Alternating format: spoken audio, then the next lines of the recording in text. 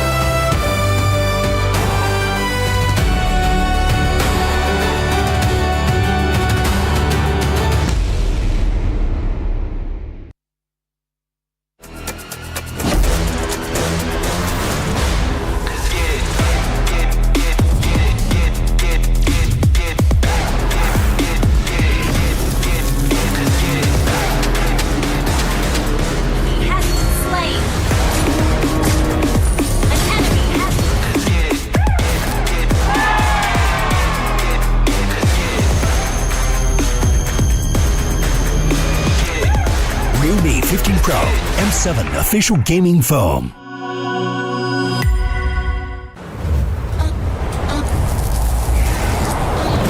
Just sizzle, got a crew so hot, no riddles. It's 0 to 100, no middle. That's right, that's right. When I walk in the room, everybody gotta watch us. R to the I to the S to the E. Gonna shut down the apps if they tryna get past me. You can watch us sizzle. We're making this drop go triple. It's 0 to 100, no middle. That's right, that's right. When I walk in the room, we rise as one.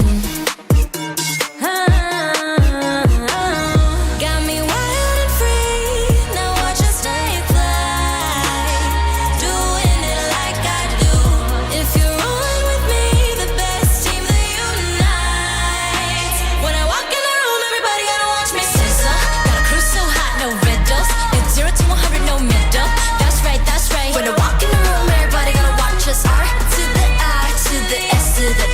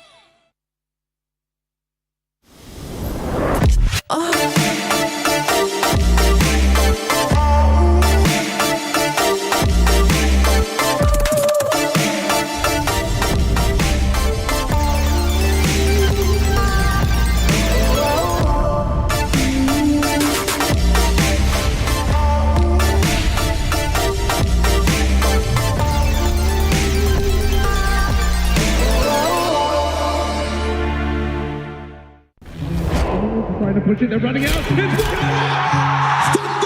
heralds their unstoppable reign. Unscathed, unrivaled. A trophy, a symbol, a legacy, a champion. We begin our story with the pioneers, forged in gold, Fairy's champion ring and medal, relics to be worn with pride. Among champions, one legend outshines all. We play, we carry. Real Me M7 official gaming phone, forged for those who create miracles, the ultimate artifact of mastery. Every cheer from an army of believers shapes the determination of a champion. The Visa Champion journey is reserved for those who never stop believing. When united, they become something greater. The legacy of the M Series, a home for every champion to stand eternal. This is the Hall of Champions.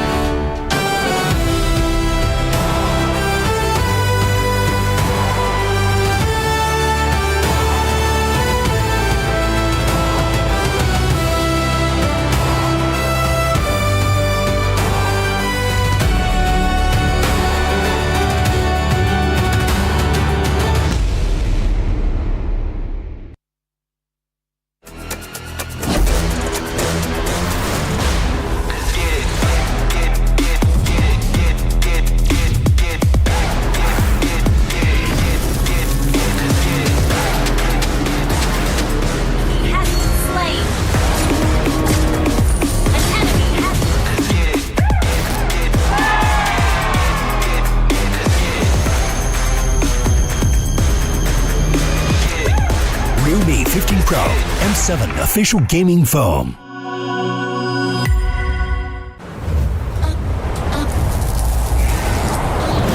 Just sizzle, got a crew so hot, no riddles. It's 0 to 100, no middle. That's right, that's right. When I walk in the room, everybody gotta watch us. R to the I to the S to the E. Gonna shut down the apps if they tryna get past me. You can watch us sizzle. We're making this drop go triple. It's 0 to 100, no middle. That's right, that's right. When I walk in the room, we rise as one. Got me wild and free. Now watch us take flight. Doing it like I do. If you're rolling with me, the best team that unites. When I walk in the room, everybody gotta watch me sizzle. Got a crew so hot, no riddles.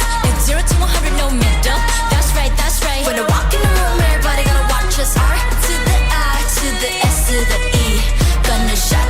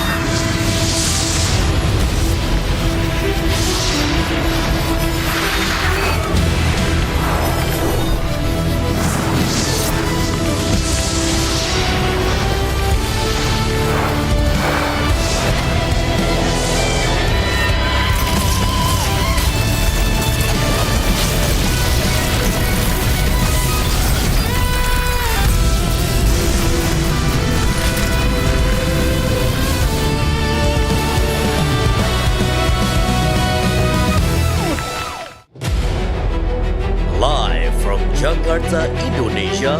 The battle will start here in the M7 World Championship. Let the world see us.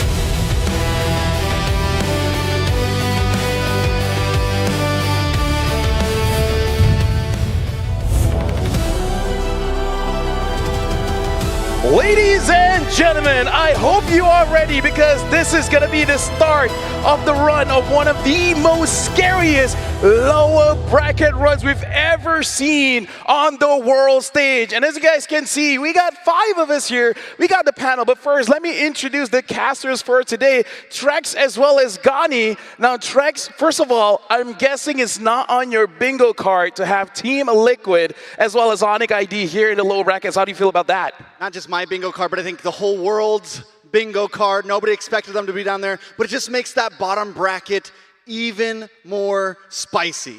Well, with that, Gani, we saw Alter Ego drop yesterday against Aurora Philippines. That means there's no chance for an Indo-Indo Grand Finals. How do you feel about that? It's very unfortunate. I'm very sad about the result yesterday, but, you know, I think one step at a time. We got Onic today. We'll deal with Alter Ego tomorrow.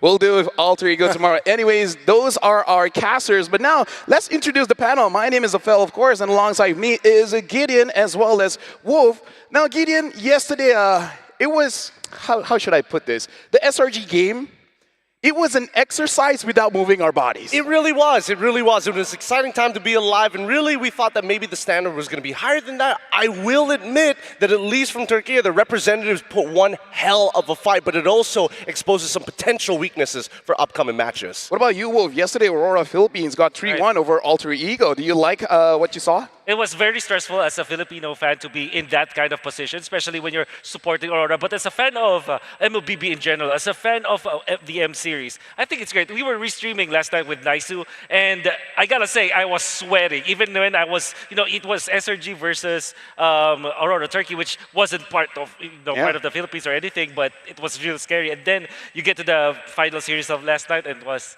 so nice. And a new meta is also brewing. Leomord is appearing, man. Well, yeah, of course, because here's the thing, Trex. Today is 2 elimination matches. And again, we're going to see one of our stronger teams go home. Are you ready to cast the elimination match? I am very ready. It's actually exactly why we're all black today. Is a funeral today for 2 teams, not at least. And as we go on, the stakes will only get higher. I mean, what more could you ask for at this point? And we're jumping right into it. What about you, Gani? Are you ready? Because Trex says he's ready. I don't know about you. Because Onic is playing. Exactly. Onic is playing, and I have an idea why you wear black today. But I gotta say, I think, I'm still quite optimistic about Onic today. Well, going up against Team Liquid, it's going to be quite an uphill battle. Now, while we're talking, let's actually look back at the journey of all of the teams here. We're going to be looking at the brackets, and it's quite brutal. I got to say, this M7 World Championship, every single game, every single series is a banger. We got to look at the upper echelon of the first match. Alter Ego getting 2-0 off of Onic Indonesia. I believe that is one of the first upsets, I would guess. And then Team Liquid going up against Aurora. Aurora won that one. Even the start of knockouts here, Wolf, a lot of unexpected things happen, but I'm all for it. I'm happy with the results. And it definitely shows you how prepared teams are in specific teams. I would say that Aurora has come back from when they were defeated by Team Liquid first time in the Swiss stages. And then, of course, Alter Ego, after not meeting Onic for a long time, they've shown their cards up against Onic, and Onic couldn't really catch up with the metagame. And now you're looking at SRGS as well as Aurora Turkey, which are the teams that you would say that also have their own approach to the metagame. So I think that the teams that won in the first side of our first round, of the knockout stage there, the teams that have their own thing going in.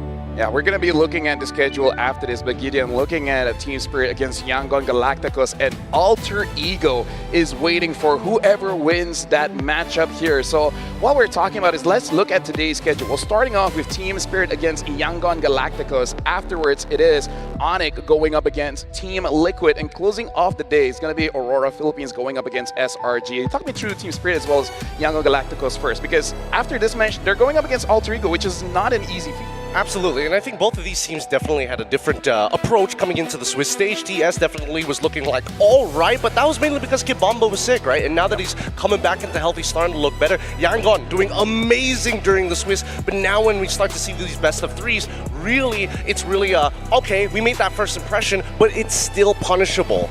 Yeah. Honestly, like, I really have to look, because if Yangon Galacticos is able to defeat Team Spirit, that's actually kind of clutch for them, because back in the Swiss stage, they lost to Alter Ego 2-0, and that was the promotion match for both teams. So I really feel like Yangon Galacticos, if they're able to beat Team Spirit, that's really a matchup, a revenge matchup that they really want to look forward to. Yeah. And I think that Team Spirit is also a team that kind of feels like they are not 100% yet. Whereas for Yangon Galacticos, they peaked early. They had a very good run in the Swiss stages after winning back-to-back. And the way that they also won their matches was also pretty good. Now, when looking at the first stage of our knockouts, you saw some chinks in the armor of Yangon Galacticos. By the way, just to remind everyone, for the viewers at home, the order of the matches on the bracket doesn't reflect the schedule of the matches, but this one really is. You know, this schedule, yes, we're looking at the schedule for today. We're gonna have 3 best of 5s, and that's gonna be interesting, especially for whoever is working the first and third shift, huh, Gideon? Yeah, I mean, we're gonna be working all day today. It's gonna be a long set of games, and if we learned anything from yesterday, we're expecting it to go the distance, because now some of these teams are at the brink of elimination, and that type of pressure, you must show at least a couple of those cards. Yeah, and if we are just discounting the Swiss stages where every team is playing in the M7 group stage, I think on all M-Series history, this is probably the most stacked day that we'll ever see. Oh yeah, for sure, because again, it could be just recency bias, but I really feel like this is the scariest lower brackets. But for now, we got to talk about this. The world demands more. Coming in from both Team Spirit as well as Yangon Galacticos, because Yangon Galacticos coming in from Myanmar ever since M2, honestly started, I would say, a good look for Myanmar. But then after that, they could not get the same kind of success. But Team Spirit has gotten 4th place, like what, twice now, back-to-back? Back-to-back.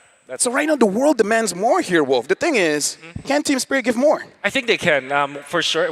This is the 3rd time that we're going to mention it today, but they were at 100% in the first few days of M7. But right now, you can see that they even themselves say that they are more than ready. I was able to talk to Kid Bomba, and now he's saying that, yeah, it can be 100% come the second round of the knockout stages. And now for YG, you can also see that they did have time to prepare, because I think that the last time they played was 3 days ago, so that's a lot of time for you to prepare against your matchup. I feel like Team Spirit versus Yangon today is going to be a banger because of how much rest the 2 teams have gone. I mean, a lot of rest, but the pre-preparation, I think that TS might be coming up with better pre-preparation, because again, it comes down to previous performances, net you scrim partners. And Yangon Galacticos, they're losing a lot of their scrim partners already. CG is gone now, so who else can actually get them to that upper echelon? I mean, like, here's the thing, and gentlemen, we got to talk about Yangon Galacticos' performance so far, because win or lose, it has been sweeps. They win against Team Zone as well as Onyx 1-0-1-0, but then when they lost against Alter Ego 0-2 against Team Liquid, 0-2 against CG, it's 2-0. So this does seem like a momentum-based team. If they're looking good, they're going to look good all the way. If they're looking bad, it kind of seems like they're difficult to recover. What do you think about this, Gideon? I think, momentum plays a huge part, especially in a team-based game, right? It's a lot of emotions, a lot of hyped-up energy coming into it, but you need to kind of focus it down and really sharpen yourself, because there are moments where we've seen teams go above and beyond but end up overheating, and that could hurt either one of these odds, because both TS and Yangon, notoriously, we've seen in the Swiss stage, drop BO3s because of it. Now, here's the thing, Wolf, is the same with Team Spirit. They have not gone 2-1 so far. 1-0 against Evil, 0-1 against SRG, 1-0 against Onyx, and lose 0-2 against Aurora Gaming Philippines, and then win at 2-0 against CFU. I don't want to say that, but historically speaking, Team Spirit has always been a team that always pushes their opponents to the limit. Maybe for M7 particularly, we will not see them get any 3-game series, but in the past, we know that Team Spirit, with the same lineup that they have, they are known to push their opponents. And I would say, though, the main reason why they couldn't really finish or force a 3-game series is because they were already forcing the game itself. Yeah. You get my meaning? Like if it's a 2-0, but it didn't look like an outright stomp 2-0. Yeah, it's especially sad when you see they clearly have an advantage, right? From the laning phase to the objective control, and then even being in the base of the opponents. But then 1 or 2 mistakes, especially the game against Aurora Gaming Philippines, right? They capitalize on that mistake, able to get Sunset Lover, able to get the Lord, and then his GGs coming in from there. So while we're talking about this, we want to look deeper into the teams coming in as they are approaching for this knockouts here in the lower bracket. I want to talk more about Team Spirit. Like we're going to be looking at their highlights a little bit more. Who do you think that really has to step up here coming in from Team Spirit? And that's going to be a difficult question because honestly, everyone has been performing quite well. Yeah, everyone's been performing real well. I say Kid Bomba only because he's back in full health, 100% peak. I feel like for Kid Bomba, it's really hero dependent, right? Hero dependent. We're going to be looking at the highlights here because we see when he's on the Uranus as well as the Esmeralda, he's good, especially in zoning. But the thing is, we want something like a Lapu, like an Alice, you know? You know, you didn't ask me, but I think the player that has to step up for Team Spirit is Hiko. He's been inconsistent. He's been winning or losing the game for Team Spirit. And when he is popping, he gets a savage, right? When he's really strong. But when he struggles, when his positioning is so bad, it actually loses the games for Team Spirit. Yeah, we're going to be looking at the video, as I said, for quite a while here. So let's roll that one. Anyways, we're gonna be looking at how they've been playing it so far. Get through the lower brackets. It's a very competitive lower bracket. Doesn't matter who, either Team Spirit or Yangon Galacticos make it to the next stage. They will fight either Alter Ego or Aurora Philippines. We're not scared of the lower bracket. Either way, we have to play against all teams. For me, currently, there's no option of losing. I don't care who our enemy is going to be. We will destroy them. Whatever happens, we need to fight. This is the brutal truth of esports. You need to destroy other teams to actually win. I think they're the ones that should be afraid of us, and we're going to come into the match and show them the real Team Spirit. Here in World Stage M7, this is the brutal M series that I experienced. You need to adjust right away. You need to adapt. If meta change, you need to think right away. ခြားတော့ hero တွေပါ train နိုင်မယ်ဆိုလို့ရှိရင် game play ကိုနိုင်မယ်လို့ပြောလဲထင်ပါတယ်အခုဒီကျွန်တော်တို့ရှေ့မှာဆောက်ရတဲ့ဒီပွဲတွေတောက်ချောင်းမှာကျွန်တော်တို့ပုံစံမဟုတ်တာကိုခံစားရတယ်ဟိုတောင်းရဲ့ပွဲအဲ့ပြန်အောင်ကြိုးစား I think YG XP lane and jungler are rookies. It will help us to beat them because they will get nervous in big stage. Burmese ghouls will be going home. ဒီဟိုကျွန်တော် F5 တုံးအားဆိုတော့ဒီပြုတ်တာပါဒါပေမဲ့ဒီတစ်ခေါက်ဒီ M7 မှာတော့တော့တဲ့ပိုလေးရလက်တွေရလို့ရှိတယ် I think that we will be able to beat Yangon, and I think after that, we are finally going to break the top 4 curse. Blacklist International have swept Deus Ex. I'm proud for making this far, but still the job is not yet done. We need to showcase more until we have the last breath. I think we're going to win. I'm 100% sure that we will be able to surprise everybody, and I'm not scared of anything.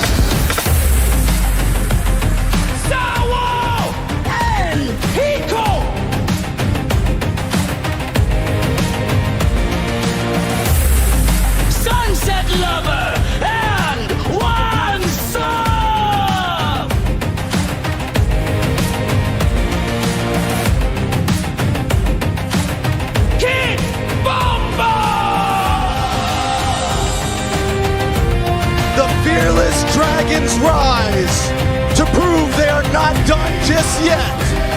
The bastion of EECA, Team Spirit!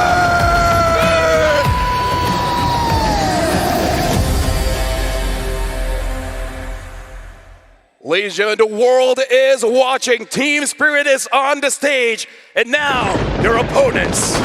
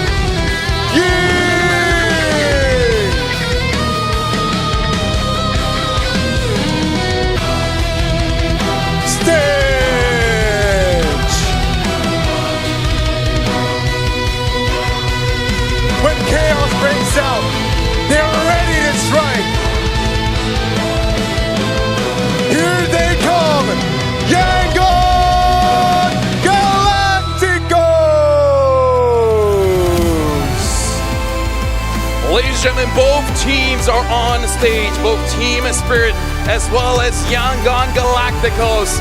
This is going to be an elimination match for one of the teams. This will be the final time that they play here in the M7 World Stage.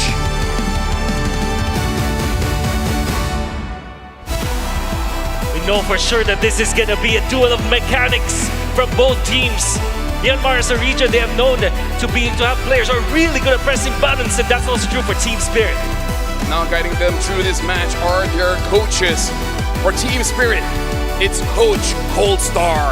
And for Yangon Galacticos, it's Coach Mars as well as M. God. With them is the head referee, Gary, ensuring the integrity and fairness of the tournament. So good luck to both teams, because again, this will be an intense best of 5.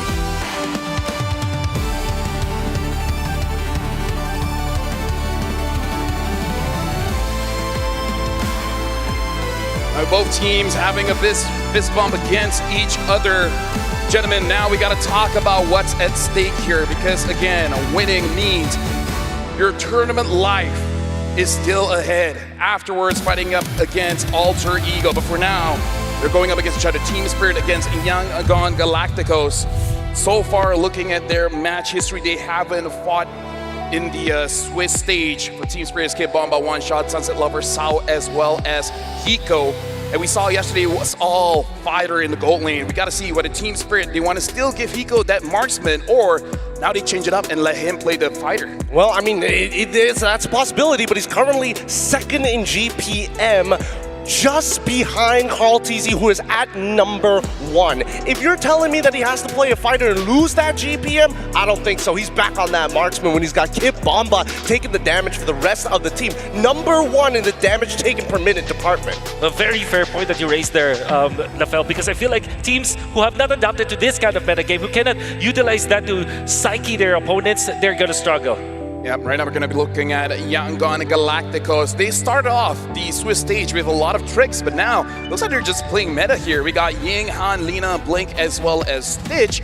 And so far, we have not seen the Helker play even when it's open. So, Wolf, give me your opinion here. Should they try to go back to their own style, or just keep doing what they've been doing and bending over towards the meta? 100% they have to go back to their own playstyle. I think what made me so in love with Yangon Galacticos, the way they play, is that they play with their own skin. Even in tournaments outside of the M series, when you look at them, they're so comfortable when they're playing so aggressively. When Ying is actually doing his thing, where he's number 1 in damage dealt share among almost all of the XP laners, which kind of tells me they have to really put the pedal to the metal, you know? They have to really play according to their signature playstyle.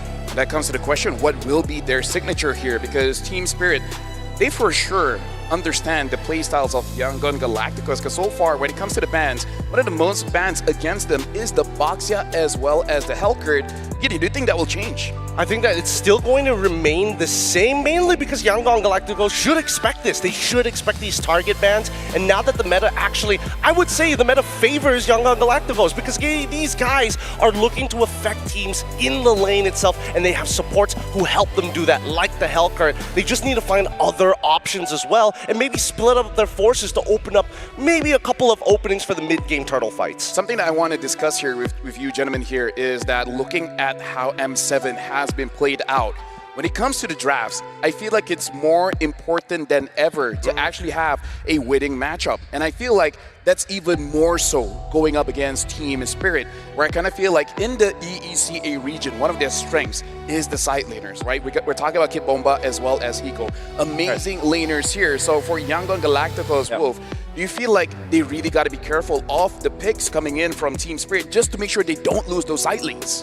100%, especially because they can go and attack a specific side lane in that regard. Maybe they can focus on Kid Bomba, but I would say some teams have focused on Hiko and were successful against Team Spirit when they do that. And I think that the Yangon Galacticos can actually play that way. Although we can see Stitch playing the Claude many times, I think he can also play some aggressive laners, like the Granger, for example, that he can take away from Hiko. Yeah, looking at this, we can really see a relation from the goal per minute as well as the kill participation. Much higher team fight participation from Stitch, but lesser goal compared to Hiko. Higher goal, but then less kill participation.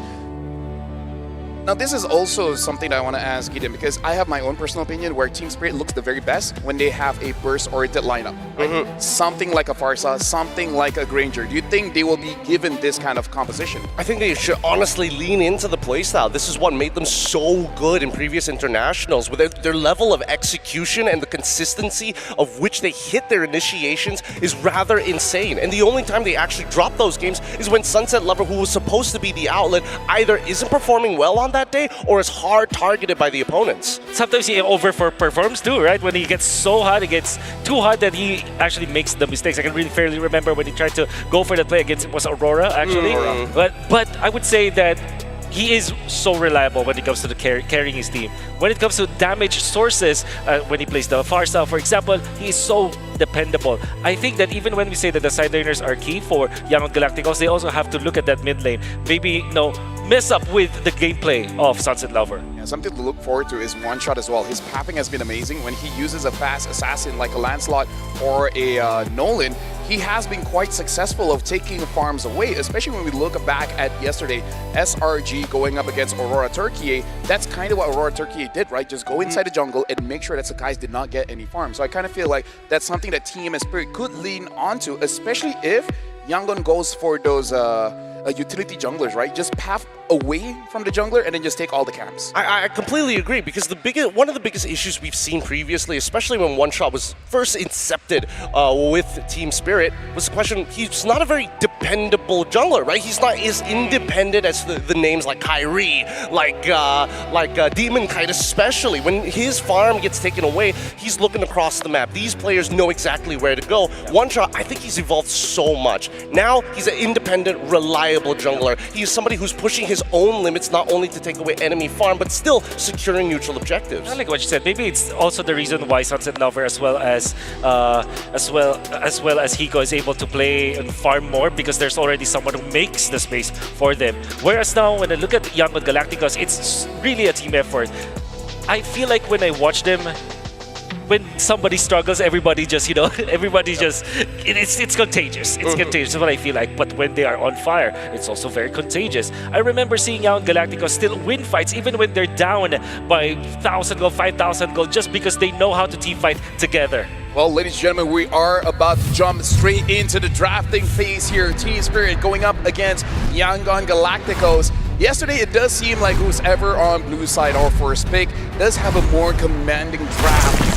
So now we're going to see who will be on that blue side. And looks like it is going to be broken walls for game number one. Yangon Galacticos first pick here. They instantly grab the Sora. Wow. Sora already getting picked up super early on. Even the Claude. Now that Claude is already kind of out of the picture, YSS alongside with the Cho it looks like Yangon has a very specific idea of how they want to play this particular draft. And on the opposite side, at least for Team Spirit, probably not 100% sure where they're leaning from the side of Yangon, but at least they get access to Grok, right? They do have access to Grok. They also have access to Eve. You can also combo that together. That would be a really good pickup for them, especially because there's no Cloud to threaten that up. However, we've seen yesterday that the Leo board has been the priority for teams. So my guess here is Eve Grok, or they put Leo more along that mix. What is that I'm hearing? That doesn't sound like any of the that I said at all. Yeah, while we're here, we got to talk about the bans here because Team Spirit still respects the picks coming in from Yangon Galacticos, banning out the Hellcurt as well as the Boxia, and then understanding Yangon Galacticos would want to play a lot of utility. They ban out the Jushin as well.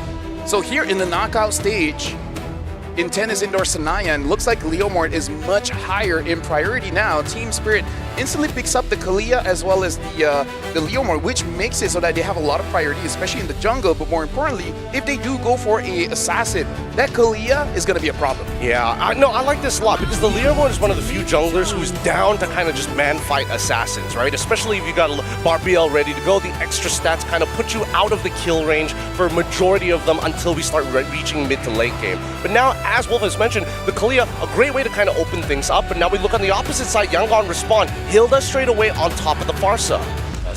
Typically, this will be covered up with a Freya because you want to deal as much damage and you want the fighters on the side lanes. It's also a dive that can match up well versus this Farsa. At the same time, if you're looking at Team Spirit, they really don't like to play fighters on Hiko. Yep. So this is such an important slot for Team Spirit because now they can either secure the Freya or something like a Granger or a Harriet for Hiko. Now, looks like they are going to pick up the Eve here because I really feel like for Team Spirit, they have to consider, do they still want to go for a marksman, something like a Granger? Because I feel that Leomord and kind of power up just to get him to level 4 as quick as possible, which leaves Sunset Lover either on his own against Lina, and that could open up many different possibilities if the side lanes start to crumble. Like, as you mentioned, of Freya, what are you going to do against her? She beats you up in lane, clears the way, walks into your jungle with the rest of the mid trio, you've basically lost your buff. This is the problem now for Team Spirit because they third pick the Eve, and I'm not totally against it. I think the Eve with the Kalea is such a strong combo. Sunset Lover will definitely have a great time with that. However, they're facing up against a Hilda, which kind of requires you to have some shred damage. It's also true against the Sora. I would have preferred the Lunox, or if they picked up the Hiko hero in that slot, they could have gotten the carry or the Granger. Now, there are problems that they have to face. Exactly, but I think that maybe the fourth pick for Team Spirit should be something like an Esmeralda or any kind of shred, you know? Let them play the hero. I'm thinking very similar to it, right? Because now that Yuzong, this gives us a very clear direction of we don't want you to really win the lane. Sure, you can get Lapu Lapu if you want, but at the end of it, we want to just make sure that either A, we are countering one target hero, which in this case is probably going to be Farsa, or B, I'm going to be a team player and actually have that shred with Uranus and try to get you with the Ionic Edge and let Sunset Lover do his thing. Very quickly here, Wolf, do you like the bans, the second bans coming in from Team Spirit as well as Yangon, since you're betting out the Fanny Yuzong, and Yangon betting out the carry? Oh, for sure. The Fanny, it could be played by Yangon because at any given moment, so that's actually scary to have. And the Yuzong, but you can see CC was the priority ban here for Yangon Galacticos instead of the Esmeralda, which kind of opens that up for Team Spirit. It is a hero that Kid Bombo can actually play in this scenario up against the Hilda and the Sora. But I do like the Shredders, right? Getting banned out, so now you're kind of just hoping for the Eve. And if somehow Yangon Galacticos has an answer for the Eve, Team Spirit might have some trouble. I think that at this point, it's a really difficult decision, right? Because what are you playing for? You playing for lane? You playing for your team? You playing to have a little bit of both, right? Being able to play for your team while still winning out that lane. Esmeralda fits that build really, really nicely. And better yet, it makes it so much worse for Yangon to be like, yeah, Uranus is great with Farsa, but I don't think he's going to leave lane. Yeah. Now, if you're going to be looking for a jungler for Yangon Galacticos, and I think that most valid option should be the Hayabusa in the scenario up against Eve. You have that dive, which means that now Sora can be played in the gold lane and the XP lane. I think this Esmeralda will go to the XP lane. That means that you kind of have to match it with a hero that can counter that. But something tells me, you know, maybe this is the time where we see Benedetta, you know? So do behave. Oh, Alice instead. All right. Alice. No, it's fine. I like the No shot fun? for the Vendetta because they only use it once. And the Harley. Oh, This is of going to course. be an M7 Of course. special. How do you feel about the Harley pick here, Gideon? This one's interesting because we were talking about this earlier before the show, right? Like how Harley, as soon as he hits level 4, because of that deadly magic, he's kind of able to kind of gank the lanes whenever he feels like it and really ruin the laning phases for some of these side laners. Yeah. I think it's okay, mainly because, hey, who's his main target here? He's looking right at that Eve. Yeah. This forces Sunset Lover to play very closely to Sawo just in case he makes the jump, because if he's not in the right position at the right time, he instantly dies, and finally, at the end, the counter pick.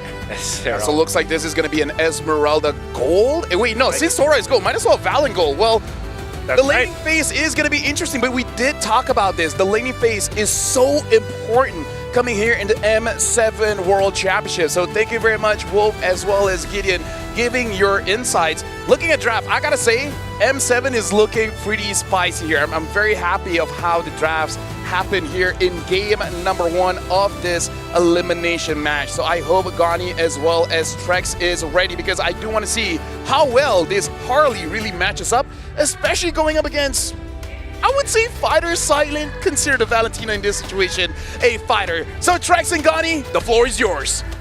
Thank you, LaFell, 5 seconds Gideon, till the and enemy reaches Wolf. the battlefield. It's day Smash 3 of the them. knockout stage. We're jumping in the land of dawn. This is Trex, and joined with me today is Gani. How are we feeling about the draft, Gani? You know what? It's a good opener, right? I think both teams, they're taking a bit of a risk, which I'm down. I'm all for it, right? It's the best of 5, ladies and gentlemen. And let's see, Yangon Galacticos and Spirit. You know, talking about the mid, it has been such a huge prio. And yesterday, the Hilda in the past, it would always be only against an assassin. But at this point, I just feel like it does so good against so many heroes, just pressuring, being able to control this river, and paired up with something like the Farza, you get these quick rotations, you get the ability to put pressure down, and I think it can be a huge advantage to Yangon in the beginning of this match. Yeah, you can see here, right? Stitch opted for that temporal rain. It has been quite popular here for Sora players. But yeah, I mean, let's see here. What will Stitch do in this match? Will he be able to be that sort of backbone to open things up for Yangon Galacticos? Yeah, overall, pacing is going to be huge. When we looked at the index, it did say Team Spirit had an insane early to mid game. I gotta say though, I feel like with all the fighters coming in and with all the weird offlaners, that index has felt very skewed lately. It's very hard for it to actually understand. I think it's like, what is even going on right now? We got fighters in the gold lane, mages in the gold lane. You have so much happening in the current drafts of M7 that it's just unpredictable overall. But Team Spirit already showing some aggression, and it seems like they're moving around very much as a unit. Seems like they want to retaliate though, but nothing too crazy just yet here for the first 2 minutes. And yeah, I like the variety, right? If we're talking about EXP Gold, and you can see now mid laners even, or mages shift towards the side laners. Oh, Sunset Lover. That's going to be first blood for Han. So that Harley pickup, again, just proved so value. And that's just 5v4 for Turtle. I feel like Spirit, they can't Turtle now. Yeah, and it felt like Young Galacticos honestly maybe didn't want to contest it. You're up against a Leomord, you're up against a Kalea and Esmeralda. It would have been a hard turtle to fight for, but taking out Sunset Lover that early on gives them a nice advantage on this. He is back on the map, but at this point, Team Spirit, they're going to go for purple. They're going to find other plays in the map, and Han is able to take first turtle along with first blood of the game. Yeah, that's a very healthy lead. And Spirit, they gotta find compensation. That's gonna be Phantom Steed popped. Blink now shifted. Oh, take a look at the damage there. Kid Bomba is able to get out. That's Flicker though. Huge Flicker. A lot of skills used on Yangon, but we're already seeing the possibilities. And this is what I mean by the Hilda, right? Even against the Leomord, even against another hero, Blink's not stressing. The Hilda at this point, it's almost like it's just unbalanced in a sense. This hero bullies just about anyone, from roamers to fighter jungles, to anyone that you put in its face. It can put pressure down. Fallen Star Moon does come on top of Blink though. Well, Blink flickers out. That will be all. Spirit, they're trying to find an approach. Oh, take a look at Ying. He has no flicker. Phantom Steed popped again. That's going to be info. Oh, in the mid lane, Sao will be bursted down there by Han again. 2 kills on the board for Han. Han is honestly a much more aggressive Harley than what we saw from TNZ previously. You know, we only saw the Harley from Aurora Turkiye. A little bit of action on Kid Bomba, shouldn't be anything major. But he kind of played it a little bit differently. Not as much pressure on the mid, not as much early game pressure, but we're seeing Han use this deadly magic immediately, already getting 2 kills, the only 2 kills on the board. And not only 2 kills, but 2 kills to the mid, which we've been talking about is so important in the first 6 minutes of the game. Definitely ruined the flow of Spirit there with the death like Sunset Lover and Sao earlier on. Item check. Glowing one already in for Lina.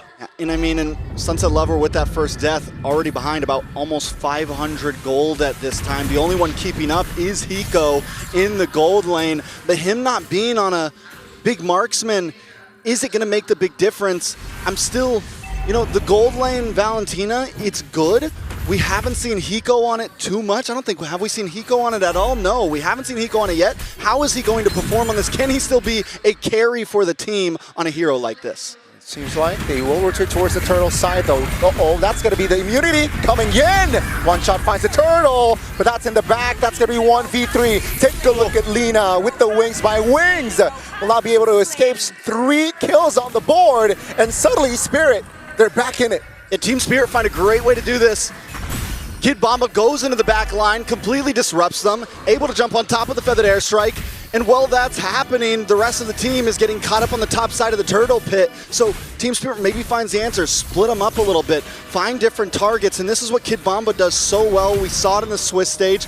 He's able to constantly find the angles, constantly find the flanks, and disrupt the formation of the enemy team. So that's what we're looking for in the answers of these fights from Team Spirit. Yeah, again, a great execution there by Spirit. Keep in mind, first 3 minutes, they were looking like they were a bit shaky. And now they're in gold-wise. It's shifted towards their side. Let's see here. We're about to enter the mid-game, and you can see the players' gold now. It's very much even. Yeah, taking a look at it, I mean, yeah, overall, everyone's sitting around the same right now. Young Gun Galacticos, Ying went a little bit too deep in the last fight, but wait a second, Kid Bomba shouldn't be phased by the deadly magic at this point, should be okay. But Ying, we sometimes see with the Alice, they go a little bit too deep. Blink, though, gonna get pushed back. Uh-oh, they're going all in towards a roamer. And there you go, Blink, weeping with the flicker, will not be able to escape. But that's a lot of ult, though, just for the roamer. Let's see, YG, will they be able to step up? Stitch taking some damage. Hiko trying to jump on him. He can be the carry. Well played by Stitch. Young Gun Galacticos starting to fall behind here a bit. Uh-oh, Sao now looking for the clear. YG will not apply more pressure. They will look for the next neutral objective will come up in a few seconds. Spirit still 2K gold lead. From laning phase to now, but wait a second, Ying looking for a play. Oh. Let's see, Ying. Oh, that's going to be Sao though. Just looking for the zone. Kid Bomba stuck, isolated in the front. Will be gunned down. Now it's going to be 5v4. Sao will be eliminated. It's a 3-4-5. That means it's a free turtle. A nice turtle for Young Gun Galacticos. Team Spirit, I feel like both teams keep paying the price for trying to punch a little bit too hard here. One moment it's Young Gun Galacticos overcommitting. Now Team Spirit overcommitting. After each team gets about 1,000 gold lead, they think they can just push the go button, but you gotta be careful. Blink again now trying to escape with the feather airstrike. Seems like Blink will be out of the picture. It's a 5v4. Oh, Lina, wings by wings. Oh, great timing on the Purify. 2 ults there spared, but that's still just Spirit trying to find more control in the map. Yeah, but here's the thing, Blink, it's okay for Blink to die. A Hilda can lose a couple lives. At least they are able to capitalize on a tower in the bot lane, but Team Spirit sees that instantly. They send one shot up to the top, and they make the trade go into their favor once again. So the back and forth has been clean. Taking a look at the items, both the XP laners. On to almost second item for Ying, but Kid Bomba already on to Oracle, already going to start feeling tankier, and he's only taken 1 death. Should be okay at this point, and that's going to get scarier and scarier because there's really no big shred damage. Luckily, they do have enough crowd control. But the way we've seen Kid Bomba play on this Esmeralda before, I think that could end up being the major issue for Yangon Galacticos going into these Lord fights down the line. Definitely got to look for that angles, right? Kid Bomba definitely can utilize this Esmeralda from the flanks. And let's see here. The tempo gone down. 35 seconds on the clock for that first Lord of the game. And it does seem like both teams are trying to take it slow. Both teams are waiting for that spell to be up. Ying is up, so all 10 spells are up. Expect a big 5v5 here in the first Lord of the game. This is a match for me that positioning is going to be key coming up on these Lord fights. Vision, information, to whereas for Yangon Galacticos, you got to know where Kid Bomba is. You need to know where Sawo is. On the side of Team Spirit, they need to try to know where Han is. Blink's always going to be in their face. Lina, can you make sure those feathered airstrikes count? Timing? I mean, it is crucial. There's so many important mechanics when it comes down to mainly these Lord fights, especially with the fact that gold is at a standstill. Nobody has a huge advantage currently. Yeah, both teams are just waiting to pull the trigger. Spirit, though, is on the Lord. Glaive already in hand of Han. That's going to be 50% HP of the Lord's HP gone. Oh, one shot finds the Lord. Sunset Lover in the back. Real world manipulation, but Blink tries to cancel it out. Ying trying to provide distraction. Here comes Stitch. Sawo goes down, but Ying is stuck isolated, forced to use the flicker. Hiko jumps in.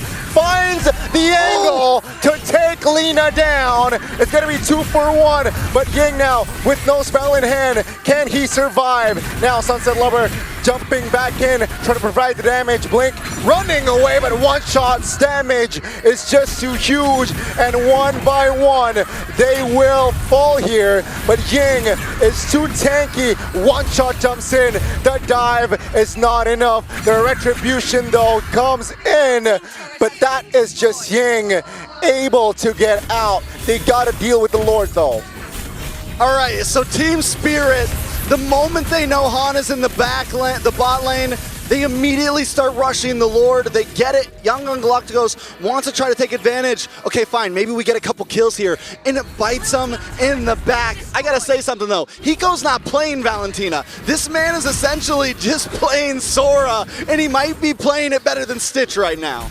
Yeah, especially from that last fight. 3 kills on the board already for Hiko. Gotta keep his positioning right though. There's a shutdown, there's a bounty if they take Hiko down. But that Lord only touched the top side of the base. Yangon Galacticos, don't count them out just yet. Yeah, they're definitely staunching the bleeding right now. And again, luckily we didn't go into that Lord fight with 1.5k gold lead already. So at this point, Team Spirit holding a 2k gold lead. So the fans of Yangon Galacticos can still kind of wipe the sweat from their brow. But they got to think about how they're going to approach these next neutral objectives. I don't know if Han is the one they want to send up to the opposite lane. They need him ready to be able to retry for these Lords, because Team Spirit, we saw it in the last one. Once they get vision on you, fine, we'll rush it. We're comfortable rushing it. We're cool with the 5v4, and we're going to make sure you don't make it in time.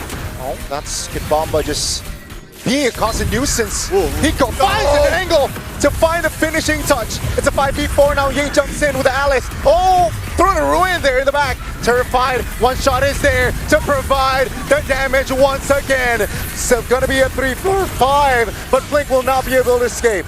Stitch goes in and is unable to do much. Now he's on the run. Team Spirit not gonna let him go. Oh no, Stitch isolated, and another kill. That's a triple, by the way. Add that to the drawing board. Almost a wipeout. Team Spirit showing why they deserve to be here. I mean, Team Spirit's just, they're staying as a group, they're working as a group, and they're doing it so cleanly. And Yangon Galacticos is just falling right into the trap, one by one by one. Even Stitch, the fight was already over. Stitch should have never engaged there. And at that, he engages with the shifting clouds way before he even gets to the fight at that point, and completely wastes the skill. By the time he gets in the middle of 3 of them, there's nothing he can really do. Yeah, so unfortunate in that situation there. I think with this Lord, with this lead, if Spirit is able to just, play it perfectly, I think this might be a a game-winning Lord.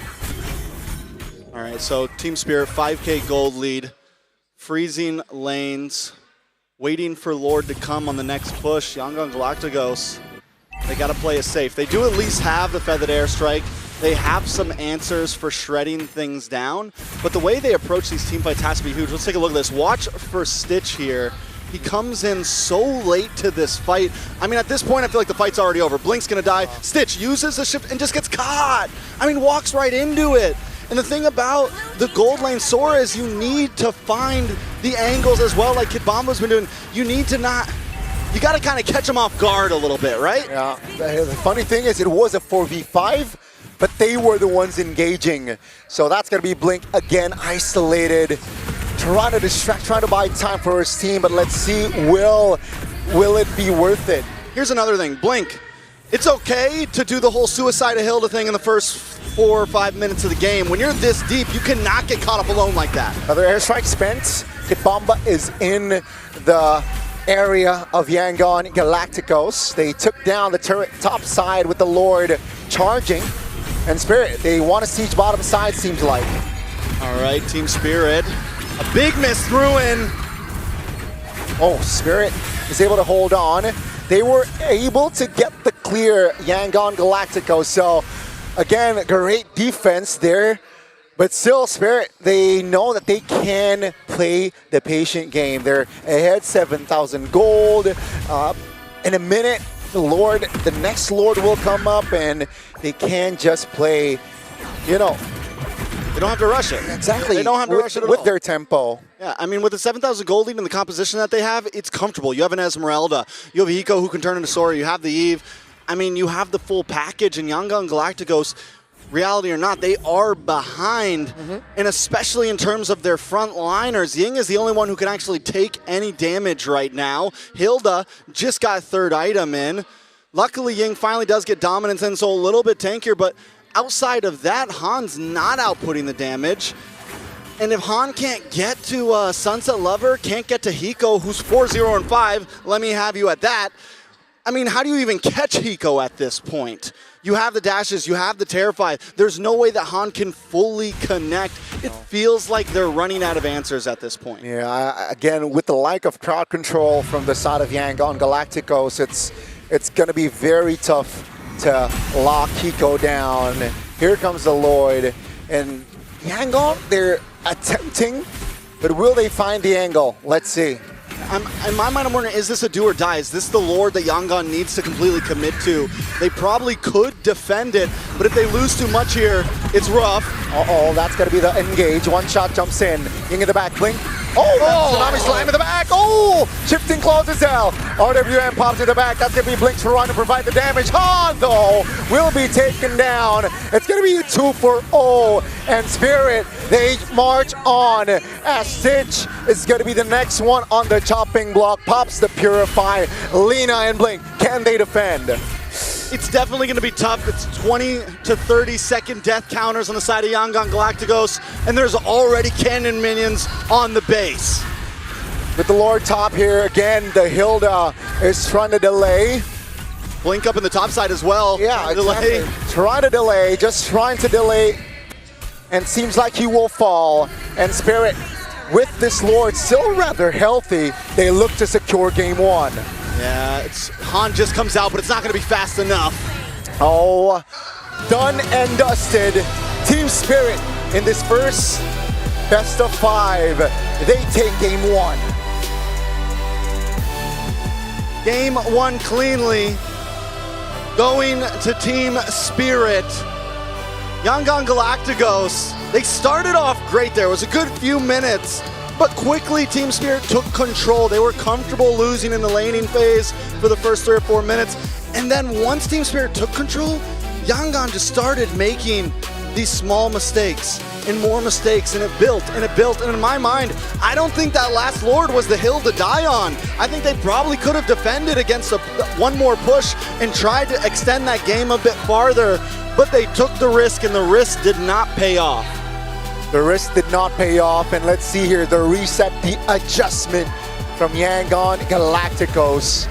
Again, panels, it's still a best of 5, but it feels like it's going to be a long day for us. But I like what Team Spirit has shown us in Game 1. They show discipline, they show simplicity. Yeah, I mean, in that last fight, it was pretty much the cherry of the whole match there, going in one by one, making bad fights.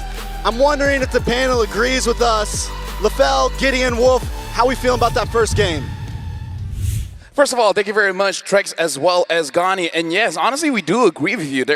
I jot down quite a few things that I hope you gentlemen can help me out here, because there's a few things that I do want to bring through. Well, number one is the Sora. What do you call it? The emblem setup. The emblem setup. The use of the Harley as well as Ying honestly made one mistake that really turned things around and gave the opportunity for Team Spirit to come back in. So I'm going to talk about that mistake first, where in the first instance of the turtle, we can definitely see the idea was Han get a kill, right? Han get a kill, and then you go over to the turtle. But on the second turtle, Ying made a mistake where he tried to zone everyone away, but he's far away from his team, dies, did not give an opportunity for Han to get any kind of kill, either to Sao or Sunset Lover, and it's kind of downhill from there. Like, what do you guys think happened in that second turtle fight that just went downhill for Yangon Galacticos? I think let's lay down the structure for it, right? Because when Yangon Galacticos are looking to actually approach TS, a lot of it just comes down to who are our main targets. We're all from minute one, we saw that they were looking to get Sunset Lover. They were also trying to slow down One Shot, and eventually, I think that TS made the right choice of, hey, let's just switch our attention here. This Hilda's really annoying. We have a bunch of ults, and they aren't putting themselves in positions, except for Hilda, to be in our faces. Let's punish the Hilda first. And now to add to what LaFell have said before you mentioned those stuff, I think it actually represents the formation battle that happened in that game. I believe that Team Spirit was able to win over Yangon Galacticos just plainly because of their stellar positioning. The formation that they did in the mid lane, where you saw that it was Kid Bomba manning the front lines, and then you also have that Eve box that separates the damage dealers of Team Spirit from the damage dealers of Yangon Galacticos. Yangon Galacticos had to run a mile and get bombarded by the Eve ultimate as well as the damage from One Shot before they are able to catch the Eve. The formation battle is won by Team Spirit, and that was quickly represented by the second turtle, that you mentioned when Ying was overshooting for his team. Yeah, because I do want to talk about the rotation as well, because Harley, when you're going up against a lineup that does not have a marksman, does make it quite difficult, but we will talk about that just a little bit later. For now, we're going to be talking about the MVP coming in from Team Spirit. We're going to check out who is the MVP by our official gaming phone, Realme, and it is going to be a One Shot. Though I got to say, I kind of feel like his KDA has been statted a little bit. There were some kills that he kind of got for free, Gideon. Oh yeah, for sure. And especially on the Leo mode, it's just so easy to get the freebies when it's like, oh, you don't have a flicker, you have no way to run away, and you're below 50% HP. Tell me more. The coolest passive name ever, probably. Oathbreaker. That's pretty good. I see Leomord is just a cool hero. Yeah, it's just a cool and I would say edgy hero. You know? Yeah, very edgy. He's a nightmare. Yeah, he's a nightmare actually. What we do know about this Leomord is that he played it so well. I think that he is one of the better performances that we've seen with the Leomord. The way that he gets into the fight, but also, you have to remember that he's playing up against the Hilda, so I think the Team Spirit as a whole was able to protect this Leomord from being from lagging behind when it comes to the farming. Because usually when you go for the assassins up against the Hilda, you usually struggle. But in this case, it wasn't. We're going to be looking at the highlights here, and this is where we want to talk about the rotations as well as what they were supposed to do. Because this was the fight at the second turtle. They were able to isolate Ying, and then we can see like everyone was far away. In fact, I gotta say, Team Spirit did a good job of understanding where Han is and playing away from him, because looking at my notes, after 7 to 8 minutes, Han was invisible. There was nothing this Harley could do, and why is that? A lot of it is just making sure that Han is in a position where he can actually do something, right? Because again, as much as he wants the dash, as soon as people kind of figure out, wait a minute, he's coming from the tri-brush, we can immediately start pushing towards the tri-brush while shoving him into the rest of his team, because he's playing in very linear manners. Oh, I need to be in range so that Lina can actually combo with me, and we can find the One Shot. We can find One Shot maybe, or we can even look towards Sunset Lover if he's in range. but then we need to talk about the ways that they're approaching because of the geography of the map, attacking through the mid lane, knowing that the Lord is on your side. And more importantly, this is where Kid Bomba gets to do whatever he wants, right? How many times was a Falling Star Moon targeted towards Lena because he just so happened to not check a bush? Geography is such a cool word to use in this particular scenario because it's actually what you can see. It's the way that Team Spirit is playing the map of the mini parts of the skirmishes, where you put the real world manipulation so that the Harley, if he tries to jump the Eve or this Leomord, he cannot really freely hit with the first kill. Although he can pop the ultimate, he cannot supplement the damage afterwards. And when that happens, you can see that Leomord already has lifesteal his way out of the situation. Speaking of geography, you got to talk about clouds, and I feel like we got to talk about the elephant in the room here, Stitch on this Sora, because I look at his emblem setup and it's Rupture, Festival of Blood with the Fighter emblem. So clearly he wants to do a little bit more damage, but when we see Hiko, his emblem setup is all defense, but he still did a lot of damage. Do you guys feel like it might have been a mistake for Stitch trying to get a little bit greedy, thinking that he could win the 1v1 against Valentina? I think that most of the gold laners have chosen Temporal Rain as well on the Sora. I would say usually a bit defensive, not the Rupture. That's actually true. You know what? Maybe in this particular scenario, yes, it is. Especially because you're looking at a fighter setup as well from Team Spirit. There's no hero that you can really burst like immediately with your hero. And also, if you're looking at YG, they really don't have that burst kind of strategy. Even when you can say that Farsa as well as Hardy, they are quote-unquote burst, they're not like actual immediate nukes where it just, deletes the hero. So maybe, the Rupture did not work in that regard. Personally, I think the way to look at it is because of Sora's passive, actually. Whenever you have extra attack damage or max HP, you convert it to the opposite depending on which form you switch. And that's why Stitch, early game, I'm looking to be in that lightning form. I'm looking to win out the lane, maybe get a couple of ultimates. Later in the game, immediately he's thinking, oh man, if Ying misses his engagement, I gotta be the one. And that's why his setup wants him to actually survive deeper into these fights. So now my question to Wolf here, because I feel like Young Galacticos, their draft can actually work if they have a lead. Yes. But realistically, how much of a lead they actually need to make sure that they can deal with Team Spirit's draft? That's an interesting question. I think it's not a matter of how much lead that they have. I think that keeping it steady at 2,000 for the first 8 minutes and 10 minutes is fine as long as you're able to get into the front lines or select a proper target. Neither was true for Young Galacticos. Not only did they not get a good formation of skirmishes, they also couldn't find the right target to burst. Like, would you actually jump the Leomord? The Leomord can just go for the lifesteal and sustain himself even when you pop your ultimate on the Harley. Then, if you're looking at the Eve, well, it doesn't matter if the Eve dies as long as the real-world manipulation is already put up. Is he able to pop his damage? Just the problem with not having an immediate burst on your team, the heroes that can actually just, throw their skills away and die afterwards, they benefit from it. We're going to be looking at the goal graph here to really see the momentum of the game. And as our casters have stated, in the early game, it was actually looking quite good for Young Galacticos because, again, they controlled the mid. Make sure for the first 6 minutes, there were no rotations at all. But one turtle take coming in from Team Spirit, and that's where you can see the rise of Team Spirit controlling the map. There was a bit of a dip where they got a good fight for Young Galacticos in the river, but then after that, Team Spirit just controlled everything. So now for Gideon, looking at the game, what really caused this big spike of goal curve that made it so that there's really nothing that Young Galacticos can do? Well, I think it really boils down to the performance of Blinken as well, Stitch, right? It was clear that Hiko was a better Sora than Stitch, and Kid Bomba arguably a better roamer than Blink because he took that role so quickly because Sawa needed to be an anchor to protect and cover angles from the Harley. That's why Kid Bomba is allowed to kind of be like this Hilda, get it in people's faces, start peeling, start creating opportunities. But from mid-game onwards, literally, any ults coming up from the side of Yangon is just ineffective if it's targeted towards their tanks. I think it's also because at 8-minute mark, I can fairly remember that there was Radiant Armor that was picked up on the opposite side of Team Spirit. And if you're looking at the composition that you see from Young Galacticos, 4 of them deal magic damage in, it's DPS, DOT actually, not even like burst magic damage, just why the Radiant Armor might have been one of the reasons why that spike was there for Team Spirit. I gotta say, despite One Shot being the MVP, I kind of feel like we really have to give a big shout out towards both Hiko as well as Sunset Lover. Sunset Lover was positioned in a way that he really was not caught at all by the Harley. And then Hiko, again, like you said, just better. Like I'm you, but better. And that's really the whole story of a Valentina going up against Sora. Sora is an amazing hero. In fact, if you're an amazing hero, there's a good chance that Valentina is better. Speaking of better, make sure you guys check out the AI insights from the Realme 15 Pro. Here's the thing, it has win rate predictions, can analyze gold items, and everything in real time. It is like having a strategy coach in your pocket. That's the AI gaming coach for you, but it doesn't stop there. The Invite breaks out, and you want to make sure that your combos are perfect. It has the consecutive skill feature. Make sure that you can preset a combo in just one tap.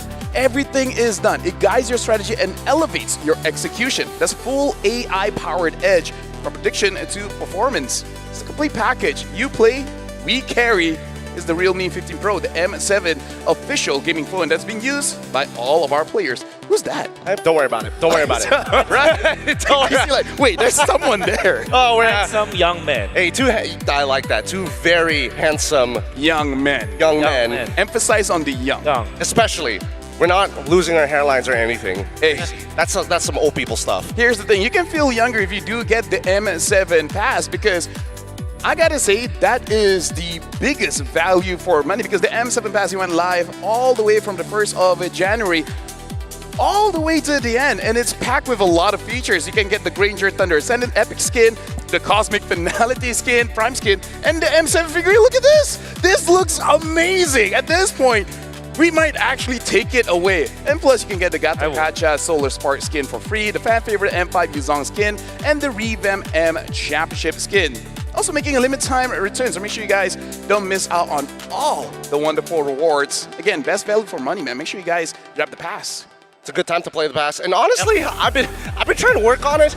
Goodness, you really we work really hard, okay? We don't get to play the game a lot. I mean, even when I do get time to play the game, I am nowhere close to 100 just yet. I think I've only just broken 50, and even that took a little bit of sport chests. Excuse me, I'm not even 30. Oh, goodness. Oh. Because let me just say, I'm not having fun solo. And every time I want to play with my friends, they're working. Yeah. I'm working all the time. We have actually broken our yearly tradition of doing Brawl every time. Yes! We have not been playing Brawl. Yes! Who's to blame here? Naisu. There you go. There you go. Blame Naisu. There you go. So now we're going to talk about game number 2 here. But before we even begin, right? We're going to see what you guys think. Big or pass. Now, I don't know what topic we are going to be talking about here. So which is the best role for Sora, right? Is it in the EXP? Is it in the gold? I kind of feel like the face of gold lane Sora is Innocent. When it comes to the EXP, we got quite a few names, including Nino. Nino probably comes to mind. I think, yeah, it's actually just... I mean, like, Sora hasn't been led through quite a lot. Not a lot, actually. Big facts, big facts. Edward, actually. Yeah. He plays a mean. Oh, I don't know. This one's really, really tough. I would like to say gold lane because I feel like the matchups are way easier for Sora. It's just I hit 4, I kill you, end the story. That's interesting. I think I'll go Expedite because I'd rather see gold lane marksman. Maybe that's my bias. So in XP lane, like you see how Sora XP laners outplay their opponents, and then you can dive the mid laner as well as the marksman as well. I think EXP lane Sora has more utility. I would say right now, EXP is looking pretty good because I took a look at the upcoming patch notes, and it does seem like playing EXP Sora will just be slightly bit more difficult because they're raising the cooldowns for the Torrent form, right? And then they're not touching the Thunder form. So I really feel like, getting those kills in the early game, on the Thunder form is going to be much easier. We might even see it transitioning all the way to the jungle. Who knows, right? Who knows? I like that. I like the idea of just the Thunder form not being touched because, again, great abilities. I think it was probably a little too high on the base damage, but hey, I'll take it. I'll take it. Yeah, I think that Sora needs to be nerfed in general. So I'm gonna be at. You're listening. Unfortunately, though, that's. Well, since he doesn't want to talk about this, let's talk about the players here. Young Galacticos, what do they really have to change? Do you really feel like, Wolf, is that it's the draft? Because from where I was sitting, it does look like they don't deal that much damage. By the way, can I just say, with them casting here, with the TV here, you and me having our devices and me write down notes, I feel like how do I say? A professional? I feel like a judge. like a sports happening, and I'm like, yep, that's a foul. Yep, that's 1 point. Yep, that's 2 points. You're an umpire or something? Yeah, umpire. Yeah, there it is. I feel like an umpire. I mean, you are actually, practically speaking, you're taking care of the two panels. Yeah, maybe along the way, this will be a versus. This will be like Gideon and myself versus Trex and Gani. As long as I'm not involved, I'm happy. But yes, going back to the question, do you feel like Young Galacticos did not have enough damage? Yeah, for sure, 100%. I agree with that. But I think it can be fixed by their second phase picks. I believe that the way that they managed their first 3 picks were great. They got the Sora, they got the Hilda to go with it, and the Farsa. I think that the first 3 picks are good. However, they did not ban accordingly. I honestly felt like the Esmeralda should have been banned the second phase, and they could have taken a different route with the choices that they had. But of course, this is just that was just game number 1. Come game number 2, that is something that they have learned. Maybe Harley against the Leomord is theoretically good, but in practice, it could be hard.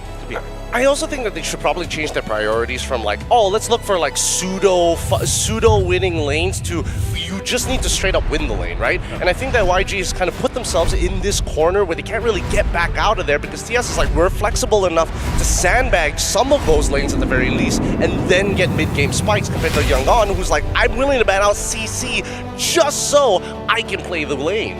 Well, ladies and gentlemen, we are jumping into the second draft here. It looks like it is going to be Flying Clouds. Team Spirit will be on the first pick and still respecting the health grid as well as the box set. So it does look like Team Spirit coming in here, they have a good idea when it comes to the bans. It really is on Young Galacticos that really has to adjust. They have to adjust a lot here, and the Eve is going to be the first ban coming in from Youngon, now holding priority for the second. Are we thinking that maybe even Kalia needs to go? That way it can open up with that. Assassins? I think so, especially because of how comfortable Team Spirit are with that. But there you go, on point. Maybe Hilda could also be banned by Young Galacticos, but at the same time, they also have to think about the Jushin, because them banning the Eve means that the Jushin first pick for Team Spirit will be a free hero. So will Team Spirit ban on the quad here? Quad. They can first pick it though. They can use that. They can first pick either the quad or the Jushin, because as of right now, gentlemen, I kind of feel like teams are just embracing, you know what? It's not bad to use double fighters. Let's just go with that. Just go with that. Maybe the Grok could be the choice here for Team Spirit. I mean, we said that the last time, but the Kalia is open. True. I feel like if there's like Grok and Joe, if they had to make some choices, you know what, never mind. All the injustice in the world. Joe is the lane winner here in the M7, all the way from, I would say it started to show up in the wildcards, but then as the Swiss stage just continues, people are like, you know what, I don't even need good kicks. I just need to stop the mid from farming. I actually prefer the Cho to be the go-to Roma rather than last year's meta of just, it's got thought. Yeah, you know what? What a fun lane. Bam. I'm with you on that one. Okay. I want to see Minotaur priority though, here. as a Minotaur main. Minotaur might be picked up. I think it disappeared in Swiss stages, right? Yeah. It's like a niche pick, you know? It is definitely a niche pick. Geese and Shin. So yeah, they open up the Jushin as well as the Cloud as the leverage so that the Cloud will go back to them. I think that's just Jushin is the first pick here. Oh yeah. No doubt about that. For YG, it will be Claude. Grok? Claude Grok would be good because Jushin Grok is scary. Something to know, if they do pick up the Grok, I kind of feel like Team Spirit, they really like the high loss Jushin combo. Makes it very annoying for any frontline. So even if you play double fighters, not going to be feeling good. That's right. Like the Crimson Lightning. That's Leomord. I like that actually.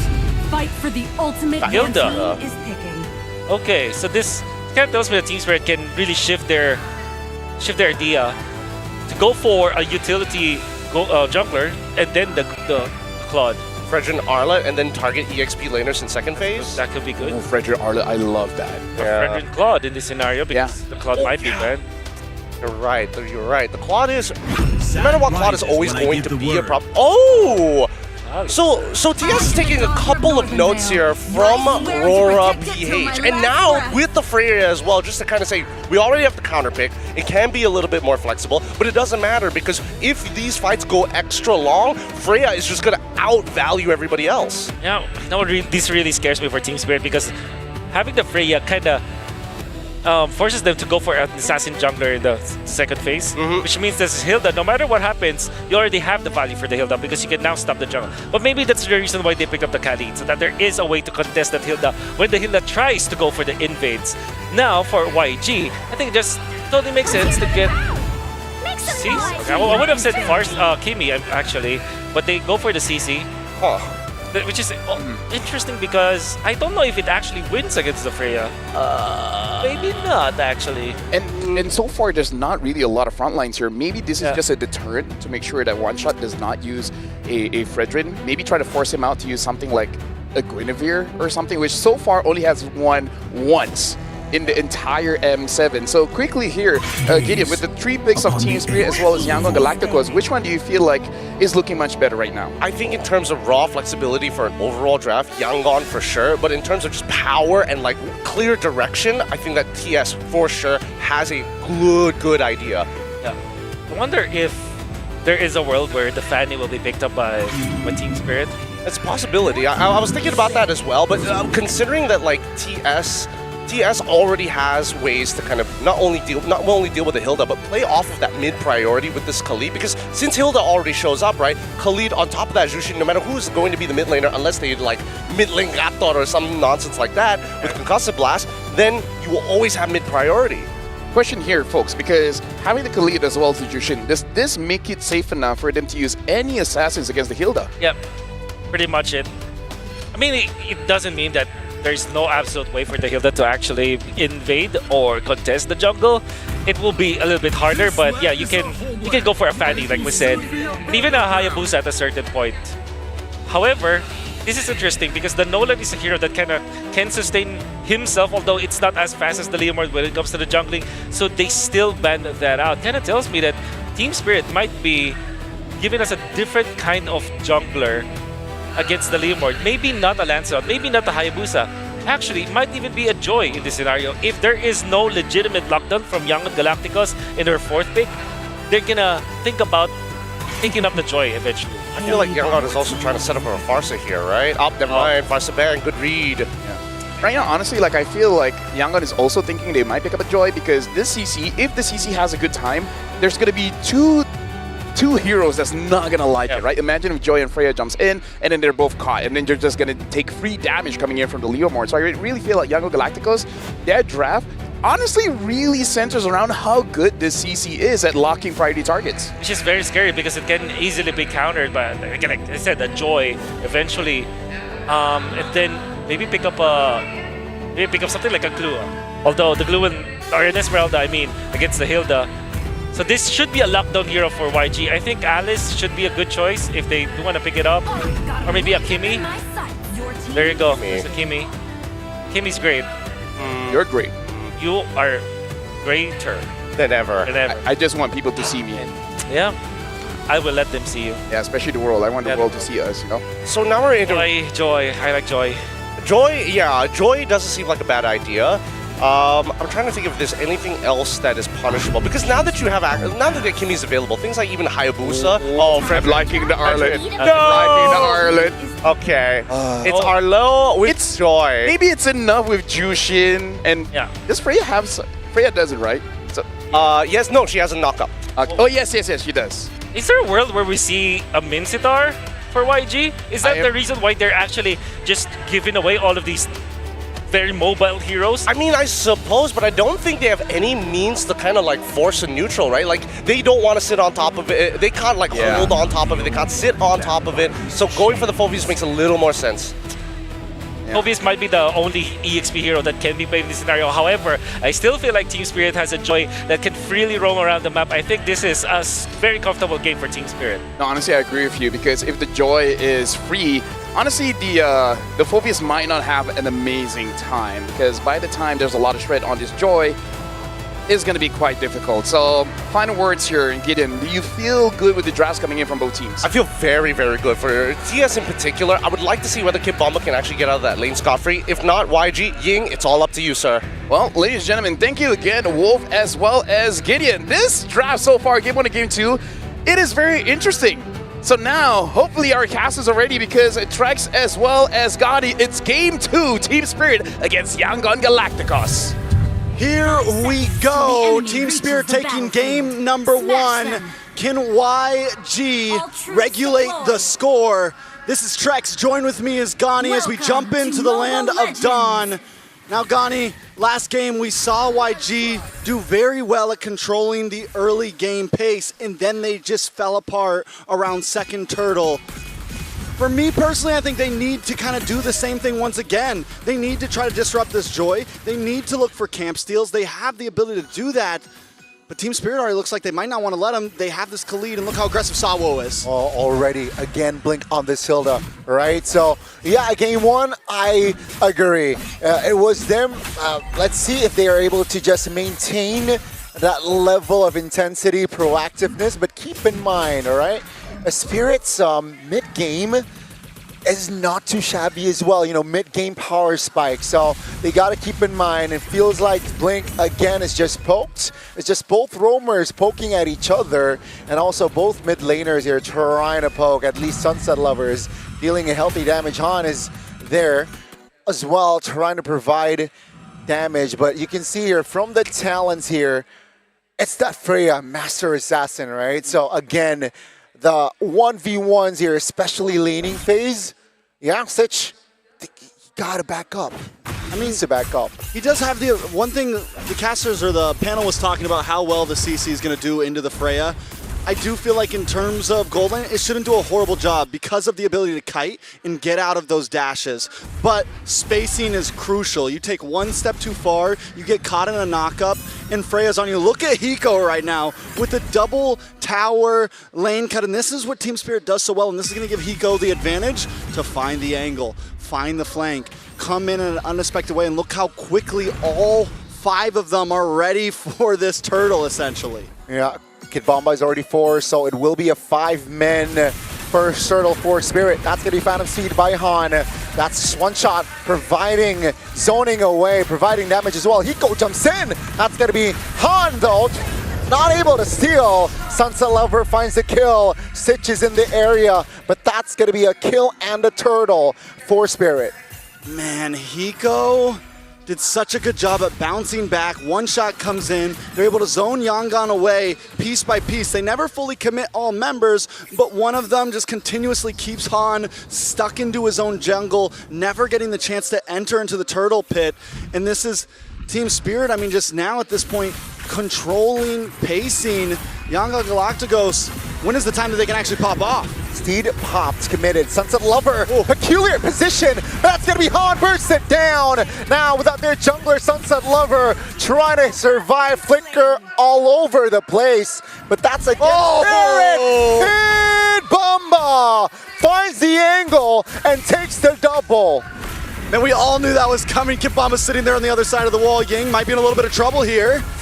Still able to survive, but that's just 2K gold already in hand. 3 minutes in. That last play from Kid Bomba, he's sitting at the wall. We all know it's coming. Both members of Yangon Galacticos just stuck under the tower, knowing it's coming as well, like the firing squad. And he comes in with the final slash, super clean from Team Spirit. Han, though, trying to make a play, but Sawo's here to help him out, and now Han's in a bad spot. I mean, this is the problem, and this is what Team Spirit's been doing so well time after time, zoning and pacing in every single small fight. Boy, oh boy, what a treat we have here. And yeah, again, with the Genius One already in hand for one shot, that's just a spike already for this Joy. And Yangon, their adjustments here entering towards the mid-game is going to be heavier. It's going to be tougher for their side. And Spirit, look at what they do now. You know, no objective, tempo down. And the big problem is the Joy is supposed to be a slightly later hero, right? Yangon Galacticos, in technicality, should have had possibly a small advantage. Luckily, Sawo was on the Khalid, and I think that's what really helped Team Spirit push early on. But with Yangon Galacticos already falling behind, this Joy is only going to get more and more out of hand for them to handle. Fashion pulse pops. Sawo, half HP. Oh, the back, that's going to be Blink now, trying to hold on, but Hiko is there. That's going to be a 1-for-1. Both roamers going about down, but Ying is there. Kid Bomba in a sticky situation. Han just looking for the kill, but he's unable to do it. Hiko finds a triple again with this Freya, and that's going to be Spirit again, just doubling their lead here.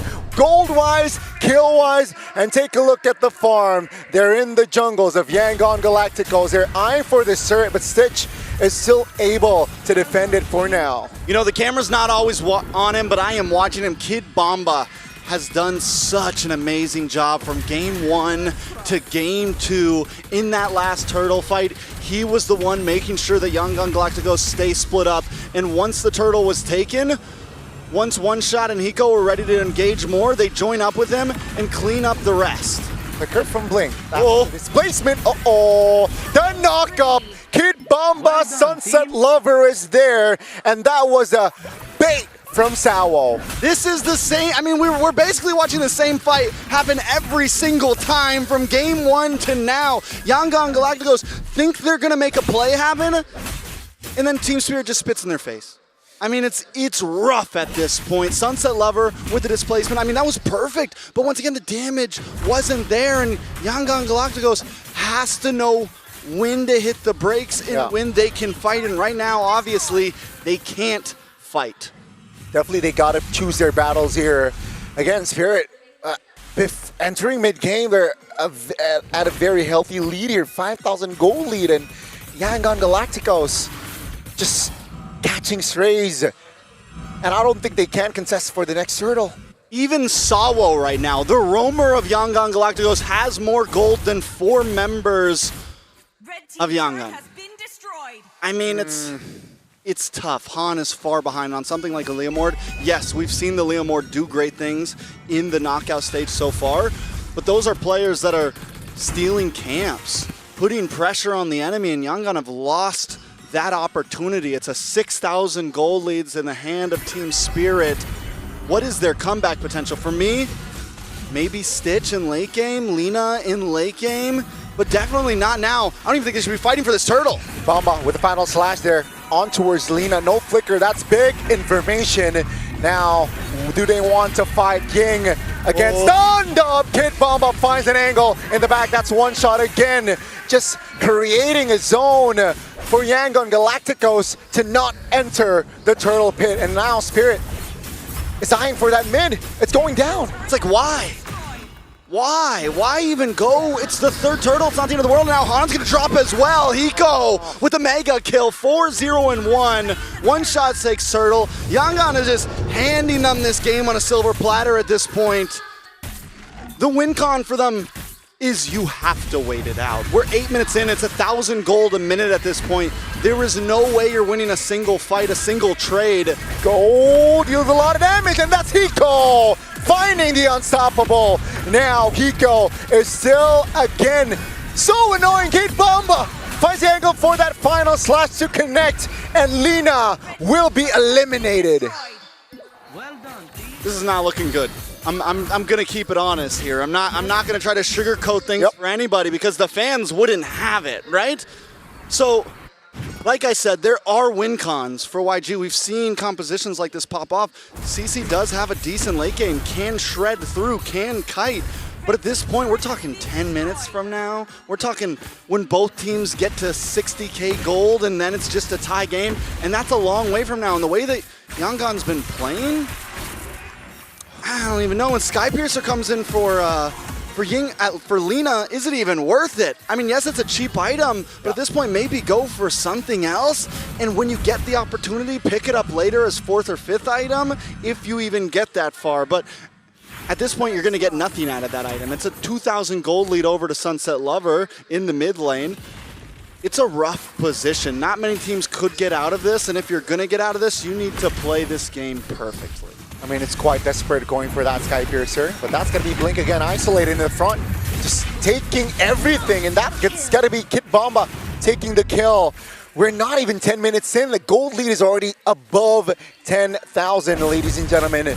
Again, things are not looking good for YG and Spirit. All they need to do is just control tempo, you know? And just wait for the next objective and so on and so forth. So far, so good for Spirit. At this point, honestly, Team Spirit, in my opinion, could try to force an end game right at this board. The only reason why they might not is because they don't want to get loose and pull bad habits into future games. In all honesty, I feel like they could crack the can open and look for an end game here with the way YG is playing in game 2. Team Spirit, though, have been keeping it patient, which I think is a good habit, right? You want to try to carry these habits into future because, no, you can't just disrespect every team in the top 8. but with a 12.3k gold lead at only 10.5 minutes, with the type of composition you have Hiko on a Freya, who could probably shred through 3 members easily, possibly under a tower. I mean, there was a large amount of domination. Young and Galacticos blink majorly, cannot go too deep. We saw that mistake happen from him in previous games before a Lord came in, before a big fight. He goes and jumps into 3 members. That is something we cannot see. Definitely not. Lina can't get too far. Han needs to think about when he's going to pop his Phantom Steed. They need to essentially just focus on Lord in this fight. Let's see, they still have Holy Shields. Will they have enough gas to defend? Let's see, Spirit now trying to find an angle. Sieging top. And yeah, they have triggered all 3 Holy Shields. Hiko has the golden staff in hand. So, you know, attack speed-wise, it's buffed for Freya. Freya's up. I mean, Freya definitely, oh, speaking of Hiko, already diving in. Yeah, still able to get out. That's going to be knock up though. Ooh, take a look at that damage. Ying, the Phoveus eliminated. And that's going to be Sunset Lover just initiating for his team. That's a double for 1 shot. Team Spirit's fishing right now. Send out the fishing line. Sunset Lover catching 1 by 1, hooking them back. And Team Spirit just jumps the nets on him, pulls them in. And Blink once again, where are you? Uh-oh. Too deep. That's what I say. Hiko gonna shred through this. There is 0 escape.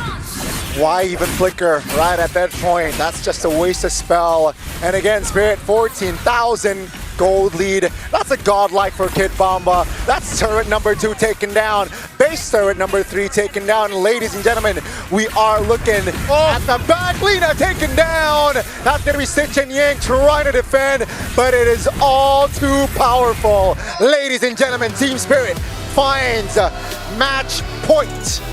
In a dominating fashion, Team Spirit take the dub. 16, almost 17,000 gold lead by the end of that match. It might be the largest gold lead we have seen all of M7 so far. Could be honestly in the books for most gold lead M-Series has ever seen in that short of time. Young on Galacticos, there are so many things they need to work on, I feel like, at this point. Is it the pressure? Because we have seen them have really high highs. Yep. We've seen them play amazing games. I came in today thinking that there was a chance that they could maybe bring the upset, but Team Spirit is crushing any of those thoughts. You know, even not just based on performance, right? I think the drafts, you gotta start from the drafts as well.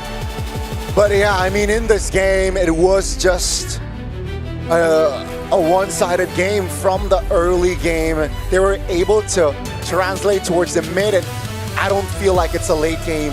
12 minutes in, that's Spirit. Again, just showing quality of MLBB, good quality of MLBB. Yeah, I mean, just clean, aggressive play, and even though they were aggressive, it wasn't like they were ever extremely pushing the envelope for what they had. I can't wait to hear what the panelists had to say about this. LaFell, what do you think? Well, first of all, thank you very much, Gani, as well as Strikes. That was a game, and that was a game. And in a way, like if I was a boss, I would just say, no notes. You all did pretty good. And here's the thing. This is why we love Kid Bomba on a more proactive kind of picks, because he looks good. And here's the thing.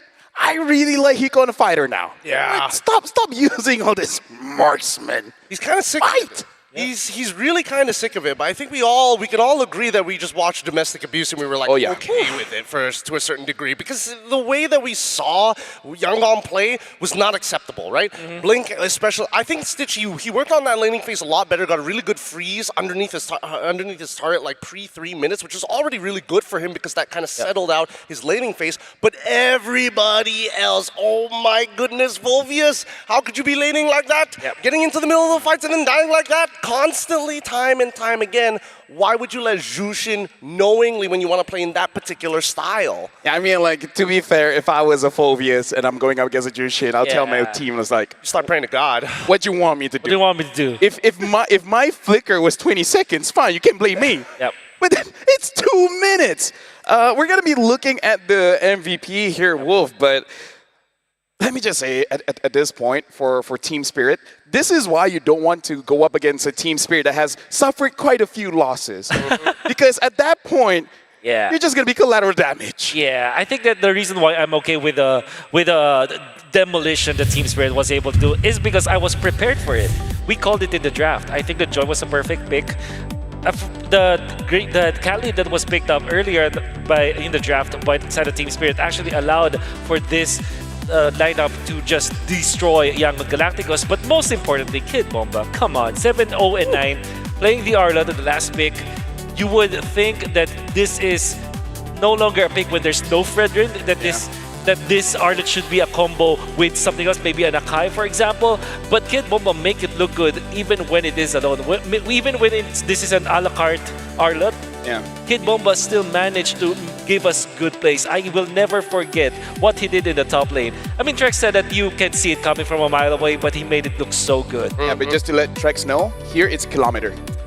That's just a kilometer there's away. differences, Please, also the SI unit is there for a reason. It's there for a reason. It's adjust accordingly, Mr. Trex. Yeah, I think that at the very least, it's great to see that Kim Bomba, he still got it in him, right? But everybody else was playing a solid game. I think the drafting, I don't know whether it's just the players on top of Cold Star, but they're doing a really good job at reading into what YG want to do. And I think that YG, their draft is way too honest, but first things first, if we want to solve any problem, let's stop picking up this Hilda within the first phase. I think they might have to readjust that and lean more into Khalid because it gives them more flexibility while still saying, you know what, mid lane can do something else.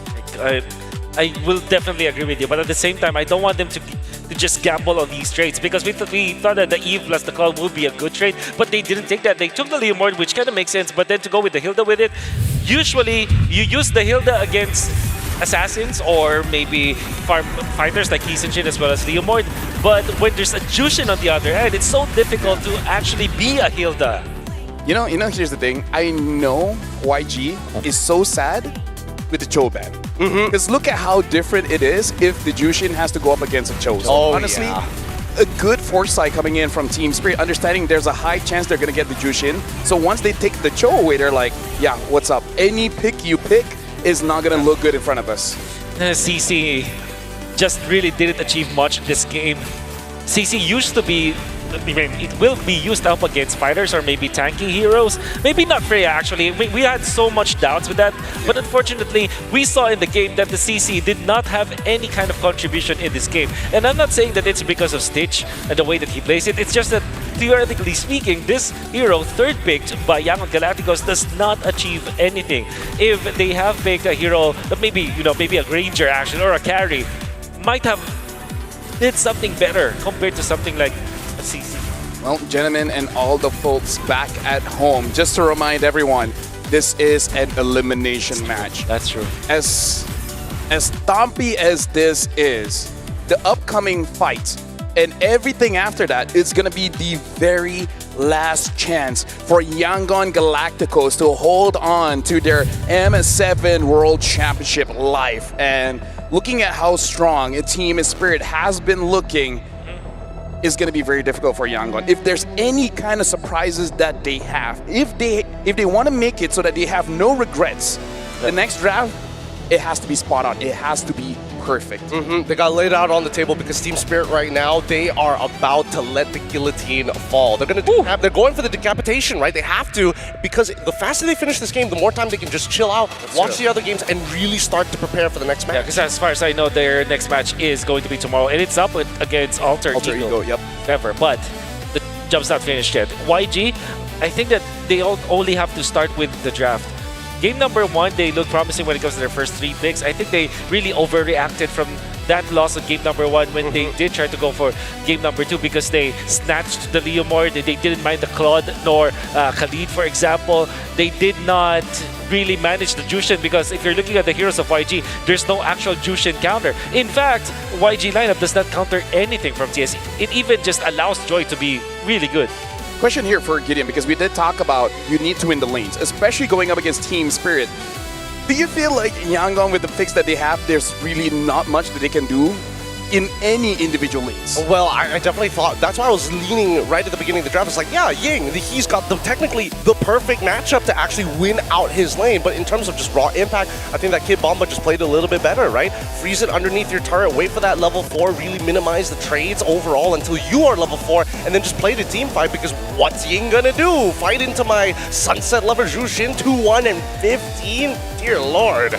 Look at that, Stitch has 0% team fight participation, means that he was really not involved at all. And we did talk about this during the draft. The current call is such a big ult against Team Spirit's draft, but again, there was no opportunity, right? Hiko made sure that Stitch was a non-factor, and then everyone moving forward, Sunset Lover dealt with them, and Kid Bomba makes it so that you don't have a choice. Well, the moment I see you, I'm dragging you back to my team. For sure, but I think that YG also understood that it's like, okay, the only time I want to use Curtain Call is if, for example, if One Shot wants to get out of a fight, or if Sunset Lover is trying to peel, right? Yep. Because if he throws it at anybody else, I'm throwing it at Kid Bomba, I'm throwing it at Sawa, well, guess what? They're already diving our backline. It's not really going to do much. Yeah, unfortunately for YG, it's from the minute number 1, from the laning stage alone, when we said that they have to win it, it's already they're already handicapped because of their hero pickups. I thought that Phoveus was just really a pick that they had no choice at all. It looked promising, but you can see that it didn't also create any opportunity for them. From minute 1 up until the end, it was just Team Spirit, man. Now, here's the thing. I really feel like they tunnel vision just a little bit, because they're thinking like, what's a good matchup against the Arlet? But then you forgot about the Jushin. Right? Because I feel like if you put Jushin into the consideration, you're like, yeah, this is not a game where Phoveus can really do anything. At that point, I'd rather pick up something like an Alice, something that can deal with the Arlet, but not punish so far against the Jushin. Now, with that being said, this has been quite an interesting situation. But right now, we do have to throw it over to Rose, talking with Justin Kant, coming in all the way from Myanmar to give us some insight on what's going on. So, Rose, the floor is yours.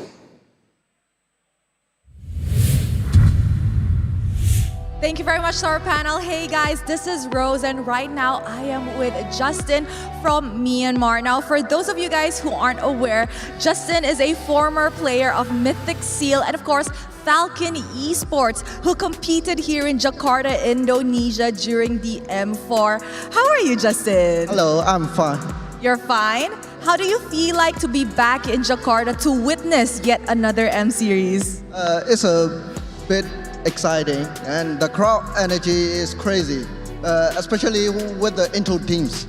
Yeah, they're very passionate with regards to supporting their fellow countrymen on ground. Now, Justin, are you here in M7 to cheer for Yangon Galacticos? Yeah, I'm here for cheering Yangon Galacticos, and especially I'm making content with Righty Gaming.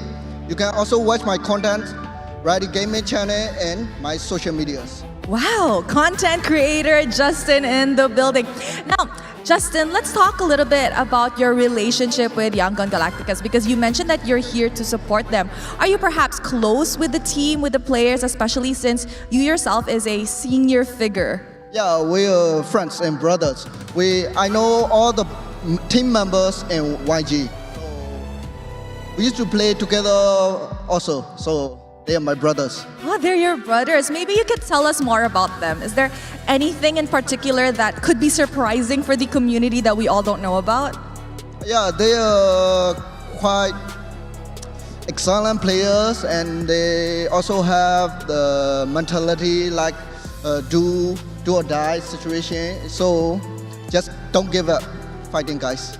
Yes, Justin. Now, speaking about a do or die mentality, this is a best of 5. However, we are currently at a match point for Team Spirit with a score of 2-0. As somebody who has played and as somebody who has been in this situation before, what do you think about their performance in Game 1 and Game 2? I think they are a bit scary or miscommunication. I think in the game 3 they will bounce back. I hope they'll bounce back, and they need to give more energy because this is maybe the last game. So just fighting, guys. Just reverse sweep, guys. You think a reverse sweep is still very much possible?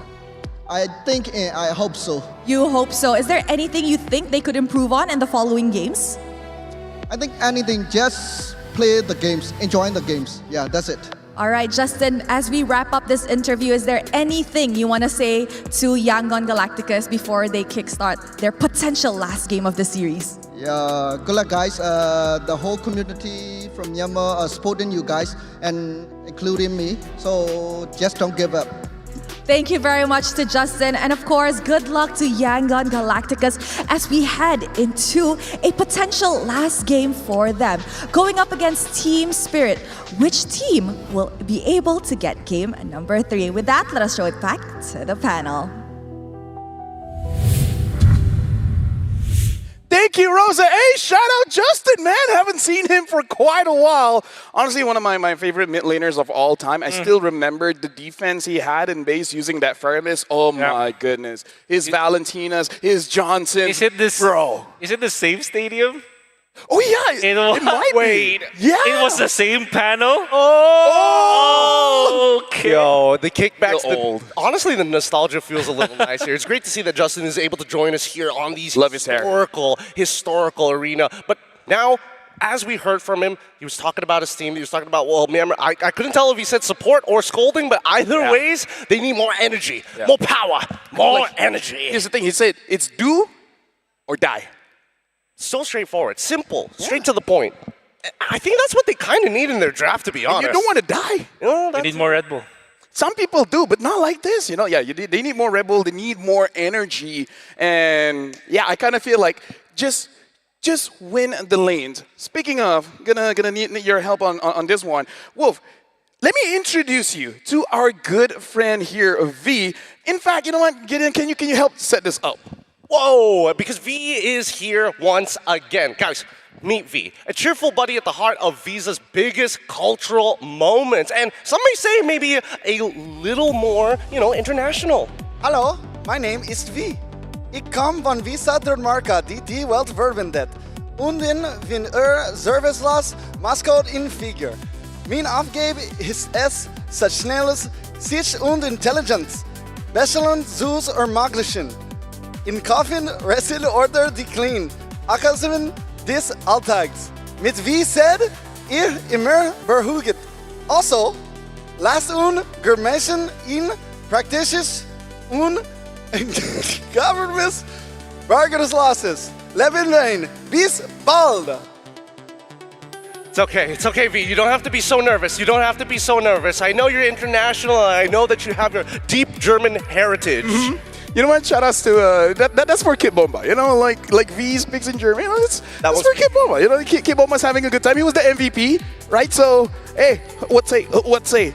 Thanks very much, V. Yep. He travels all around. Truly an idol. Truly an MVP, as they say. Yeah. They do say that. You say that a little too often. Speaking of, you know what they also say is that everyone wants a free skin. Now the question is, how do you guys get that free skin? Here's the thing. You guys just have to log in. That's it, right? Log in for 13 days between the 9th all the way to the 31st of January, and then voila. That's it. That's how you can get the Edith skin, the verdant knight. You just gotta log in. You don't even need to play. Right? Just log in. I don't know, LaFell. That verdant knight, logging in seems really, really difficult. I wish that I could just punch in a bunch of numbers and get free merch. You mean like just pay? Well, I mean that's one way of doing it. Hey, that's why we got Visa, right? I mean, like, hey, different tax bracket. Am I right? Either ways. This match, again, I feel like we just, in terms of a conversation, just really on Yangon Galacticos here. Because kind of feel like, Team Spirit, you can do your own thing. Mm-hmm. Like, you don't need any help from us. But what's the first thing that Yangon Galacticos really have to do? Because coming in from Justin just now, play with more energy. Now, what's a very energetic kind of draft here? Ooh, okay. So I think Claude for Stitch, kind of tells me a highly energetic marksman. Maybe Assassins. So maybe ban out Freya?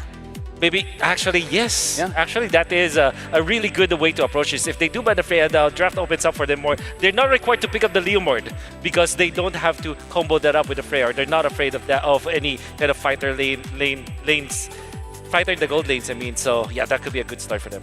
I'm thinking more nostalgic. Since we're already having, Justin come up to that stage, I'm thinking the Yangon whip out the Franco. Whip out the Naomi special. if The you say- Natalia?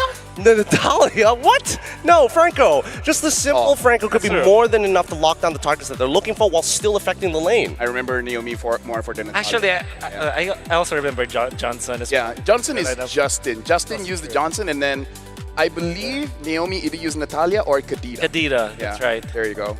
Yeah, but I mean, life's on the line. Would you actually pick up Johnson and Kadita? I mean, like, here's the thing. I want to talk about that Freya ban.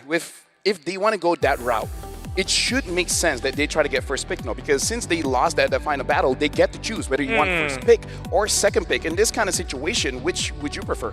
First pick for sure, because you pressure your opponent to ban the Jushin, and then you can pick that up, or you have better trades. You can even like pick up the Hilda first, but also ban the Jushin or something like that. I think it's more comfortable picking up the first pick. I really think that it's not even about Blue 1 being super good. Blue 2 and 3 is actually really good because there's like an even number of heroes that really find the big counters against each other when you put them side by side.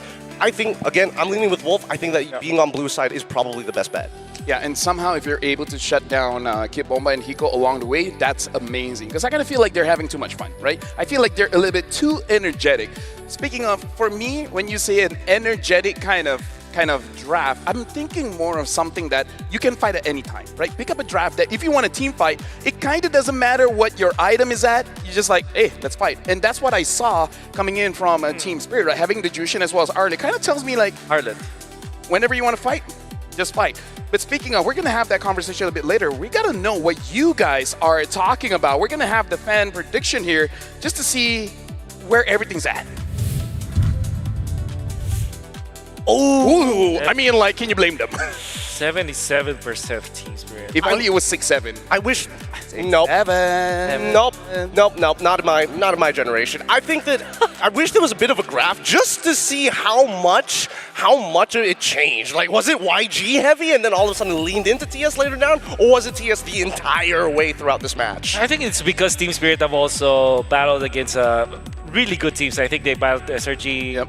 So maybe people are just expecting SRG to perform better. And also they're very public about the fact that they're not feeling well physically and Kid Bomba is not 100% yet. That's probably why teams are now more favored towards Team Spirit. Yeah, let me talk about the opponents that Team Spirit has gone through this M7. Evil from Singapore, SRG from Malaysia, Onyx Indonesia, Aurora Philippines, and CFU from Cambodia. There you go.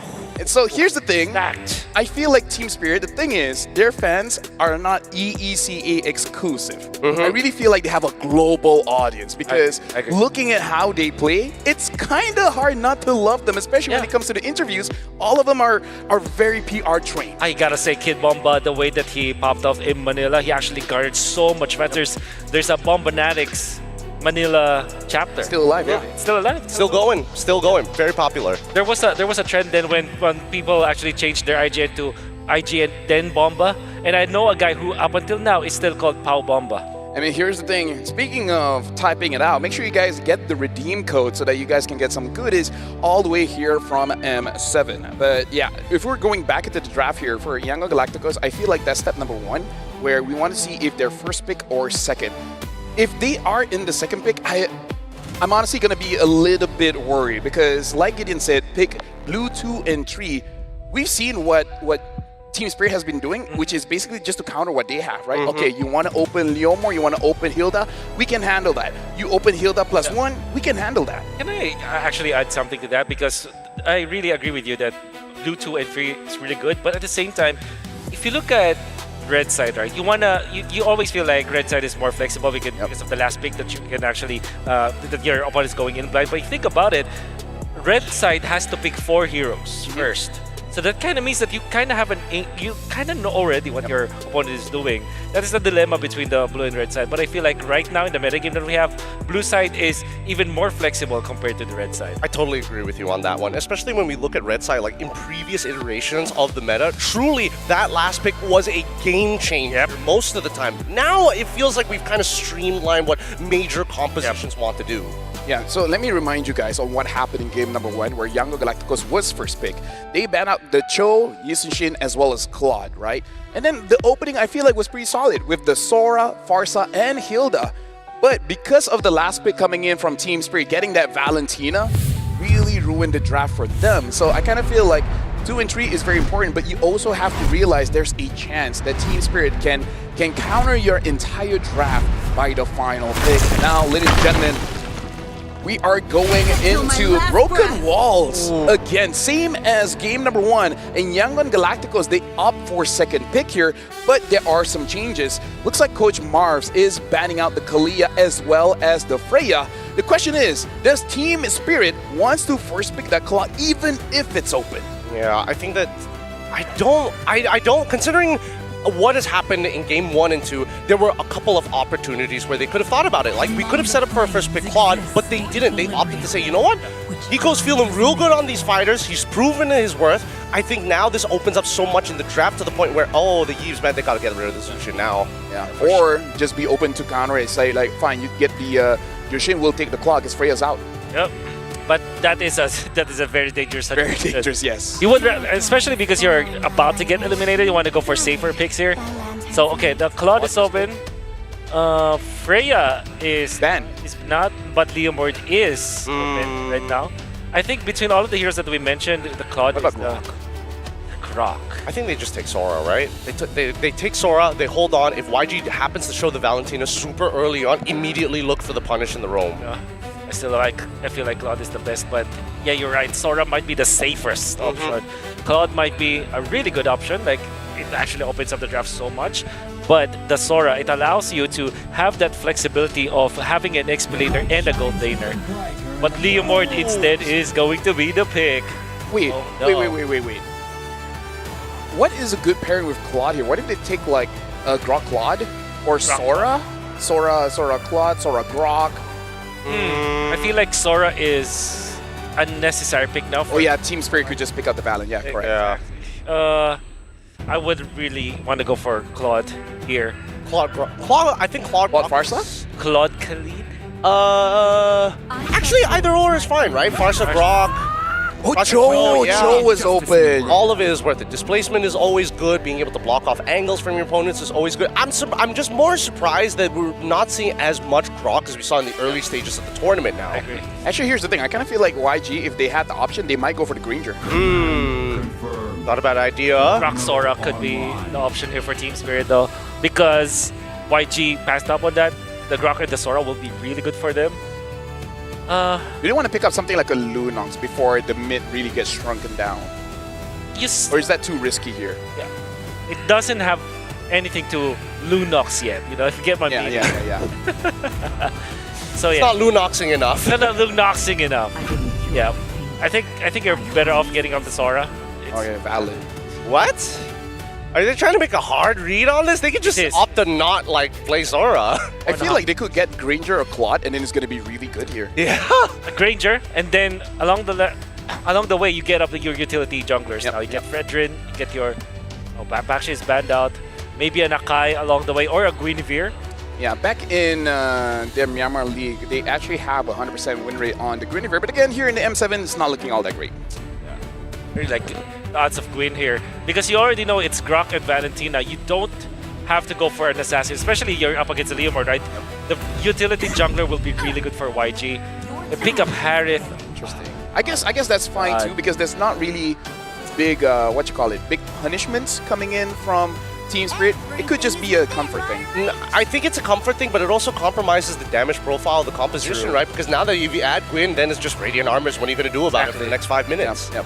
That's actually really scary, but it still fits the bill. I mean, it's not Granger, but it's always been Granger versus Harith for the longest time in the metagame that we have, so kind of makes a lot of sense. Kind of makes sense in that regard. However, we have not seen any good Hariths played lately. I think it's only been successful once or yesterday out of all the Harith pickups. I mean, Doming was doing a pretty decent job overall. Well, that one game. Yeah. I mean, like, we haven't seen Harith in general, right? Because the story of M7 so far is still fighters, unless it is a very good Claude game. And now, even the Guinevere is being answered here. So, unless Yangon Galacticos is hiding something spicy here, I'm not entirely sure what their jungler is going to be. But if Nolan is open, I think even Nolan is going to be difficult. Yeah, I'm not entirely sure what their jungler is going to be. Is Haya safe? Hayabusa should be safe. There's honestly nothing safe in the jungle at this point, right? You're just playing with fire. You could go for Fredrin. I don't think Fredrin's the worst idea, considering that you already have I think it's good. I just don't know if they will let it go, you know? I think we'll be back. I feel if I'm Team Spirit, if I'm not banning, something's wrong. Yeah. Wait, let me just double check. Oh yeah, okay, the box is still banned out as well. Yeah, it will be banned out, I believe. Maybe Harley. Maybe they'll be left with I think you don't ban Harley anymore because that will mean that Yangon Galacticos will have only magic damage dealers. So you're not scared. You're not even scared of the Joy. You're just worried about Hayabusa or the Fredrin, which in this case I think it will be the Fredrin pickup. Imagine if they don't ban it though. Actually no, imagine if they don't ban it and it's not even picked up. Uranus. Oh man, I think for YG to get out of this, you have to go Fredrin Arlet. I do agree. Yes, that's what I'm thinking. I agree. Because if not, you're giving that over to TS, and their comp is real nasty with it. So come on, Yangon. Come on. Come on. Fredrin is an energetic hero. It's in one of the skill names. I wish Team Spirit Actually, would might go. not, but who knows? Actually, Team Spirit, I wish they will go for CC and slash or glue because CC works well against the Harith. If this obviously this is the gold Harith, gold CC could work in that that way, and so it can also allow your Leomord to really pop off, and then the glue just messes up everything that YG wants to go for. Because I saved my Decent Shin, might be. I think it's okay, but if they lose out early, it's going to be very difficult for them to distribute farm. Come on. Fulvius is open for Kid Bomba. But then it might get counterpicked later down the line. Yeah, with something like a high loss, you know? High loss, Alice. Yeah, I personally believe that if there was a game to Eagle, this is a really good chance to do exactly that, right? You have a composition that already has a decent amount of CC. Yeah. Lapu? Just need dive, yeah. Lapu, Yuzong, Arlet, so many good options here. Yuzong will be so good for Team Spirit. My first choice, There you go, Lapu. Lapu and Sora. Oh man, that's the death sentence. How do you solve this, YG? You can't go Arlet. How do you survive against a Sora? I don't even know. Oh. You just need space. You just need space into layers, right? At this point, what can you go for? The sandbag that can stun. Ruby, Terizla, Ruby, Alice, another one. Oh no, but they dive so hard though. They need high HP heroes, not sustain heroes, right? Because they're already very squishy. Yep. Of their heroes, they really need. I think Terizla might not be the only option. Maybe Glue. Yeah. Honestly, if only the Uranus or Esme is on, they pick up the Alice. And here's the thing. Alice in general is a good pick, but it's just that she could whiff hard here because when she tries to get a target, everyone dashes forward. It's like, wait, no one's home? This is a full dive composition. I was hoping that they would go for something along the lines of, like you mentioned, Wolf, like Glue. Don't give like Terizla and then you give the ult over to Valentina. And the Throne of Ruin is also a good ult to give. It's all good. No matter what, these ults can feathered airstrike, which is why we're leaning more towards TS, despite the counter index. Watch out for tech charge into the Throne of Ruin. Oh, dude. Well, we're going to see here because Valentina is so good, which is also the grandmother of Gushin and Amon. Yeah, you learn something new every day. So now we're going to be throwing it over to Trex and Gani, potentially the final game between Team Spirit against Yangon Galacticos. Thank you, boys. 5 seconds till the enemy It's reaches match the battlefield. point for Team Spirit. Yangon Galacticos back against the ropes, pushed into a corner. Can they do something different here in the land of Dawn? Gani, the casters, the panel, they were talking about the draft. Any big thoughts from you to pull away from this? You know what? Hoping the best for YG, but I like it better, at least their approach here. But then again, Spirits' draft, man, it's looking very scary. Once again, it is aggressive. You have the Grok, something that can make huge plays happen. But YG wants to already play the aggressive route, and this might be exactly what they need. Yep, Sao here still holding on. From his flicker, that's going to be first blood, though, for Yangon Galacticos getting hot early. So we're seeing traces of what YG brought in game one, and that's the pace they need to do, right? If they can get ahead in the early game, you can set Han up for a nice pace as well. Lina already making early ganks to the top side along with Han. Oh, Hiko, forced to use that flicker. That's again already a value trade for YG. And Spirit now, slowly but surely here, just losing control. Yeah, Team Spirit, though, also looking for those plays. Look at them in this bottom jungle, the way Kid Bamba tried to curve around and catch Blink there. And this is where Yangon has to be careful, right? They can play aggressive, but don't let one player get too deep, because that's where they made the mistakes in the past. Blink would go too far, Ying would go too far, someone would get cut off, and the game quickly turns around. They have a lead here, play it correctly. So far, so good. Just a kill apart from that here, and we can see your Spirit already trying to find initiative on this first neutral objective. YG a little bit late to that party. Level 4 does land in for Kid Bamba, though, and Sunset Lover. Can they make something count here? One shot gets a free turtle, and I think that's a fair free turtle, honestly. Han doesn't want to jump into one shot right now. Yangon had a gold lead, so they don't actually fall behind by losing that turtle. It just kind of evens the pacing, and I think it's the right move. Yeah, it's just discipline. Again, a Blink is not level 4, so can't expect crazy movements from this show for now. But, you know, after hitting that 4, I think it's going to be very important for Blink to be more proactive, to find the right timings and targets. You can see here just Blink screening one shot, providing information on the whereabouts of this Leomord. So the side laners can have a good time in jungling, or farming rather. Nothing too crazy in terms of items. I will say Kid Bamba did skip boots. Not something too common for EXP laners most of the time. Hiko goes for boots. Stitch skips them, or no, Stitch picks them up secondary as well. No full items built in just yet. Things still calm, and this is very different than what we saw from YG in the past few games. They would try to force fights. They would try to force turtles. This is kind of what I wanted to see from them, especially in Game 2.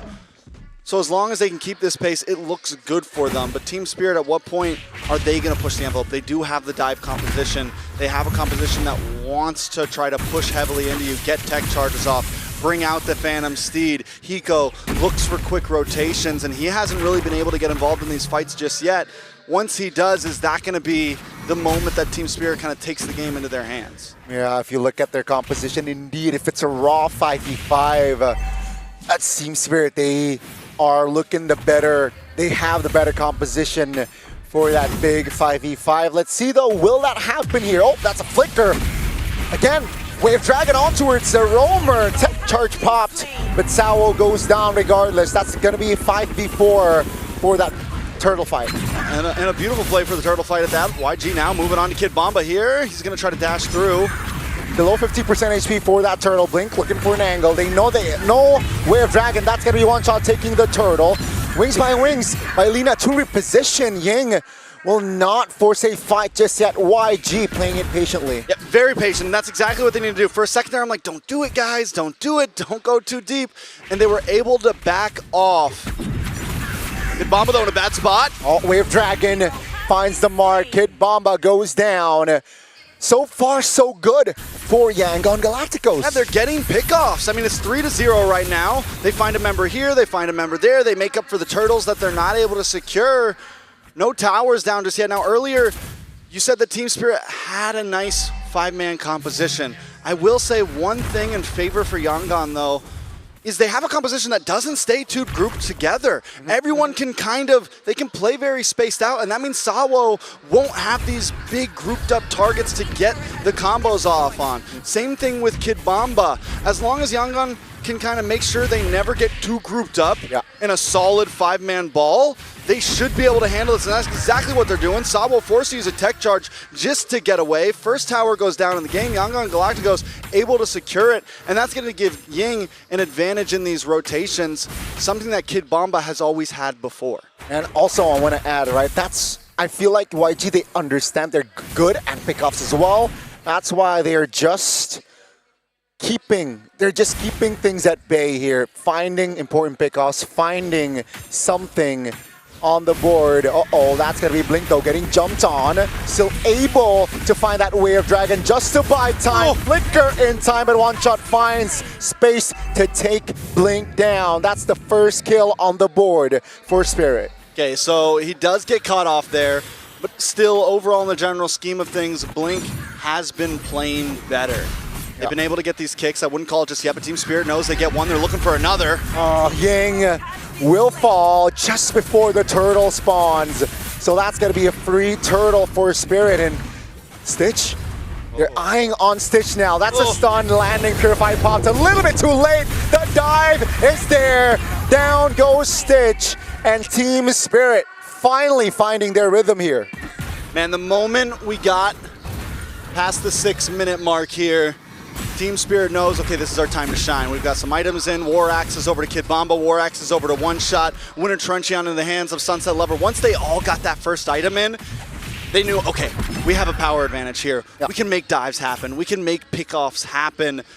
Once they smelt a little bit of blood by taking out Blink, it was onto the top lane, onto the next one. But Yangon Galacticos is still doing a good job at bottom lane map control, getting some push, relieving pressure. Now that they've fallen behind, they need to know, okay, this isn't our time. We hold out for a few more minutes. Once second item gets locked in for Lina, they'll have a lot more opportunity coming up on the first floor. Oh. Again, yeah, YG just needs to hold their tempo, like you said, their Trex. An item check here, it's not too far between the junglers, not too far between all there. So we can see here just Spirit trying to gain more control, gain more ground. I think that last turtle fight was just a turnaround. And it seems like they are trying to find more rhythm. Bottom side though, they got to clear that. And Yangon, do they have enough like spike here to find something? I mean, luckily the 1.5k gold lead from after looking at those items, it was pretty spread out. It was only about 200 gold between each player, which is a good thing in the general scheme of things. It's not like it's 800 gold into the hands of One Shot or Kid Bomba or Sunset or even Hiko at that. It's not a full item into the hands of one person, which means Yangon really isn't that far behind. It's a piece of an item to each member. So Yangon, in my eyes, still can look for a fight. They can try to contest this Lord. It's not out of bounds for them at all. Definitely not. Remember, ladies and gentlemen, this is for match point and Spirit. They're 1,000 gold ahead here in potentially the last game of the series. The Lord is up, Hiko. Okay, so all 5 of Spirit is already shown on the map here. YG should have an idea on oh my goodness! The combination there in the mid lane will drop Lina down. It's a 5v4 now as Spirit. They will move onwards. Han pops Mount Shocker. But take a look at Kid Bomba just zoning away. Now One Shot stuck. No retribution for YG. That's a free Lord. Yingo will escape. Blink on the run as well. The One Shot doesn't want to let him go. Takes him out. Team Spirit. They find the target, they lock on, they take out Lina, and at that point, Yangon Galacticos with their spread out formation, Team Spirit took advantage of it. Kid Bomba keeps on at bay, never having the chance to even get close to the Lord. Wow, you saw the tempo there. YG was trying to find an angle, but I feel like Han was all alone, struggling to find an angle. In Spirit again, they want to fight. Shaman Forge pops, Kid Bomba, Ying trying to find the clear, gets it, but Kid Bomba with a immune, still able to hold on. Feather Airstrike lands! Sao finds a 2-man stun, but that's a big Throne of Ruin. The damage is there. Take a look at Sao, will not be able to escape. That's one member taken down. Yangon will deal with the Lord. Okay, so they get a member, they're able to defend, and they don't lose the tier 3 on the mid, which is huge for Yangon Galacticos. Team Spirit, though, in that last Lord fight, Kid Bomba, man, he is just stepping up his game so much. These are the highs that we normally see from him, but he's finally doing them consistently. He is just on Han from game 1 to now. Han has never even had a chance to step foot into these Lord pits. He's never even had a chance to try to be a part of the major fights that matter. And yes, Kid Bomba might make a mistake. He might have died last time, but when it matters, he is on fire. Bomba again looking for an opening. Pops the bravest fighter. Will retreat, will reposition. Blink opens up the bush. And spots 3 there, backing away again. Both teams here, especially here for Ying, I think if they want to fight, they gotta wait for that flicker. Item check, almost Holy Crystal for Stitch, so they definitely have chances. This is a dangerous spot for Stitch and Lina to be sitting. We just saw what happened last game. Both of them right next to each other. I think these are two players that shouldn't be so close because Sawo's waiting for that moment. Yes, it's also hard to be split up because Kid Bamba and Hiko are also looking for targets, but they got to be careful about who's with who overall on the map. Team Spirit looking for this tier 3. Like they got something to prove, man. It is finally going to go down. That's going to open up the map for Team Spirit. Yangon Galacticos trying to deal with this bottom lane. It's been slowly pushing essentially since the last Lord, and YG's just been having trouble dealing with it. Yeah, I can see your Spirit just strangling Yangon Galacticos. And it's Yangon Galacticos cannot do much, right? Because if they want to fight big 5v5, they don't have the composition for it. And Spirit says like, okay, until there's a, we have an idea if it's a 4v4 or 5v5, we will not pull the trigger. They're taking their tempo down. They're controlling their tempo, which I really like. And you can see that quality from Spirit all 3 games. So how does Yangon deal with this at this point? In the beginning, they were able to get pickoffs, right? It's getting much harder to do that. Blink's not really able to find them. Team Spirit's a bit more grouped up. Yangon Galacticos might just need to let Team Spirit come to them a bit. Let's see. That's going to be a Way of Dragon. Feather Airstrike committed, Kid Bamba, but that's going to be the Lord taken by one shot. Ying, terrified, and that's going to be Ying going down. Ladies and gentlemen, Stitch comes to the party. So it's a 1-for-1, but Spirit, they got the Lord. Yeah, it's a roamer for a Lord, plus you get Ying in the exchange. It's a big win for Team Spirit. 5,000 gold lead pushing in once more. Yangon Galacticos has to back off. Blink, maybe a little too deep, per usual. With a Lord coming, your best bet is let's just defend the inhibitors. Seems like they will. Uh-oh, that's a stun. Blink still holding on to his flickers, so no crazy plays as they wait to defend that top lane. All right. Team Spirit does a great job at syncing up these lanes. Bot lane is a little bit off. Han able to go down and push it out. This is going to mean that Team Spirit has top in mid with a hard push. Team Spirit not committing fully to the Lord just yet. They want to go for mid. YSS shows. Let's see here. Spirit, will they pull the trigger to force a fight? But that's going to be the recall, so let's see. Stitch in the back. That's a stun by the Mount Shocker. Oh, Blinks. Looks for an opening. Lord taken care of. A Spirit holding on here with the siege. YG able to defend very well. Stitch jumps out, Blink as well. Are they going to try to look for a play? Don't know if it's what they should do. Keep it safe. Back off. Let Team Spirit come to you. You have the Feathered Airstrike. You have the Way of the Dragon that doesn't always have to be used extremely aggressively. You can wait for Kid Bamba to come in and then get the pick up, but here he goes. Way of Dragon under the turret. Take a look at Sawa in the back. Oh, big knockup, but Hiko under the turret will fall. That's going to be Ying again, trying to provide bodies. 2 members of Spirit taken off the board, and YG, they want to fight now. Will they be able to close the gap? Han will. Down goes Kid Bamba, and YG will fight more. In a matter of seconds, YG find a moment. Blink finally gets to show off something great. Gets the kick onto Kid Bamba, and once he falls, Team Spirit falls behind him. YG, they open up the map again. There's still 2.6k gold behind. With these 3 kills, let's take a look at the replay real quick. It all starts with a big kick onto Kid Bamba. Sawo misses in that push, unable to get a big tech charge on anyone. At that point, YG comes out, and all it takes is one mistake for YG to finally find a moment where hey, we can do this. They have no ults left. They have nothing big to use against us. Han has enough items where he can output the damage, and YG now, the map is looking a little red again. It's only a 1.3k gold lead. I'd love to see the items on where Han is at this point, along with Stitch, because him as well, he's doing a decent amount of damage. Is this the turnaround for YG? I think that moment was very crucial, and if let's say Spirit overextends, gets a little bit overzealous again with their initiations, definitely YG can turn this around. Sawo now, the all-in from YG is enough to take Rock down! in the back, finds a 3-man Thorn of Ruin, and that's gonna be Kid Bomba try to create a parameter, but will it be enough? Stitch goes down, Lina goes down, and YG, they almost find their rhythm, but 2 main damage dealers are out. Hiko was luckily able to take out Lina off cam there, which is a huge play at this point. Without Stitch, without Lina, Young Gun Galacticos are not going to be able to fight for this one shot. It's 5 seconds till he has his retry. Watch for Ying here. Doesn't have the Ruin. Not going to be able to make a huge play. Kid Bomba smells him out. Wow, good awareness. Free Lord for Spirit.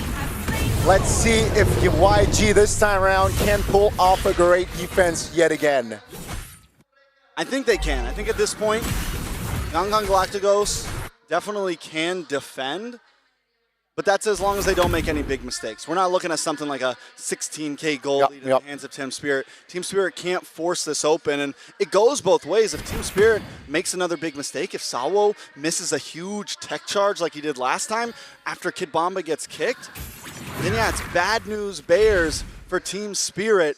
Young Gun Galacticos once again on the defense. Waiting to pull the trigger. Feather Airstrike popped, one-shot pop to Steed. Top lane will be destroyed by the Lord. YG holding on 2 remaining base turrets. He will take care of the Lord now, and it feels like the mid is open. I love the testing from both teams right now. Sticking a foot in the water, pulling it out, seeing who's gonna bite the bait first. Yeah, both teams just hovering around, waiting for someone to be slightly extended, to slightly misposition himself, and it seems like one base turret taken down, it's worth it. Oh, another kick onto Sawo, always the target. Tech charge defensively as well. 2 roamers not having the ults. Feather Airstrike committed.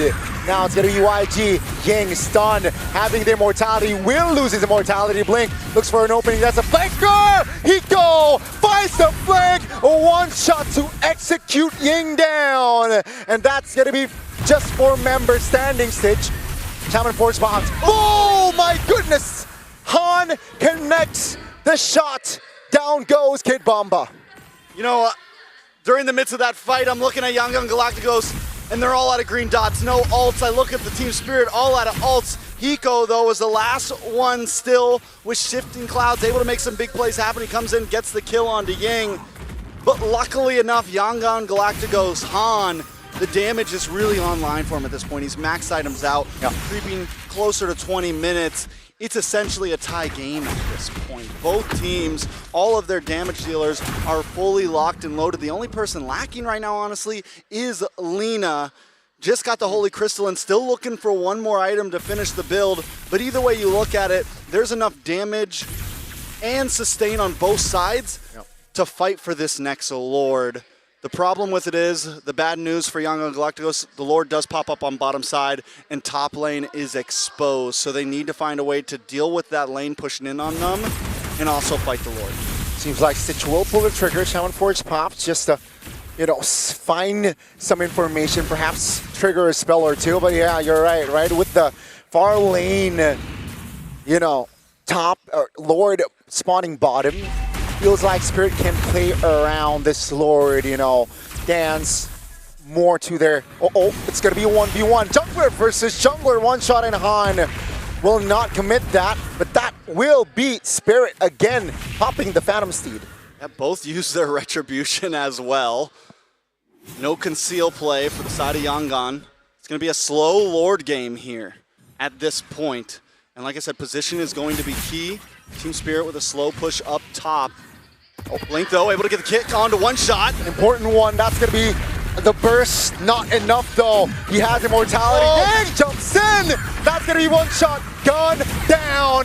Blink finds it. That's going to be a 5v4 without the jungle. Take a look at Hiko in the back, providing damage on towards Han, causing this stress. And down goes the junglers. It's a 4v4 without junglers, and YG will reposition. Hiko says, I never needed a jungler anyways. I'll do this myself. I'll carry the team on my shoulders. Who needed a retribution when you've got damage like that? Hiko continues to jump onto the backside and find a target, and Han was the perfect one. It's blow for blow right now, trade for trade. Earlier it was EXP for EXP. This time it's jungler for jungler. Nobody seems to be able to get a free piece of material here. Yeah, Ying here, keep in mind, he still has the flicker. That's the stun though still. The damage is still there from the side of Spirit. Ying jumps back in. Uh-oh, take a look at the flanks with the conceal. Finds Sunset Lover! An important initiation by Blink and Friends. He goes down for a minute. 50-second death counter, that's huge. Young Galacticos could try to force this. Keep our eyes on Hiko here. If there's gonna be a game changer, I feel like it's gonna be him in this upcoming Lord fight. One shot, keeping his distance, waiting for the moment to maybe go in for the steal. Sawo as well. 50% HP is the Lord's health. That's a great cancellation there by Sawo to reset the Lord by time for Spirit. And let's see, with Sunset Lover not available, I'm expecting YG to force a fight, but it seems like Spirit, they're hiding their whereabouts. Yeah, because the problem is even with Yangon getting that pick off on a Sunset Lover, it's still a 4v4 because they have to send Ying to the top side. And even him, I was watching on the minute, he's taking it slow. Oh, Bomba here, being the recipient of, a couple of damage, but take a look at the Lord's health. It's not resetted. Let's see, it's gonna be one shot again, taking the Lord. Hiko! And Han going at it again with immortality pop. Hiko says, good night. And YG, they failed to get the Lord Spirit. They will have a chance to go and advance to the next phase. Let's see the defense from YG. Lord gets shredded down and Han takes a stroll around the wall. It was there, I felt like that was their Lord. I felt like that was their opportunity.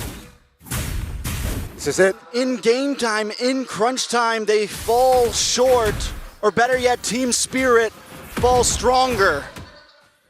Team Spirit keeps the composure and match point, and Yangon Galacticos once again on the defense. This might be the push here that eliminates YG. They're taking their time knowing that Sawo is not up and available. They will take the turrets though. YG still holding on here, it seems like. The Lord will be taken care of, but they will lose their mid and perhaps their bottom side base circuit. Bomba, taking a lot of damage there, courtesy of Lina, but still able to get out. All right, one more chance, one more shot for Yangon Galacticos. If they lose this next Lord, it's GG's, I think, at that point. It's a wrap. Unless, of course, it's some crazy Lord steal and they wipe out the other 5 members. But at this point, if a full 5-man plus Lords comes rushing at them, I don't think Yangon Galacticos can defend. We're almost 25 minutes in the game. This is the best we've seen Yangon play thus far in this series. But they got to be able to push just a little bit farther. This is, this is the difference between boys and men at this point. You got to be able to give it that 110%. You can't make any mistakes because Team Spirit has been playing amazingly. And the couple times that Team Spirit did mess up, it was Sawo missing the tech charger, Kid Bomba getting cut off. Who's going to make the first mistake here in this possibly final game? Well, let's see if Spirit can force their opponents to misposition, because with 2 base turrets down in Trex, I think it's about time, Again, the Lord will spawn in the bottom side, unfortunately, for YG, so they can play around the minions. Hence, 2 members or 2 players already sent to clear it fastly, swiftly. And now with the Lord here in the bottom side, what will YG do? Will they fight or will they hold on? They're going to fight. They're going to try to win. That's what they're going to do.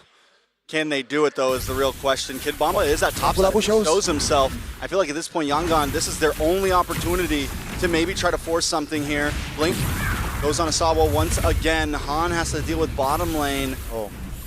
Now, once again, it's a stalemate. Yeah, cheeky Kid Bomba just shows a bit, and then rotated back towards the mid to provide backup if needed. Hiko on that bottom lane is so scary. Yeah. Because you know what he's doing, right? Once this fight pops off, He's going to move around onto that tri-bush and just either hammer down onto Han, hammer down on Lino, big kick on the Kid Bomba. Here comes Hiko though. Yeah, on towards one shot here. That's going to be Steed triggered. Take a look at Lord's HP, below 50% HP. Hot Bomba looks for an opening, finds a stun. Feather airstrike will deal a lot of damage, and that's going to be YG Blink, loses immortality. Hiko very low, but he's able to get out. Kid Bomba gets a perfect stun onto Stitch there, and YG are forced to disengage. Oh, Ying stun. Bought the immortality in time, and we'll lose it. Oh, it's going to be a 5v4, bought the winner crown. It's still 5v5 in the Land of Dawn. Lord's still up. Yangon Galacticos just trying to hang on. They find a play here and there, but even that last kick, a little too deep. Yangon had to fully commit and leave the Lord behind. Lord gets reset, and now we're back to ground zero here. Plus 9 gold for Yangon Galacticos.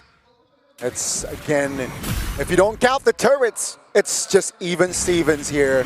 But Spirit, they're taking their time here. They do not want to, risk it, feels like. The last couple of sequence was more on Yangon taking initiative.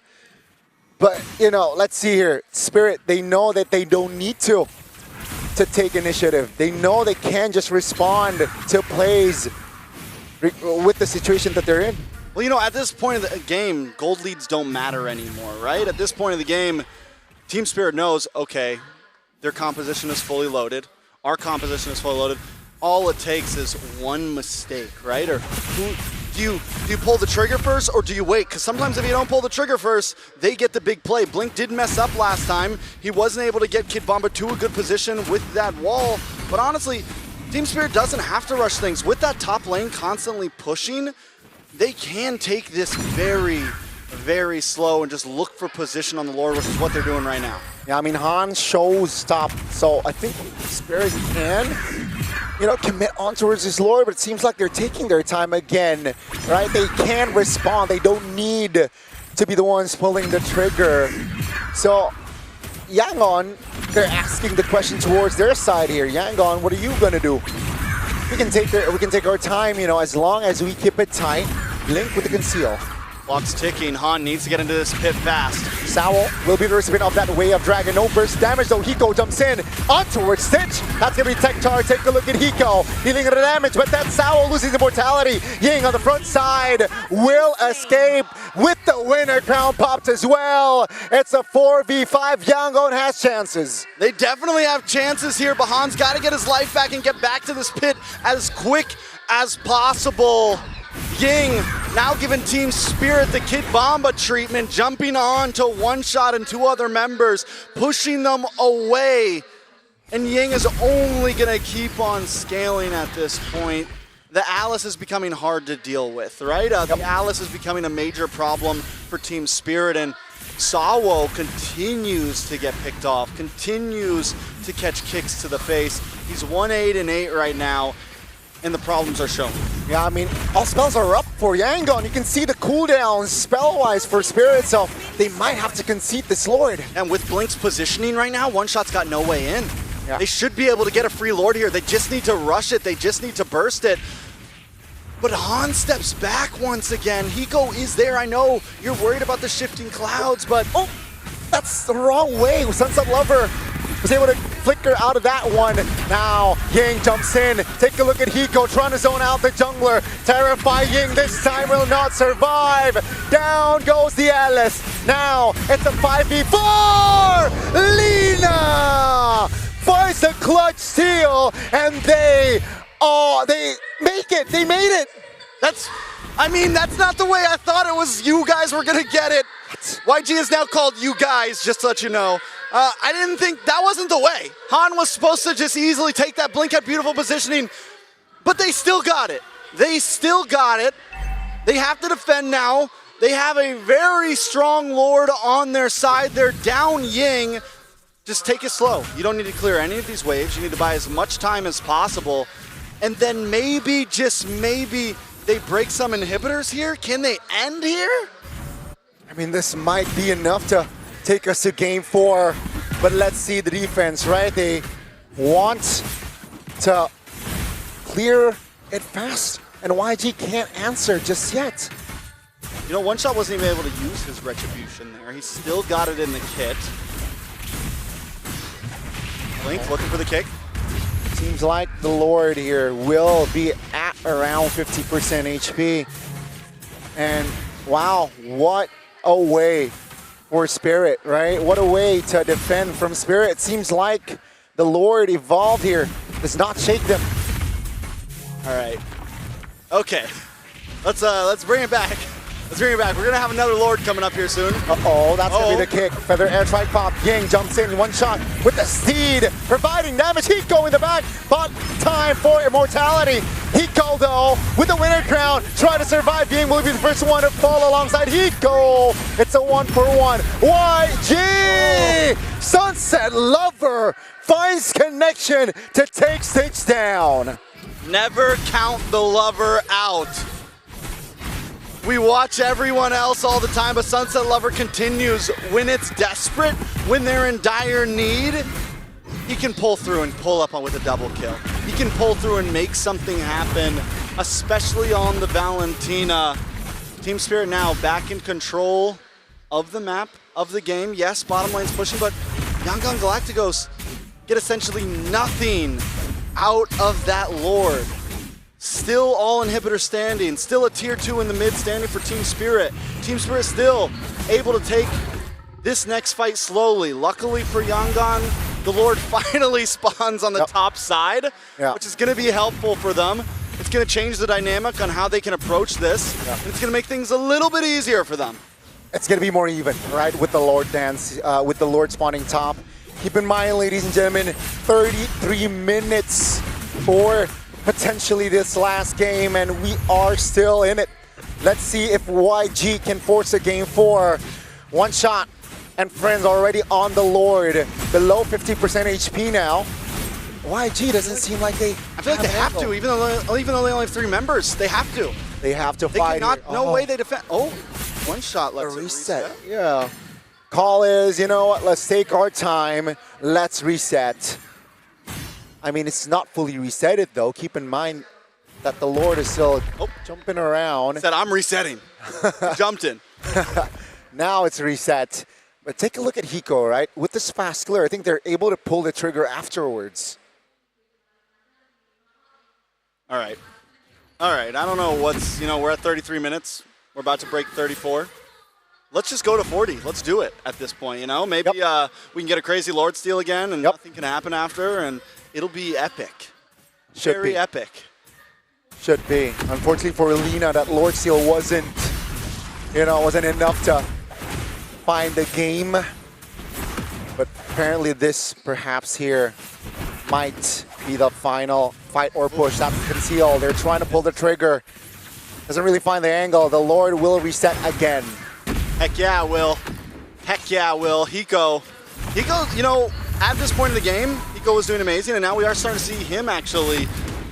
I mean, at 34 minutes, it gets tiring. Me and you are tired at this point, let alone Hiko, who is mentally in there, and he's going a little too deep sometimes, and he's been the one getting caught off.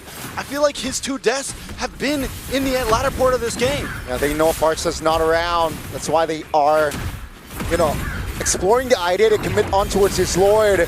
He misses the ult. That's a big ult wasted. Take a look at the back. Hiko will be the first one to fall, though. Ying bought time for his team. The winner count did not come in time. YG still with 5. Samuel finds a 2-man, but the damage will not come through as Ying will not find an escape route. It's again a 4v4 as the Lord still stands strong. Here's the thing, though. Ying is allowed to miss an ult. Hiko is not allowed to miss an ult right now. That is a good trade for Yangon Galacticos at this point. Will they take advantage of it? I think the moment Kid Bomba shows himself down here, Yangon needs to attack. They need to jump on this Lord. Stop wasting time. Put it out there. Yeah, that's what they're doing. They're looking. Bomba's on bot lane. They're looking, right? They're looking. What are you looking for? But Spirit, they are able to at least, keep their distance. They know that Kid Bomba's going to show. They're keeping their formations tight. That's a Conceal. They want to re-engage. They want to look for something now with Bombas, in the vicinity. But YG this time around, they will say that, yeah, this time around, we will keep our distance. 36 minutes. See, here's the thing. Team Spirit, they know the assignment. Once we have vision, once we know where you are, we're going to burst down this Lord. And now Yangon Galacticos trying to make their way out. Blink finally gets vision. Han, now that he knows they're working on this, needs to make his way over.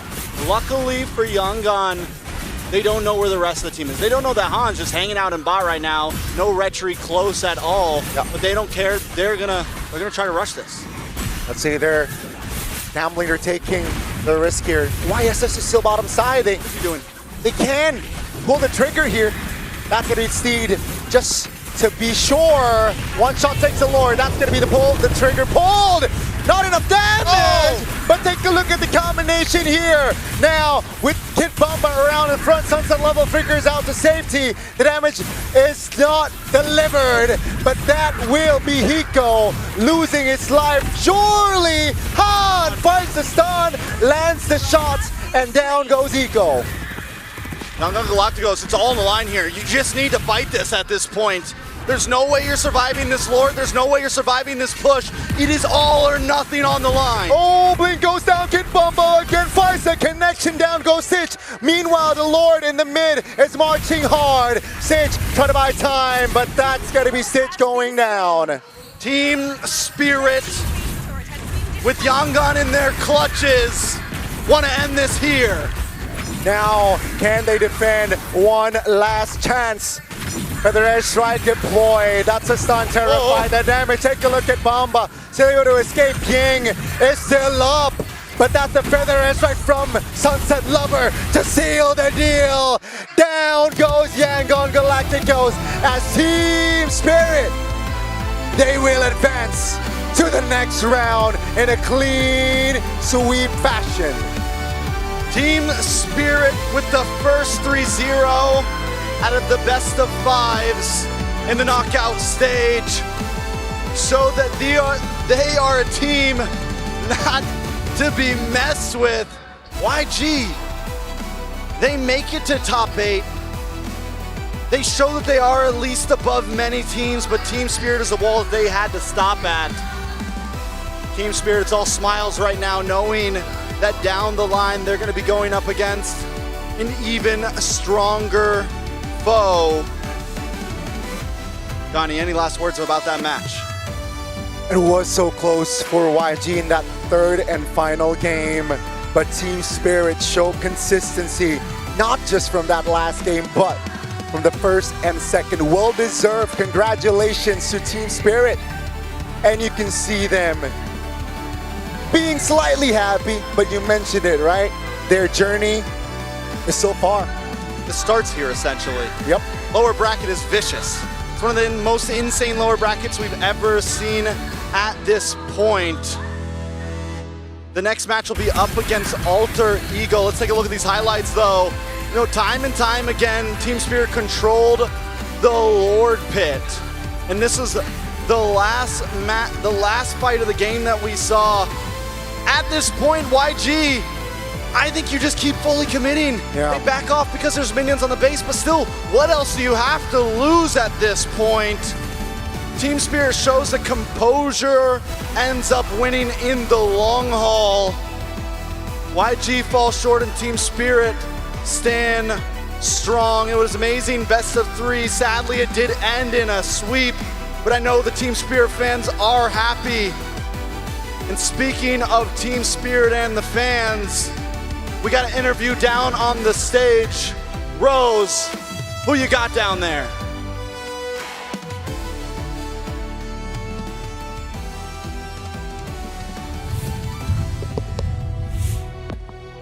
A team that has fought valiantly for Myanmar, but now their M7 journey has unfortunately come to an end. Once again, thank you so much to Yangon Galacticos, and we hope to see you guys come back stronger next year. But on a brighter note, let us welcome the victors of today's lower bracket match. It's Team Spirit! Hello, boys! That was the longest game officially of the M series ever. I think that was 37 minutes and something. Yes. But that was so long. One shot. How do you feel after that game?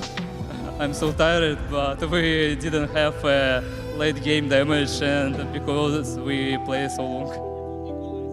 Yes, that was definitely a very tiring game to play, I would assume so, because it was such a back and forth and a lot of mental juice had to be put into it. And of course, one shot. We know that elimination matches usually brings a lot of nerves and pressure to ones, but Team Spirit looked rather confident and of course very dominant as you guys got a clean sweep. What was the mindset that Team Spirit had coming into this matchup? One shot. Yeah. Or one shot first. He's tired.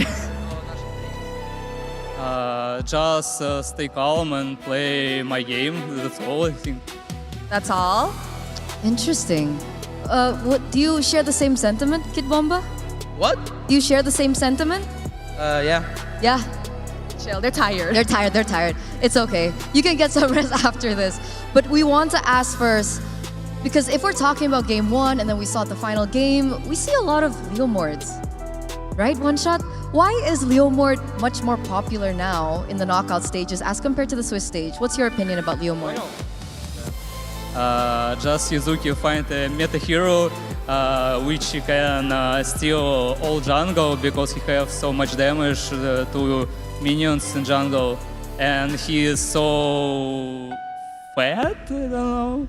Yeah, he has so much HP, and he deal damage to wall fight, and I don't know, 0 cooldown ulti. Yes, actually, even I tried to play Leomord in the ranked games, and it's actually very strong in the jungle, especially once we enter the later phases of the game. It becomes really, really tanky. Did you win though? I won a lot. Okay. And of course, Kid Bomba, we know that you're no stranger to the lower bracket run, especially if you look at your track record back in the M5 and in the M6. But this time in the M7, what's the difference with Team Spirit? I think now we just have more synergy, and I guess that's why we are more confident for this tournament. And I think that we can do more than top 4 this time. So yeah, I'm excited for our next match. We're all excited. We're all excited. Top 4? So are we aiming for the championship? Number 1, you think you can do it? Number 1 here in M7? Yeah, of course. Yes, of course. That's the confidence that we want to hear from Kid Bomba. Because up next on your lower bracket journey, it's going to be Alter Ego, Kid Bomba. Now, what are your thoughts on this team? I think the crowd is going to be way more packed against them. I'm really excited to fight them. I want to feel those emotions again when you play in a big arena. So good luck to them. And that's about it. That's all I have to say. I see Kid Bomba is definitely excited to meet up against Alter Ego in their home ground. But One Shot, what about you? Are you excited to meet Alter Ego? Against Alter Ego?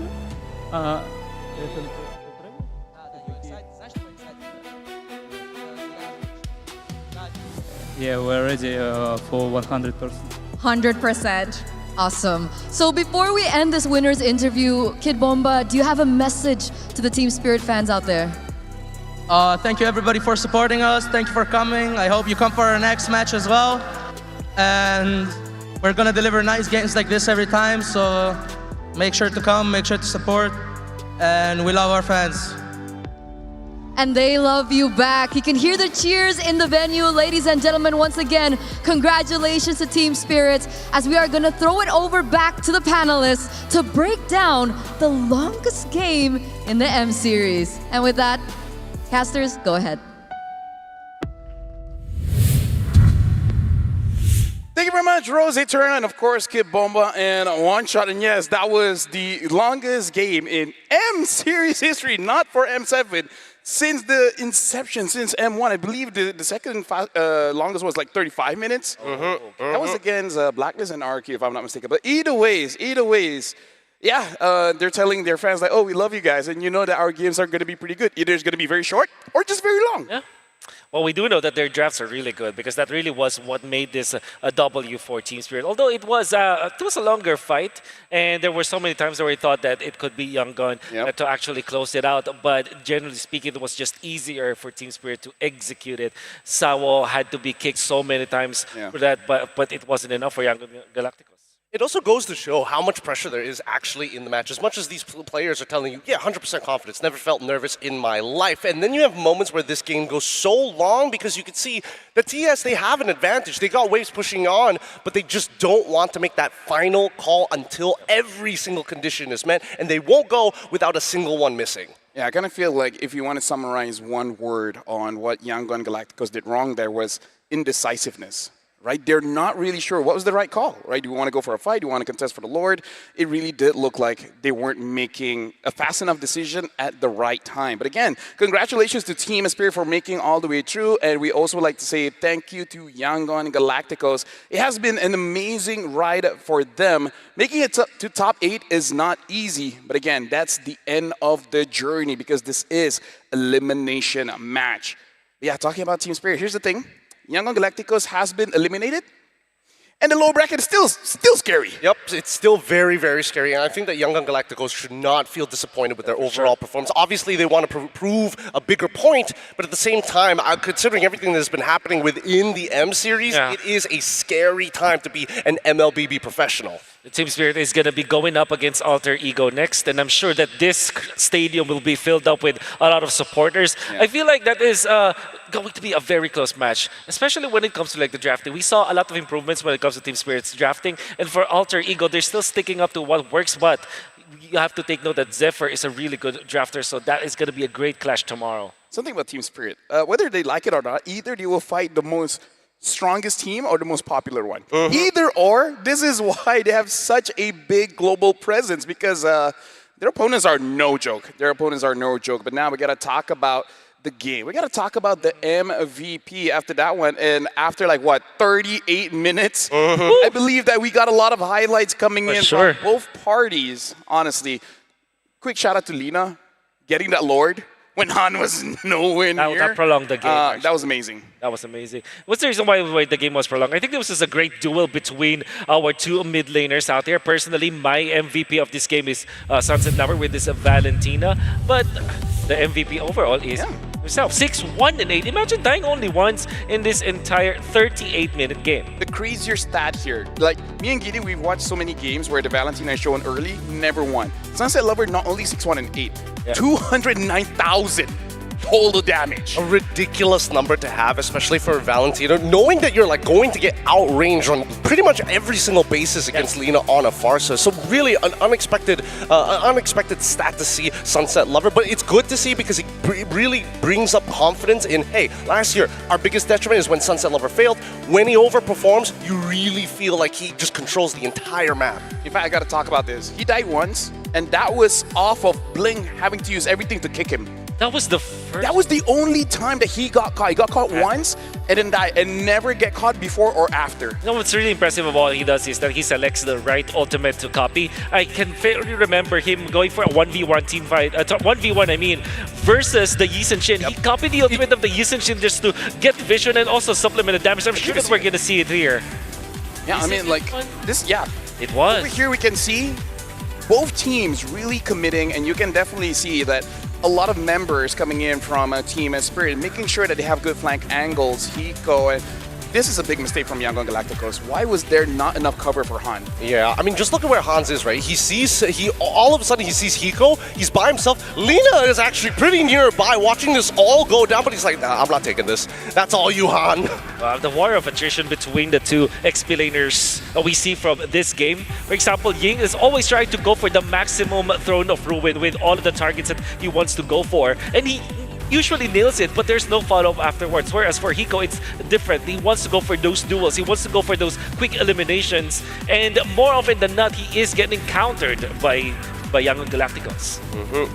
I think that Ying really bought a lot of time for the team, especially in the early to mid phases of the game. But once the dominance ISIS started to come in, the anti-heal, then obviously he started to fall off. But the rest of his team were able to kind of keep up the pace, especially since One Shot was already leading pretty heavily in the EXP department. You know, we were talking like again, like if a good catch happened, everyone was all in, maybe Yangon could have won. We haven't talked about Kid Bombo, where we always say that he is one of those aggressive kind of players from the XP laner, but I think in this game he has the right amount of aggression and calculation. I think this is probably the most practical he was with the flicker when it comes to how much he's using it. He's not always using it, unlike other explainers on the Lapu-Lapu. This time in this particular game, he's so pragmatic that it is so on point when he actually uses that flicker with the Lapu-Lapu. He gives no conditions, he gives no signals whatsoever. And most of the time you see him actually using the Bravest Fighter to probe out enemy responses. He doesn't mind taking it as long as he's hitting 1 or maybe even 2 target while he's in the Bravest Fighter and getting the damage reduction through the Feather to Airstrike. Ladies and gentlemen, look at how close this game was. 38 minutes, 5 seconds, 13,000 gold to 115, 18 kills to 17. Right? All in all, out of all the games that we had in this match, this was definitely the closest. You can definitely feel that Justin, the pep talk really helped Young Gun Galacticos. They were more energized, they were more willing to take fights, they were more willing to move forward. But again, when it comes to the late game, that's a real test of experience. Because as much as we want to say that Young Gun Galacticos is experienced, Sunset Lover has been here since M1. Who can really beat him in experience? Yeah, nobody beats him, man. Same goes for Sao as well, right? Yeah, Sao as well. Just, it's incredible to see that this team continues to evolve. And I think that, TS, this is a great form to see, but it does bring up a couple of concerns. Is this going to be the exact same TS we're going to see every time we get to Lord 2, Lord 3, Lord 4 for any other team, if not for YG? And it's going to be scary for Team Spirit because they are going to be facing against Alter Ego, a team that is actually decisive. Unlike other teams, they will be willing to go. Sometimes too decisive. Too decisive, in fact. We saw that yesterday. Yep. They were so decisive that unfortunately it didn't go in their favor. However, I think that there are more hits than misses when you are more decisive. I think teams that have are fast when it comes to their decision making, at the same time pressing the issue, they're more likely to succeed in a game. Of course, you cannot discount the fact that they can be punished, but in this particular scenario, imagine if Team Spirit or YG have been more decisive, this game could have been easily won by another team. Yeah, because for me, in looking at Alter Ego play, I feel like the way that they structure their questions is a little bit different compared to other teams. Because other teams say, should we go? And we go. They just say, go? No, we go. We go. The should is missing. It's just that we go. It's like, no discussion, we go. All right, there you go. Alter Ego. Yeah, you can definitely tell when YG is like a little hesitant, right? Especially when it's like, oh, are we about to? And then something slightly changes. You notice everybody does that little 180 of whoa, just a quick spin around every single time. Look at the damage. Lina 176, Sunset Lover 209. You would have thought that the Farsa would deal way more damage, but Sunset Lover, again, since everyone is like, yeah, I know what to do with this Valentina. Hey, you can thank Kiko for that because he was making sure feathered airstrikes were either getting canceled early on, and Hans just like, dear God, somebody help me. Yes, I don't care who at this point. Just somebody, anybody. If the buff, if anyone can help, I'll take it. Look at this gold curve, right? Because initially we see that TS is able to kind of maintain that lead, but when you miss the final moment where you have that like, oh, I got that 10k lead, sure. But as soon as we don't get to that, the 5.6 is only halfway, not enough to close out. But that Lord steal was so nasty to the point where it really evened out the score back to 42k once we started to get past the 15-minute mark. Sorry, Wolf, I have a very, I would say very sad question here because we went to the late game. Stage on this Harif was full build, but I felt no impact coming in from the Harif. Like, why was this Harif not effective against Team Spirit? Like, is Team Spirit just having too much damage? They keep kiting the Zaman Force. Like, I don't know. I'm not feeling the Harif's presence. Yeah, there's just so much skirmish damage that this composition you can see from Team Spirit can have. You have the Leo Mord, you have the Valentina that didn't copy more impactful spells, and then of course the Grok. There's so much that he has to dodge. That's why Harith was always in his head. And of course, we did not like the Harith anyways in the draft. Yeah, honestly, very good job from the both of you. Also, quick shout-outs to Trex as well as Gani. That was the longest game in M-Series history. Like, Trex flew all the way from the America of the North for that game. After this, it's going to be Onyx against Team Liquid. That's going to be insane. We're going to go for a short break, but when we return, Onyx Team Liquid, baby. See you then.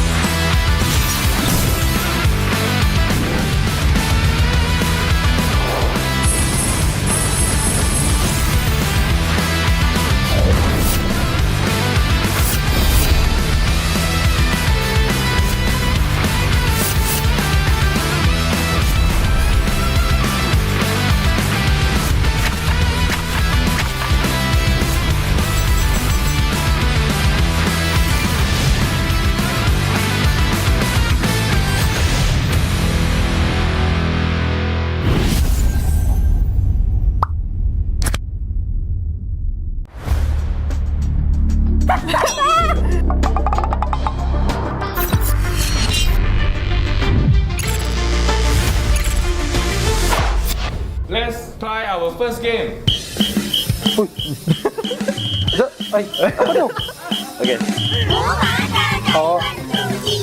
Just ling.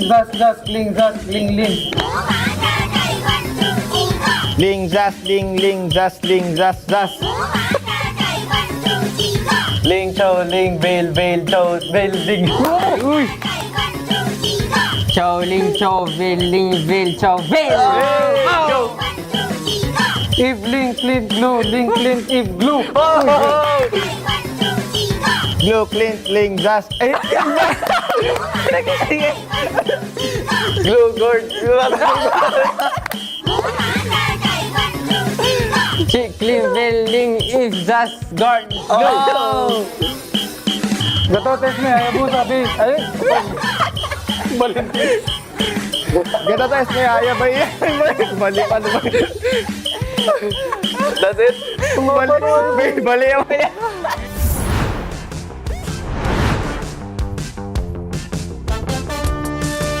Before we play the video, so this is Ready for the video? Mortality right now. CW to be brought back to the team right now. Is a Raging Sascorn.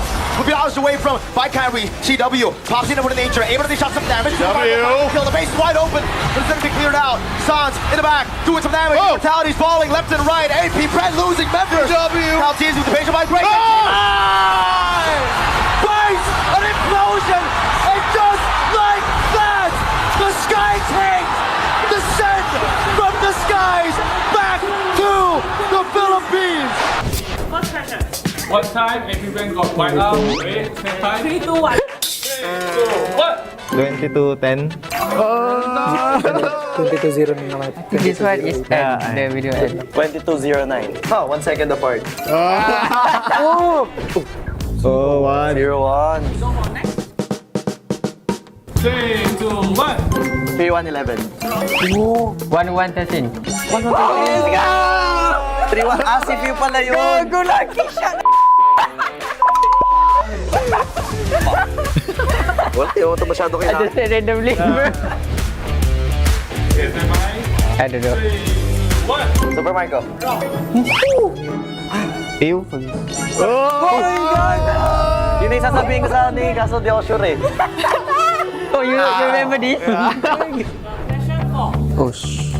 3, 2, 1. View and who? Ogwen? So, na lang. Mga View and Ogwen. The answer is wrong.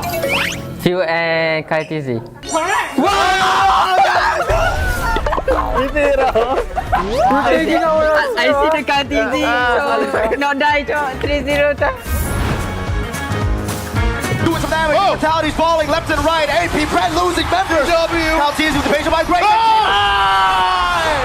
Face an implosion, and just like that, the sky tanks. Ay, yeah, View. Okay, time's up. 6 got killed, right? 3, 2, 1. I'll say the player's name, right? Yeah. Yes. First is View, Flap, Marco, Ogwen, Taltizi. It's wrong. Okay. Few, Marco, Flap, Ogwen, Kyle.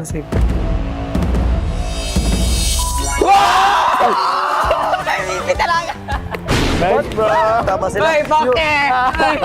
You your brain, You Marco Flap? You didn't have.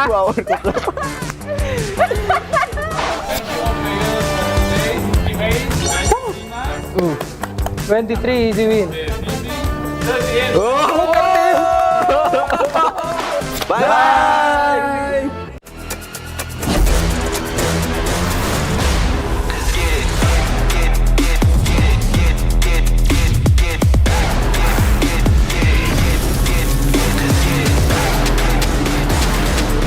He has been slain.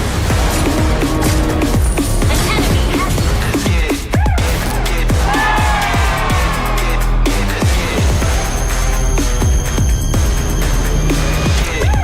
Realme 15 Pro M7 official gaming foam.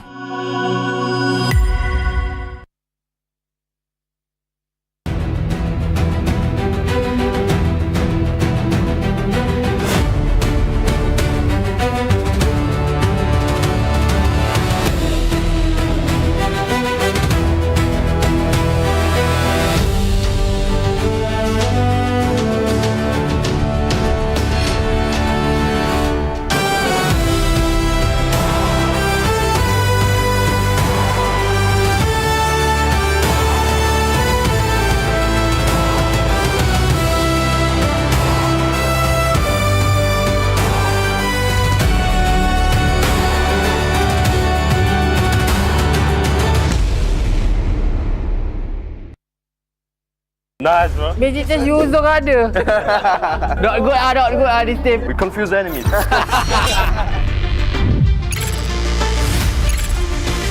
Welcome players to today's game Strongest Brain. Let's get ready for our first game. Okay.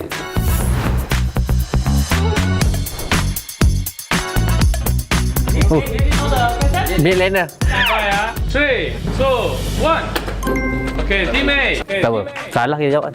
Bagi. I trust you, bro. I trust you. Yeah, what's your answer? C. C. It's A. Tak bisa tau. Kita harus jawab juga. Don't worry. Sorry. I mean, I was sorry. Just guess. Okay. Stand by. 3, 2, 1. Team B. C. Kalau gua main Magic Chess, udah terbit itu Aurora. Yes. C. C. Okay, we show the answer. Yeah. Magic Chess. Sia-sia. Sia-sia ya. Gak sia-sia main Magic Chess. Stand by. Easy. 3, 2, 1. Team A. A. Yeah. A. Hey. Correct. Easy. Aduh. Lu main, lu try main. Okay.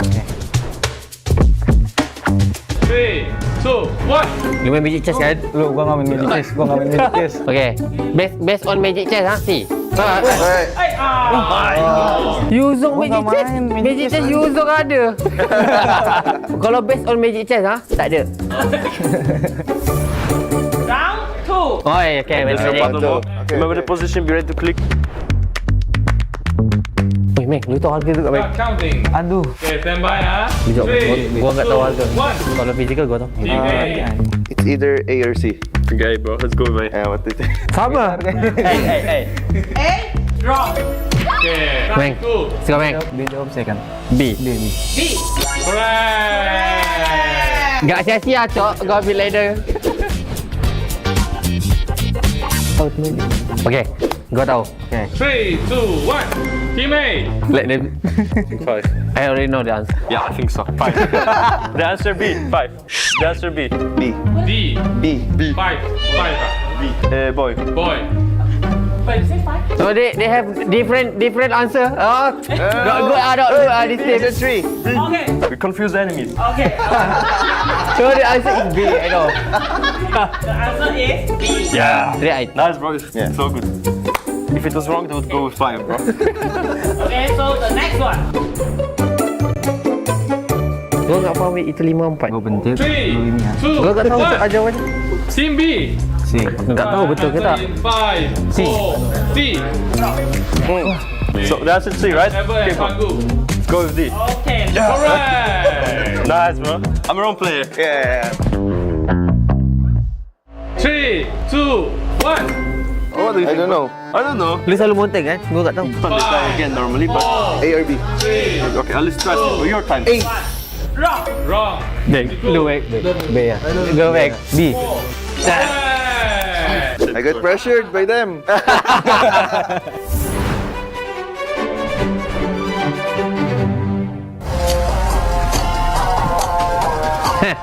Okay, stand by ah. Langganan. 3, 2, 1. Team B. Can one more. Hey, no. Okay. Gua rasa Mek. Apa? Gua nggak pernah series masalahnya. Okay. M4. A. Yeah. Gua selalu dengar lagunya. Langganan M series yang makan ini. The next question. Bukan kan? Bukan kan? Bukan sound gat kan?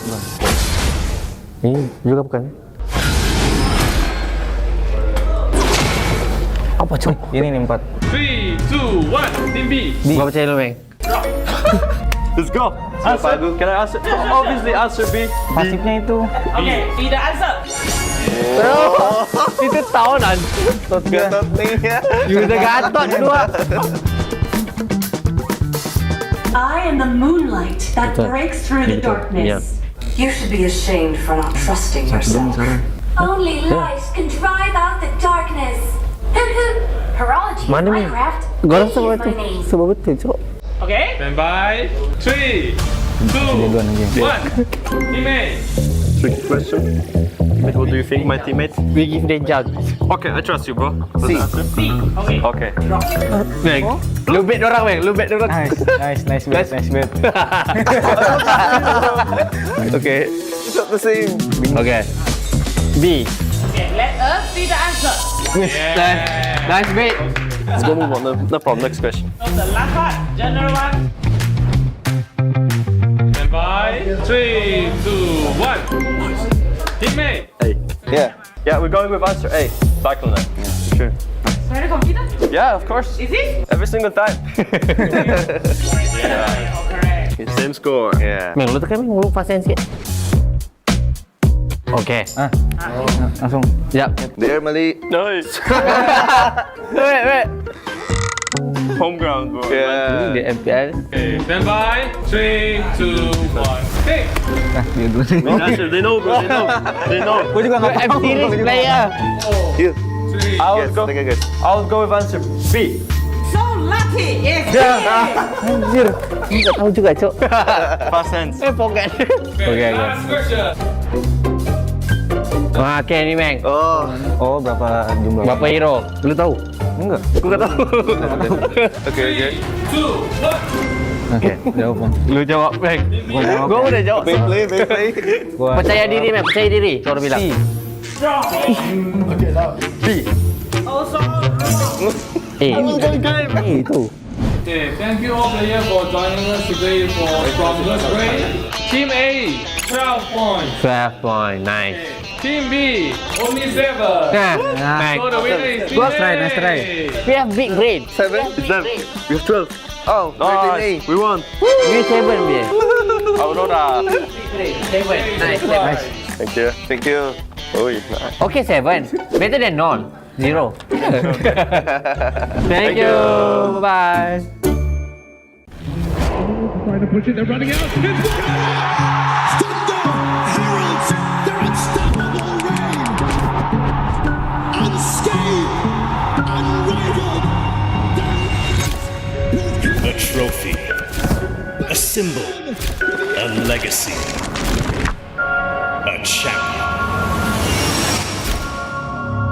We begin our story with the pioneers, forged in gold, Fairy's champion ring and medal, relics to be worn with pride. Among champions, one legend outshines all. You play, we carry. Realme M7 official gaming phone, forged for those who create miracles, the ultimate artifact of mastery. Every cheer from an army of believers shapes the determination of a champion. The Visa Champion journey is reserved for those who never stop believing.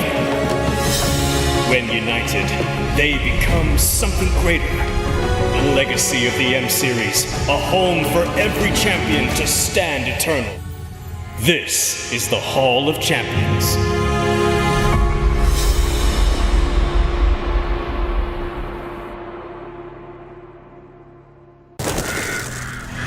Nothing can withstand the withering. Against the endless erosion, my strength grew weaker by the day.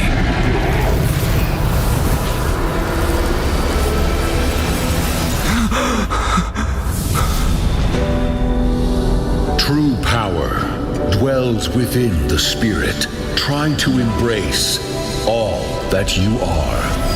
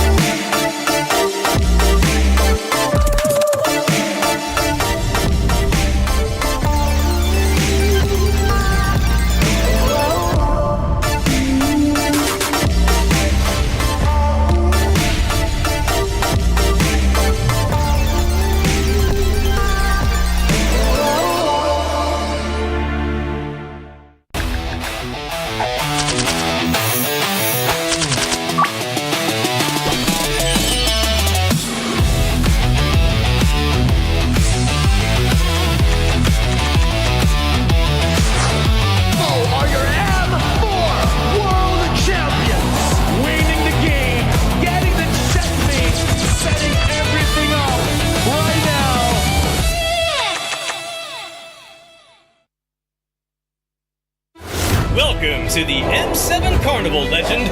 You traveled all the way to the Land of Dawn? Don't worry, we'll guide you through all the activities and wonderful experiences we have. Here's everything you can do in the M7 Carnival for ticket prices as low as 20,000 rupiah. First stop is the Stage of Legends, filled with performances, music, cheers, the biggest M7 watch party, and a special performance from Stephanie Poetry on the final day of the carnival. Game recognizes game in the M7 Carnival, as we'll be collaborating with the NBA, and history is made here at the M7 Carnival, the first ever MCGG World Championship. The Go 1 Grand Final will be hosted here at Stadion Maja Jakarta, so come join us and feel the energy. Next stop, the Heroes Playground, to take photos with giant hero statues and meet cosplays of heroes from the Land of Dawn. Come to the Hall of Creators and Pros to meet and greet with top content creators. Teams from MPL ID and Legends are here. Line up, take photos, and even walk away with an autograph. Play games in the rewards arena to win prizes from all of our brand partners. It's at the MPL Market. Booths of your favorite teams, exclusive drops, and surprises from your favorite teams. Take a quick bite at GoPay's Land of Dine. We've partnered up with GoPay for your food and drinks. The magic map has shown us all 6 zones in the M7 Carnival. We're calling you to play, explore, and wander. Don't miss out on exclusive gifts ready for visitors worth over 2.5 billion rupiah, including M7 limited edition swag bags, exclusive merch, in-game chests, and special skins. Are you ready, legend? Get your tickets soon, because we can't wait to meet you at the M7 Carnival.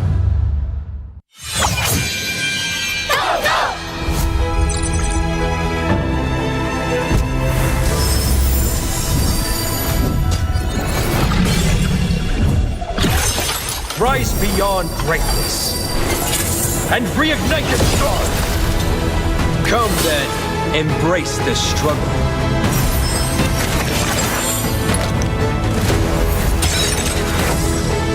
Hold on. Let it become your strength.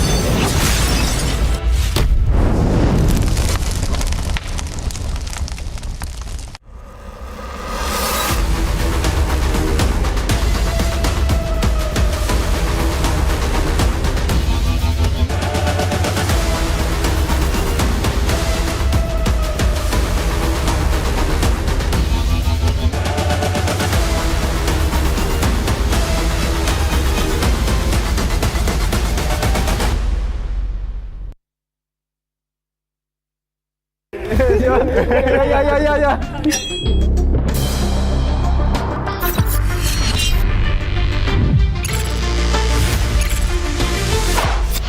Let's try our first game.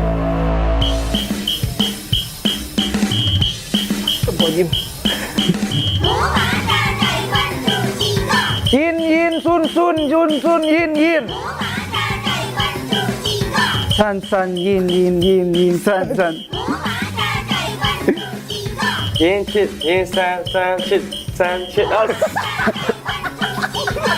yin, san, chit, san. Yin, chip, joy, sun, chip, yin. San, joy, chip, yin, joy, san, chip. Chip, ichu, drink out. Will if tiptoe.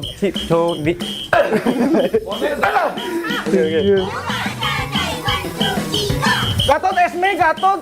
Talent. Gatot Esme Haya Valen Esme Valen Gatot Haya. Uy, gokil. So good you. So good.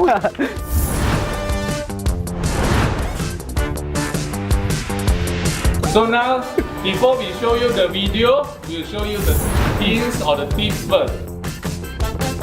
Ready? Ready for the video? Well, pushing those lanes, cutting those lanes the best he can.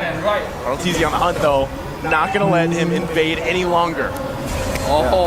Wait, he's not out of the water yet. Go. The jukes coming out, the retribution though, they're gonna be looking for him. The shadow kill comes out, he's got no backup just yet. Kyrie the bomb, the weave! How does he escape? The divine judgment comes out, but Yawi with a set, and Kyrie goes back. Give the grab and kill, everybody's back. Massive play from Kyrie. Sonic Esports, how is he doing it? Kyrie! Nói được tay anh xem. Not yet. Ai đã chết. Ready for the buzzer? 3, 2, 1. Wow. Tutter 3, our 5.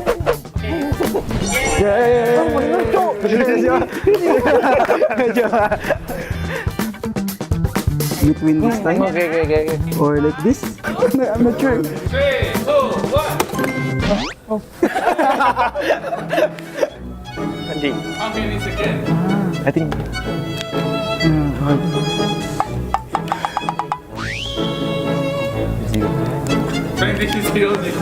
Yeah.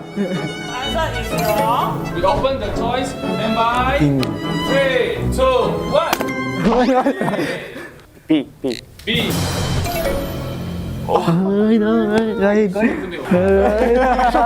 okay. Waduh. Ya. 3, 2, 1. Kill, death. Can I just say it or? Yeah, should I? you can write down. Kill, death, assist. Oh, part 2, 14. So close, who's the 14? Ah. I have a small question. Dấu. 3, 2, 1. Spoil. 1 hero, 2 hero. What? Answer is wrong.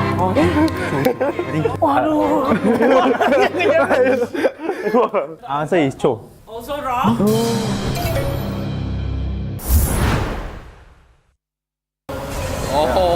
Wait, he's not out of the water yet. Go. The jukes coming out, the retribution though, they're gonna be looking for him. The shadow kill comes out, he's got no backup just yet. Kyrie the bomb, the weave! How does he escape? The divine judgment comes out, but Yawi with a set, and Kyrie goes back. Give the grab and kill, everybody's back. Massive play from Kyrie. I think this. See. Yeah. And by. Let's go. 3, 2, 1. Yeah, it's not like. The answer is correct. Thank you all players. One team get 15 marks, one team get 30 marks. The reflex king is Team B. Bye.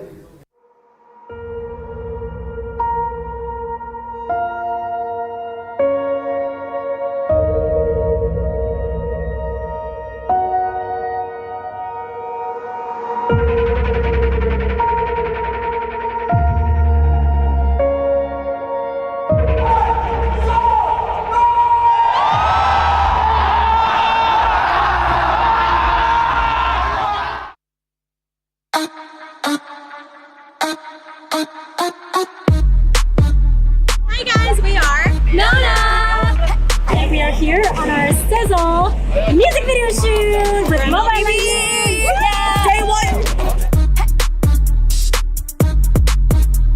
If you know the fact about me, I'm playing Mobile Legends like 10 years when I'm high school. I'm a gamer. I'm so happy and so excited because I'm a big fan of Mobile Legends. And I can't wait to see my music video with Mobile Legends. I feel like as Nona, as a group, we've never done a song like this before, and we've never done a collaboration with a game like this before. So it's definitely a first time for everything, but it's opening up a new side of Nona that we've never tried to venture in. So it's really fun. It's exciting, and it's just something new for all of us in the team. Yeah, but it's really fun so far. So we're going on a date. Bye. Bye. No! Oh my God! You're afraid. I'm not scared. Maybe if Esther was here, she'd be scared.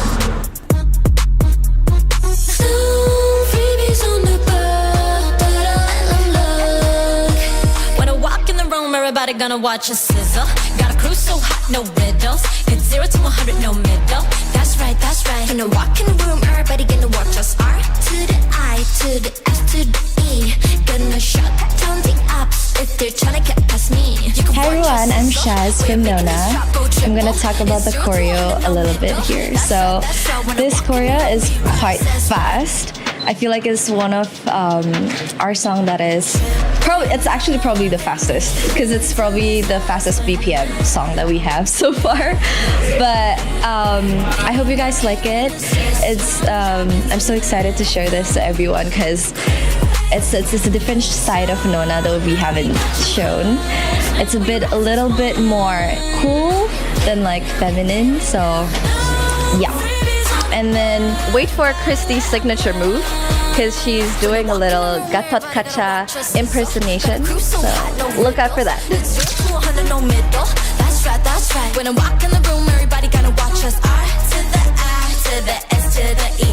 Gonna shut down the apps if they tryna get past me. Yes, and we're ready for today. It's a completely new set with AC. Yes, no more sunburn, but no more sunburn.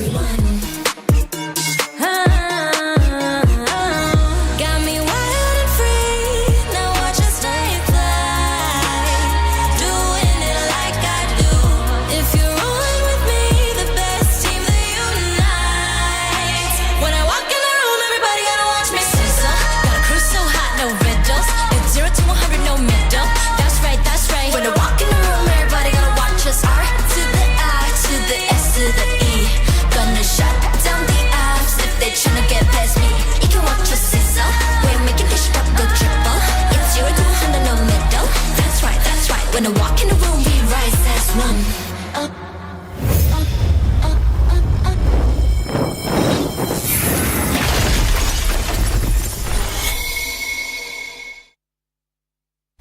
Hi, we are Nona. Did you enjoy our music video? We had so much fun filming it. And we have a special performance at N7 MLBB World Championship Grand Final. See you!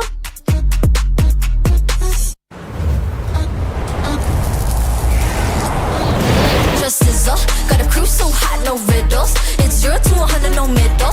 That's right, that's right. When I walk in the room, everybody gonna watch us. R to the I, to the S, to the E. Gonna shut down the apps if they tryna get past me. You can watch us sizzle. We're making this drop go triple. It's 0 to 100, no middle. That's right, that's right. When I walk in the room, we rise as one.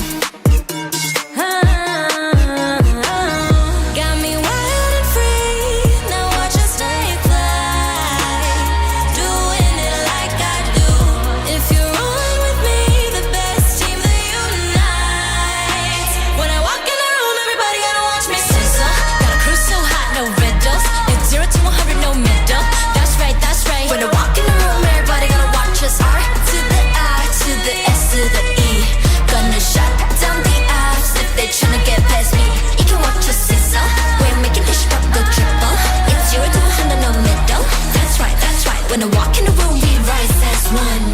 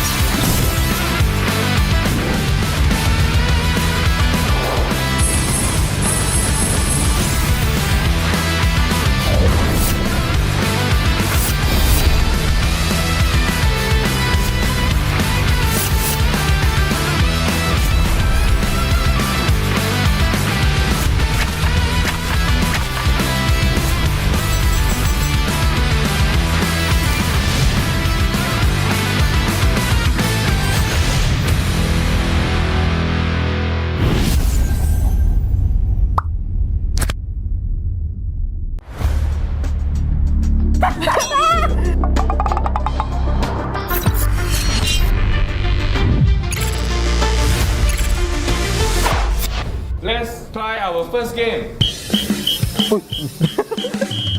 Ay, apa tu? Okay. Oh. Ling, ling. Ling, zas, ling, zas. Ling, chow, ling, bail, chow, bail, ling. Uy. Chow, ling, chow, veil, chow, veil. Go. If link, glue, link, if glue. Glue, ling, zas. Glue, gourd.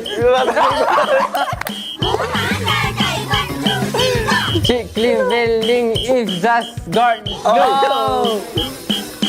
Gato, test me. Ayaw po sabi. Ay. Balik. Ganda tayo, may ayaw ba yan? Balik pa naman. That's it? Balik ako yan.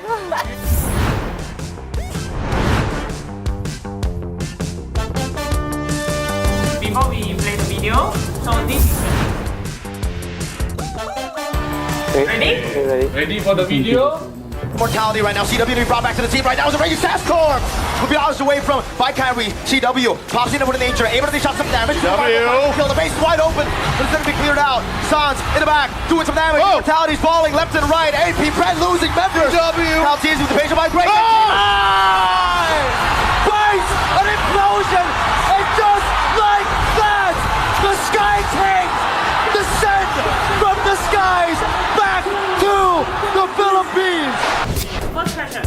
One time, everyone got wiped out. Wait, same time. 3, 2, 1. 3, 2, 1. 22-10. 22-0 na naman. This one is the video end. 22-09. Oh, 1 second apart. Oh! Oh, 1-0-1. 3, 2, 1. 3-1-11. 1-1-13. 3-1. Si View pala yun. Go, lucky shot!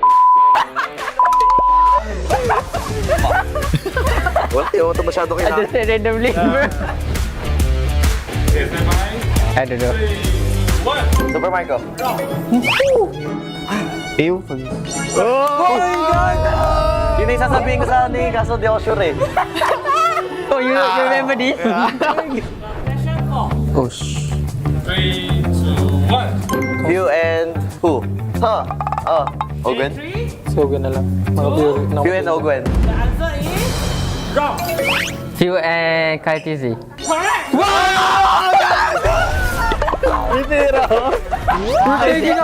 I see the KTZ. So, no die, 3-0. Doing some damage. Mortality's falling left and right. AP Brent losing members. Maltese with the patient by break. Base an implosion, and just like that, the sky tank. Ay, yeah, View. Ogwen. Okay, time's up. 6 got killed, right? 3, 2, 1. I'll say the player's name, right? Yeah. Yes. First is View, Flap, Marco, Ogwen, Kaltizi. It's wrong. Okay. Few, Marco, Flap, Ogwen, Kyle.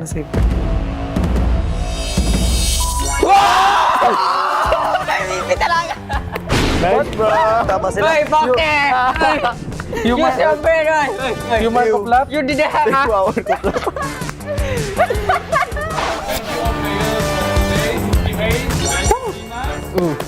23, easy win. 38. Bye!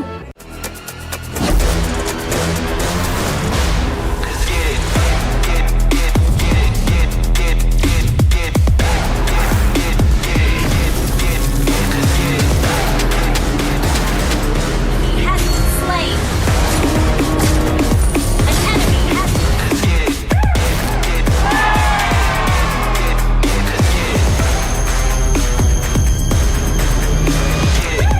Realme 15 Pro M7 official gaming foam.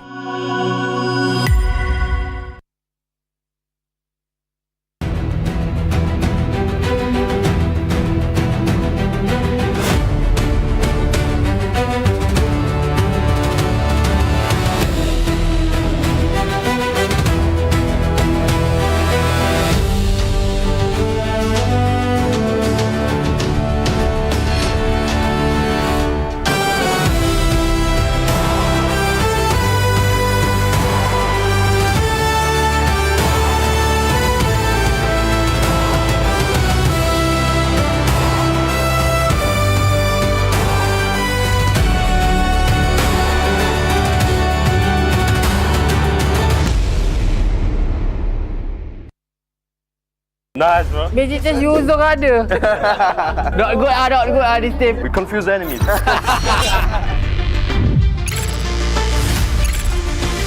Welcome players to today's game Strongest Brain. Let's get ready for our first game. Okay.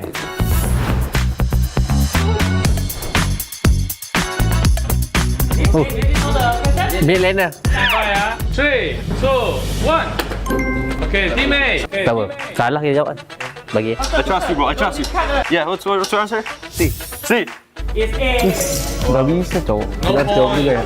Don't worry. Sorry. I mean, I was sorry. Just guess. Okay. Stand by. 3, 2, 1. Team B. C. Kalau gua main Magic Chess, udah terbit itu Aurora. Yes. C. C. Okay, we show the answer. Yeah. Magic Chess. Sia-sia. Sia-sia ya. Gak sia-sia main Magic Chess. Stand by. Easy. 3, 2, 1. Team A. A. Yeah. A. Hey. Correct. Easy. Aduh. Okay. Lu try main. Okay. 3, 2, 1. Lu main Magic Chess kan? Gua nggak main Magic Chess. Okay. Based on Magic Chess ha, C. User Magic Chess. Magic Chess user ada. Kalau based on Magic Chess ha, tak ada. Round 2. Oh, okay. Remember the position, be ready to click. Weh, Mek, lu tahu harga tu kat Mek? Start counting. Aduh. Okay, stand by ha. 3, Gua enggak tahu harga. 2, 1. Kalau physical gua tahu. Team A. It's either A or C. Okay, bro. Let's go, man. What is it? Sama. A. A. Drop. Okay. Mek, Round 2. suka Mek. Dia jawab second.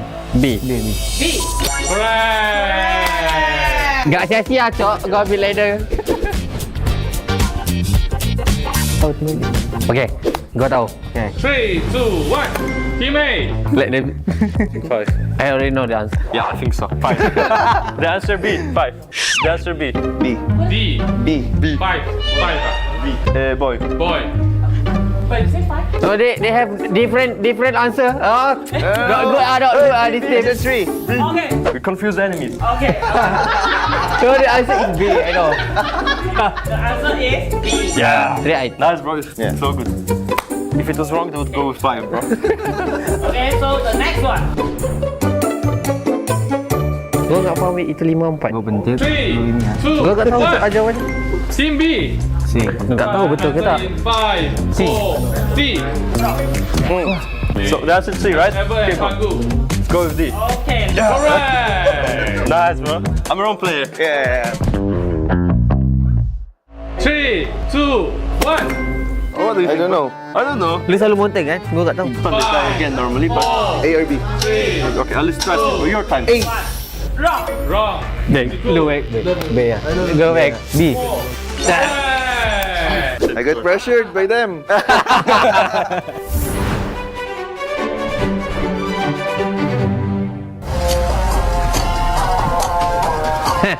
Okay, stand by ya. Langganan. 3, 2, 1. Team B. Can one more. Hey, no. Okay. Gua rasa Mek. Apa? Gua nggak pernah series masalahnya. Okay. M4. A. Yeah. Gua selalu dengar lagunya. Langganan M series nggak makan ini. The next question. Bukan kan? Bukan kan? Bukan sound gat kan? Ini juga bukan.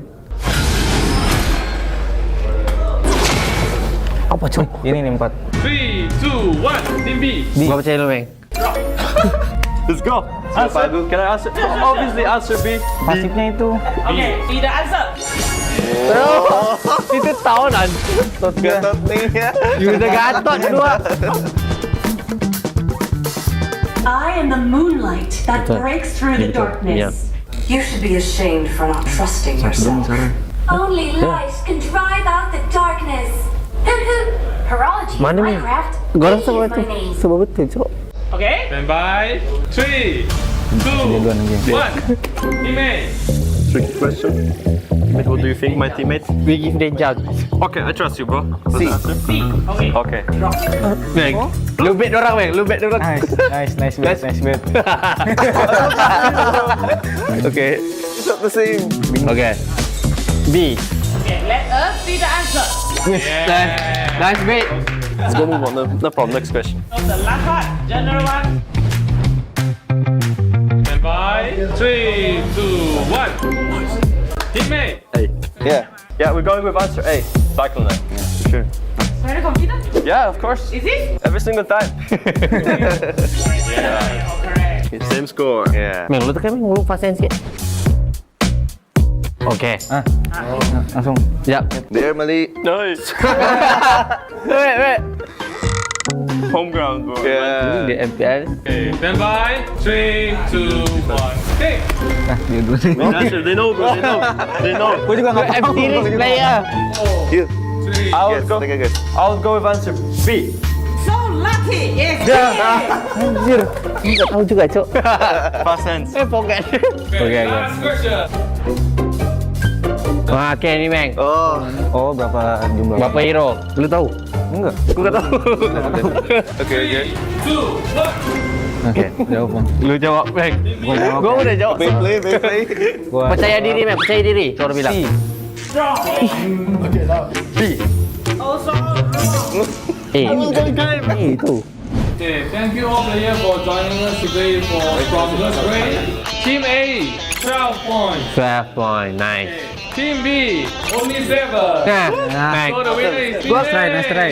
We have big brain. 7. We have 12. Oh, Nice. We won. you 7, dia. Aurora. 7. Nice. Thank you. Oh, nice. Okay, 7. Better than none. 0. Thank you. Bye. Trying to push it, they're running out. Thunder heralds their unstoppable reign. Unscathed, unrivaled.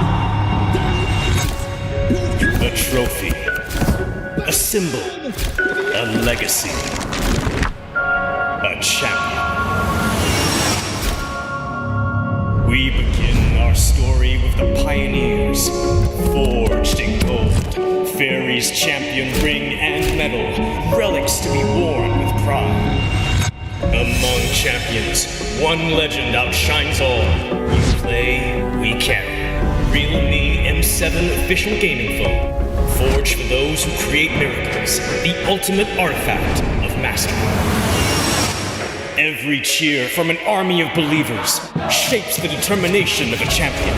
The Visa champion journey is reserved for those who never stop believing. When united, they become something greater. The legacy of the M Series, a home for every champion to stand eternal. This is the Hall of Champions.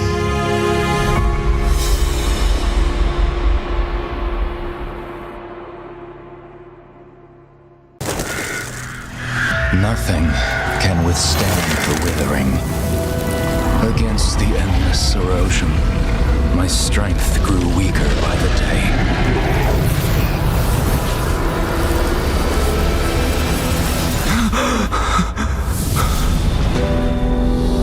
True power dwells within the spirit. Try to embrace all that you are.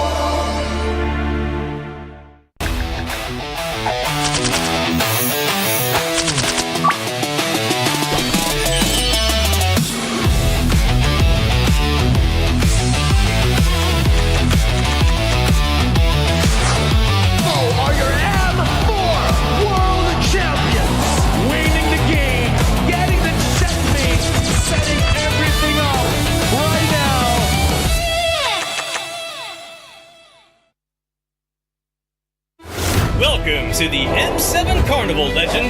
You traveled all the way to the Land of Dawn? Don't worry, we'll guide you through all the activities and wonderful experiences we have. Here's everything you can do in the M7 Carnival for ticket prices as low as 20,000 rupiah. First stop is the Stage of Legends, filled with performances, music, cheers, the biggest M7 watch party, and a special performance from Stephanie Poetry on the final day of the carnival. Game recognizes game.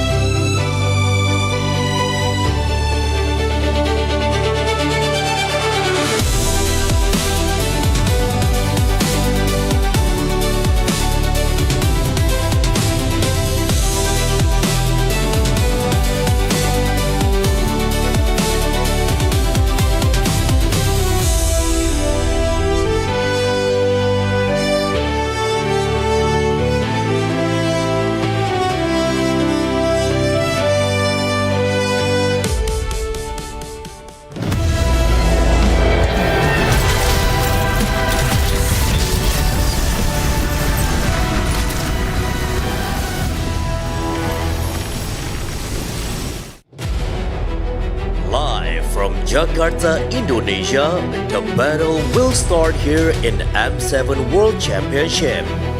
Let the world see us.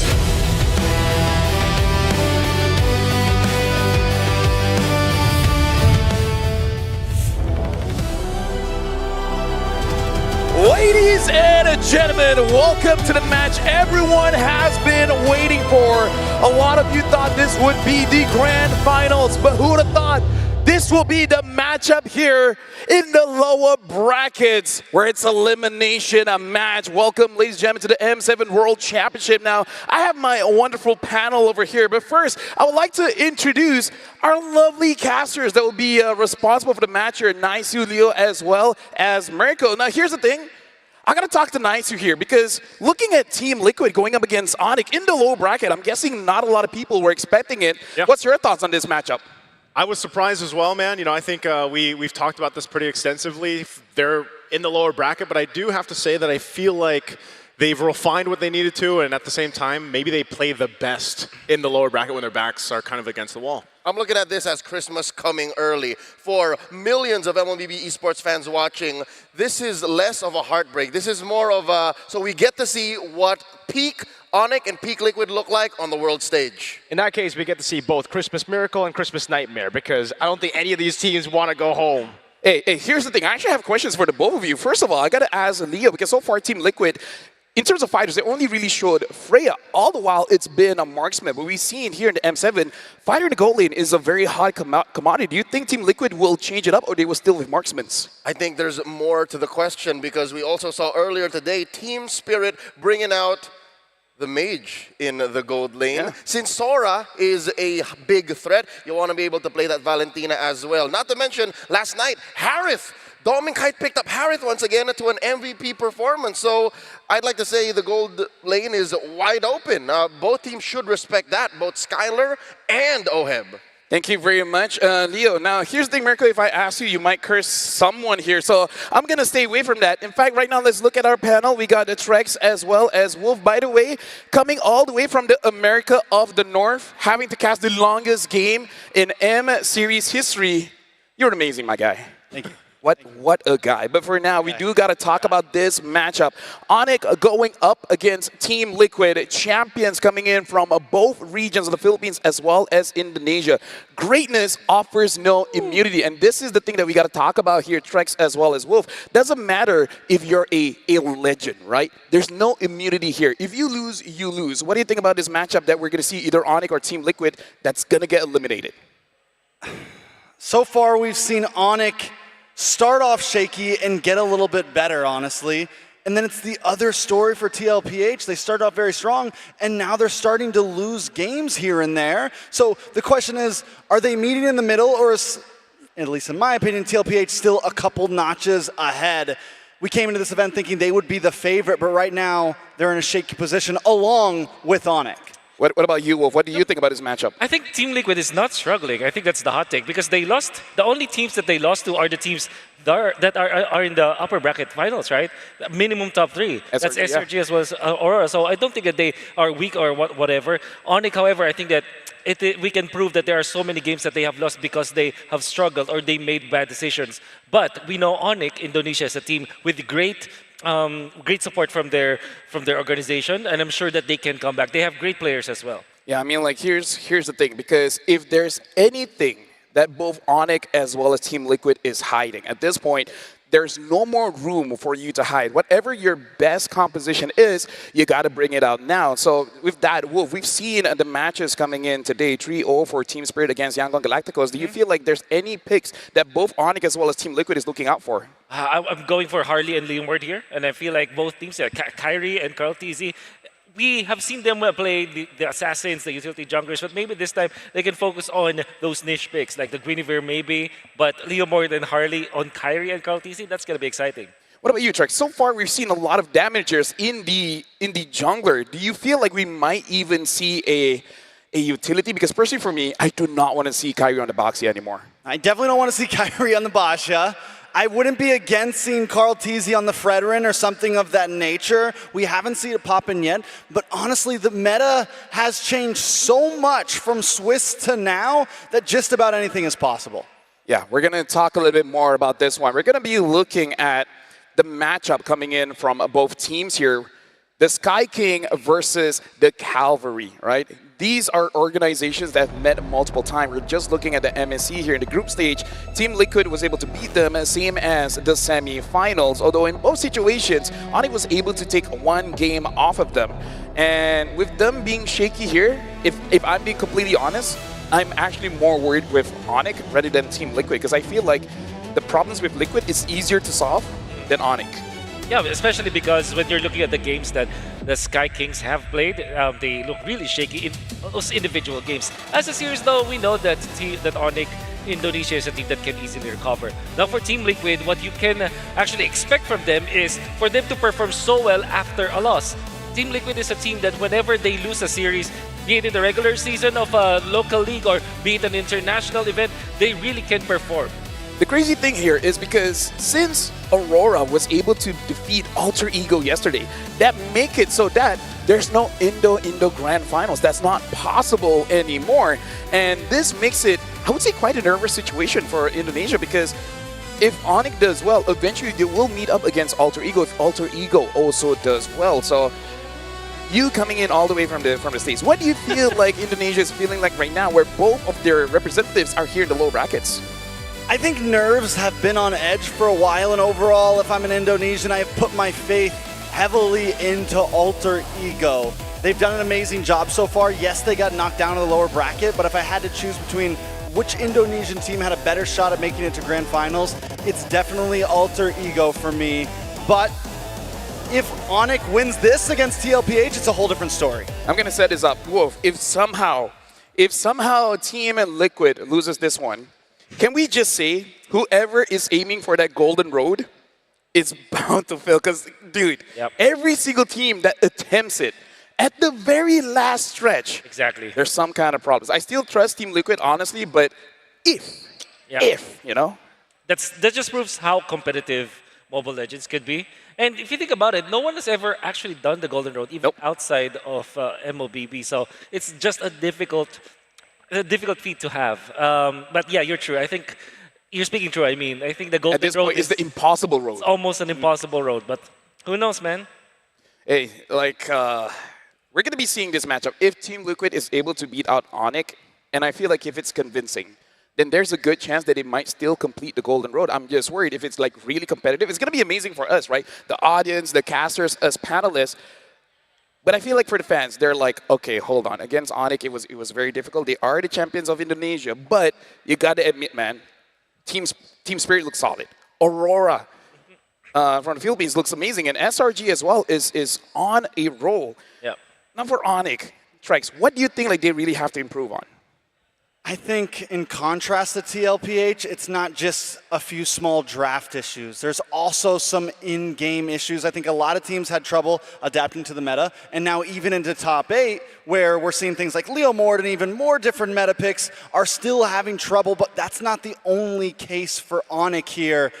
There's some in-game things that they also need to improve, and I think a lot of that comes down to pacing. Pacing has been so important in the laning phase. It's something that a lot of these more, hey, let's wait till late game, things like that, those type of teams, they need to change it up and win out in these first few turtles. What do you think about Dimitri of Onyx? Because I kind of feel like, honestly, they've been lacking a little bit. That's a good question because, yeah, I do feel like they are lacking just compared to other teams because other teams are more consistent. Surely some other trios out there, like the YSS trio that you like for SRG, they have Yum, Stormy, and Sakai's, yeah, the YSS. Right. Team Liquid, for example, JP, Carl TZ, and Sanji has been pretty solid. Keyboy Sense has the highest peaks, though, when it comes to like a duo mid. And then when you combine Kyrie in there, they are so mechanically skilled that they can actually turn things around no matter what happens. It's just that they're so inconsistent. Yeah. And there are so many clips that we can show you to prove that. And I don't think we don't even have to prove that at all because we can see that. If they pop off, though, they are going to be exciting to see. Yeah, and I like that you point out, we can show instances of why they look pretty shaky. But the thing is, even the audience, you guys at home, you guys have really been vocal about this one, saying like, yeah, the mid-trio hasn't really been performing all that well. Loopy has been looking amazing. Skylar's a bit here and there, but I kind of feel like it's more of a meta thing, right? We got to see whether they can fix that or not, because going up against the final boss, Team Liquid, that's going to be quite a steep hill to climb. And one of the problems is, I really feel like, is the hero, because Keyboy so far has tried the Hellcurt. Doesn't really work. Kalia, which is one of his signatures, doesn't really work. So it comes to the question, what can work for Keyboy right now? That's why, is it really just like the Kalia for Keyboy, or is it a bigger issue at hand? Because we are seeing Kalia work for a lot of teams. We're seeing some of these picks do very well for a lot of teams. So is it a hero or a pick problem, or an in-game rotation, mechanics, macro, those type of things that Onyx is lacking on right now? And the problem is because, again, we don't know what's going on behind the scenes. We don't know what's happening in their camp. We can only speculate whether it's an in-game issue or out-of-game issue. Because as much as you want to talk about the things happening in-game, it is a reality that we have to think about. Because esports, Mobile Legends, it is a mental game. If there's something happening in the background that we all just don't know, it could really throw a wrench in how you make your decisions. Especially because we saw earlier Team Spirit going up against Yangon Galacticos. It was even up until the point Yangon Galacticos could not make a decisive decision around the Lord. Yeah, it was rough, and I think mentality. Good job. It was rough. We made it for sure.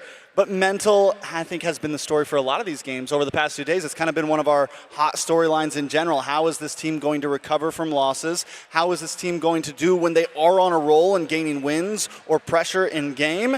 And that seems to be something that Onyx has kind of had issues with throughout time itself. I was able to talk to some of the players of Onyx in an interview that will eventually come out there, but he basically said that there is something that is beyond what we can observe as just the viewers.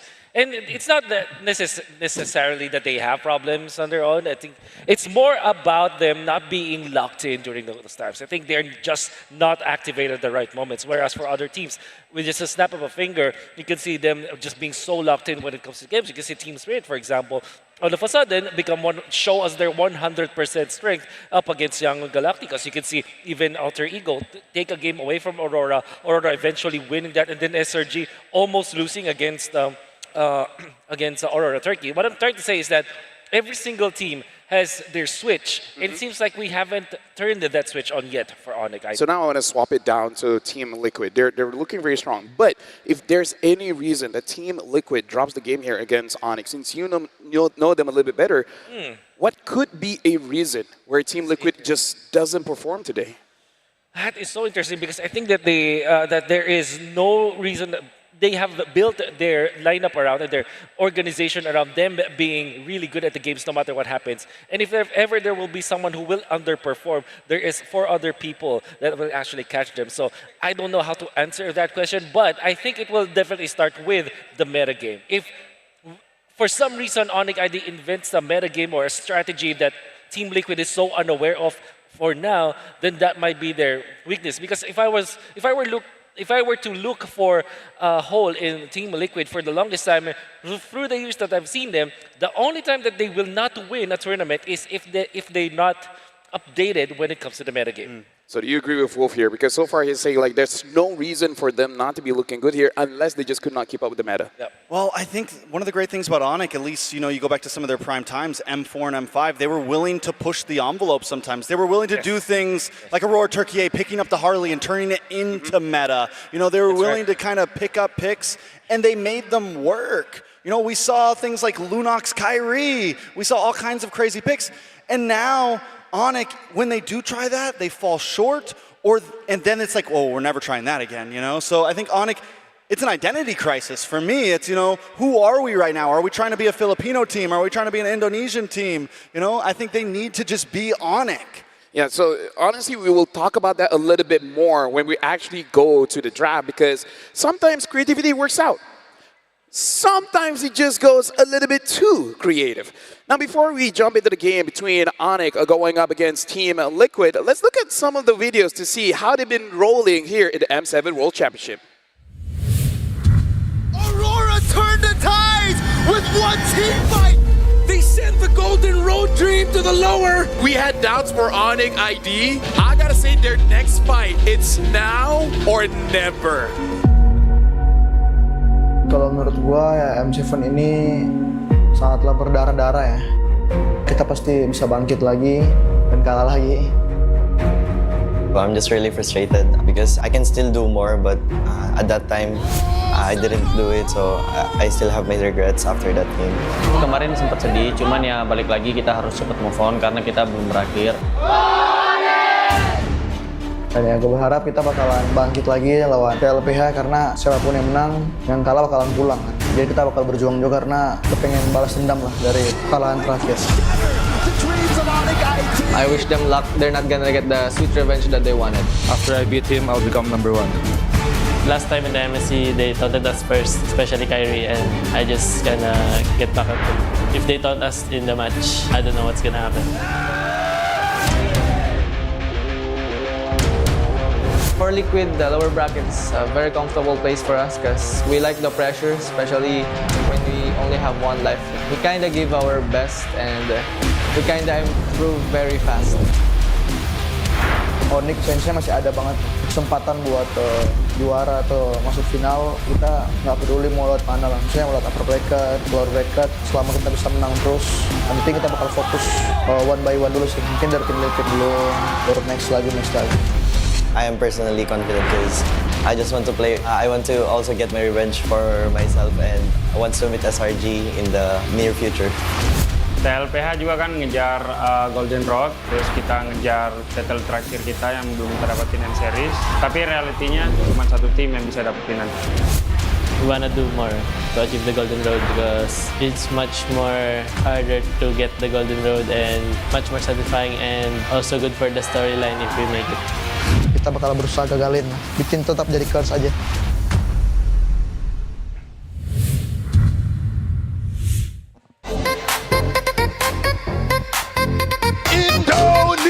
Are you ready? It's time for the Sky Kings to take the stage. What time is it, Onyx?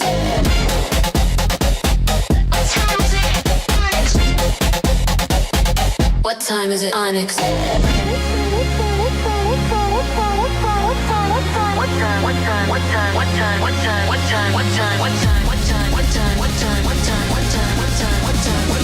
Tennis indoors tonight. What time is it?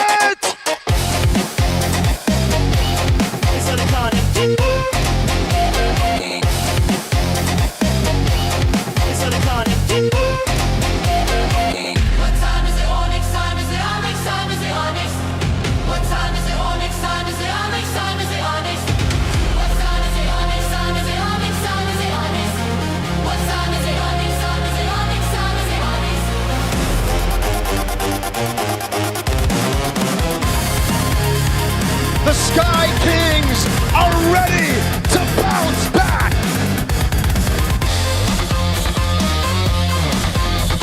Skylar, Ludwig, Kivai, Kyrie, Sans, and Onyx time!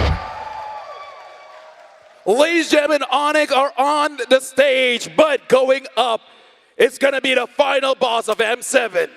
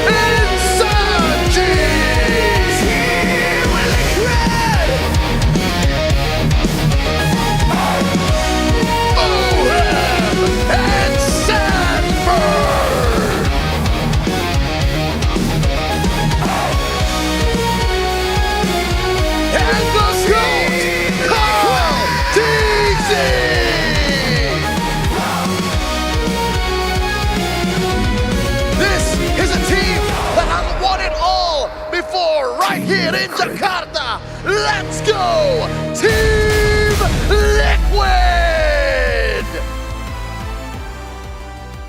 Ladies and gentlemen, both champions from the Philippines and Indonesia is up on stage.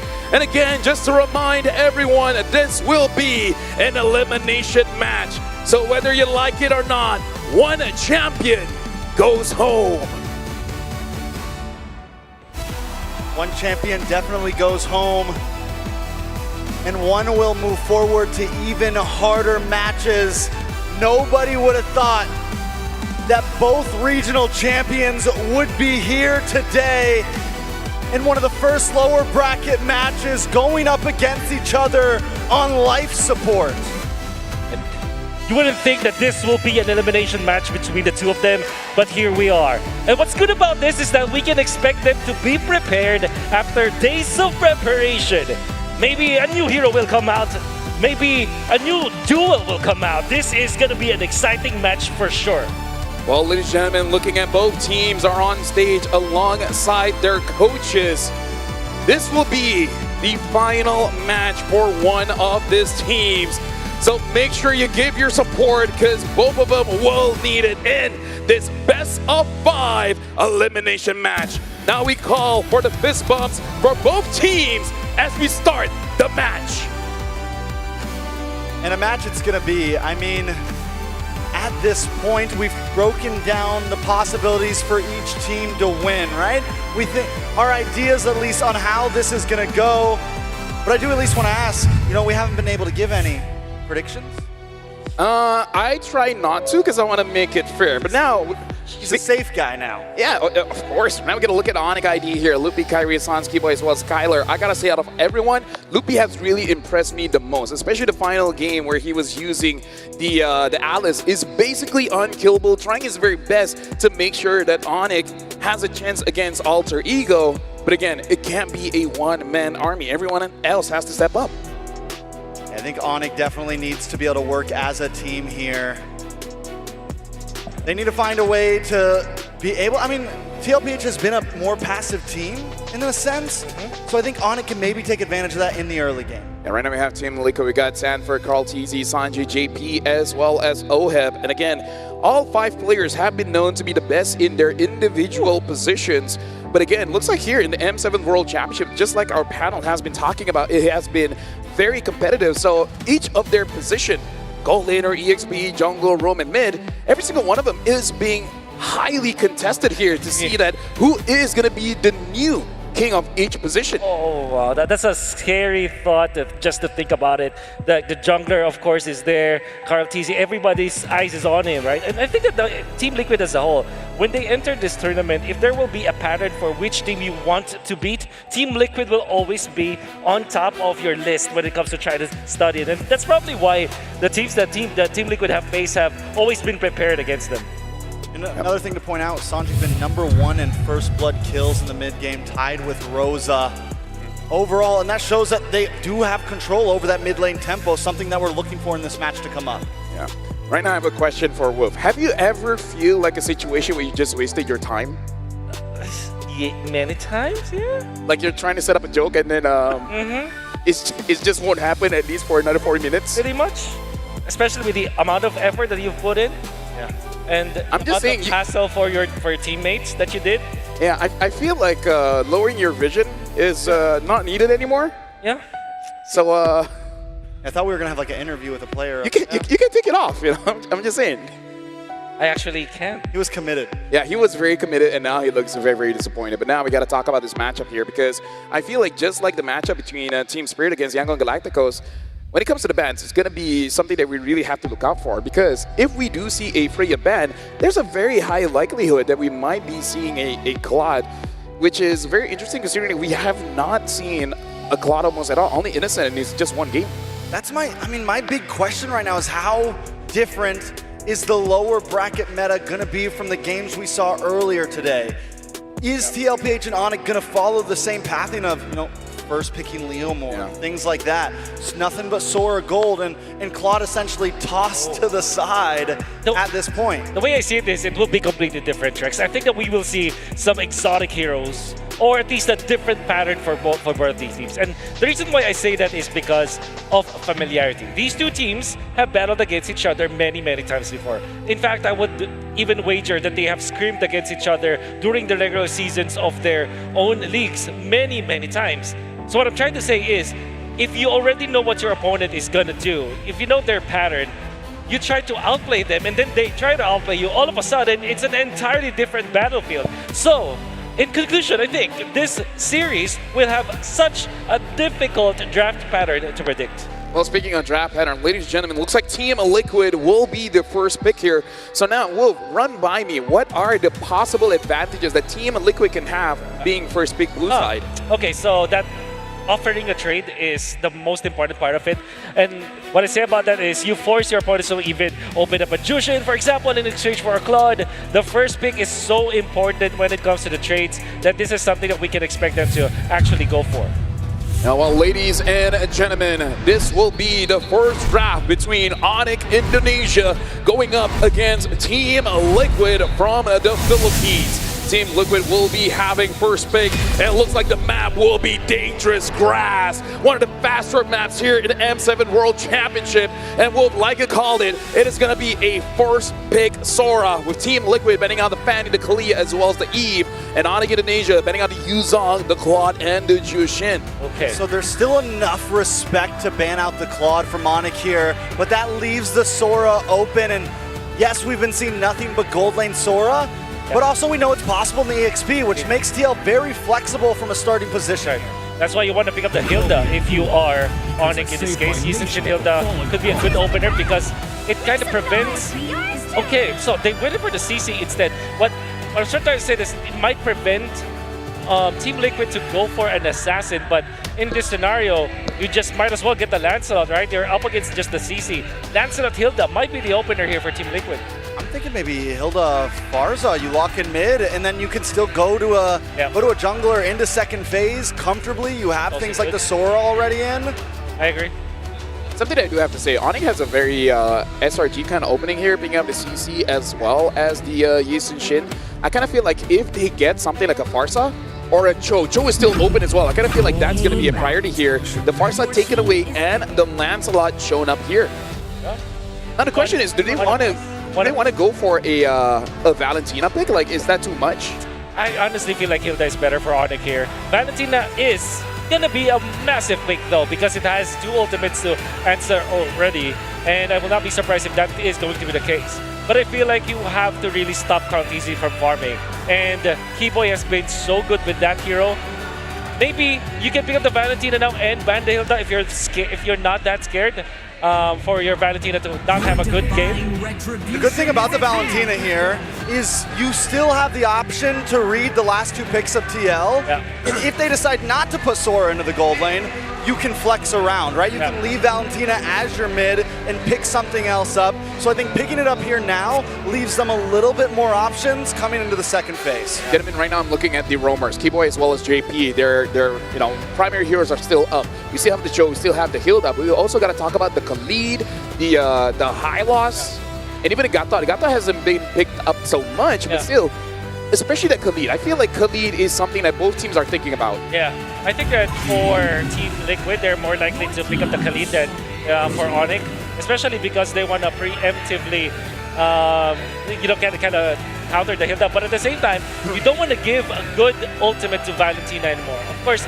you've already given the Sora ultimate as well as the Farsa ultimate, but if you give something like a Khalid, it will give so much options for Sans, one of the best Valentina users that we've seen all throughout the history of MLBB, another good ultimate to steal. So TLPH needing to pick these 2 bans here. You guys mentioned the Kadita earlier as a pickup for Onyx. I know it's like a fallback pick for Sans, but it hasn't been performing for just about any teams at this point. And yes, it's supposed to work good against the Farza, but I think TLPH has that card checked at this point. And Onyx needs to, dig a little deeper than just comfort with Kadita or something of that nature. Yeah. And I guess the predicament that Onyx have put themselves in is, if they do pick up the Keyboy hero 4th pick, Red 4, that means the Team Liquid can easily adjust.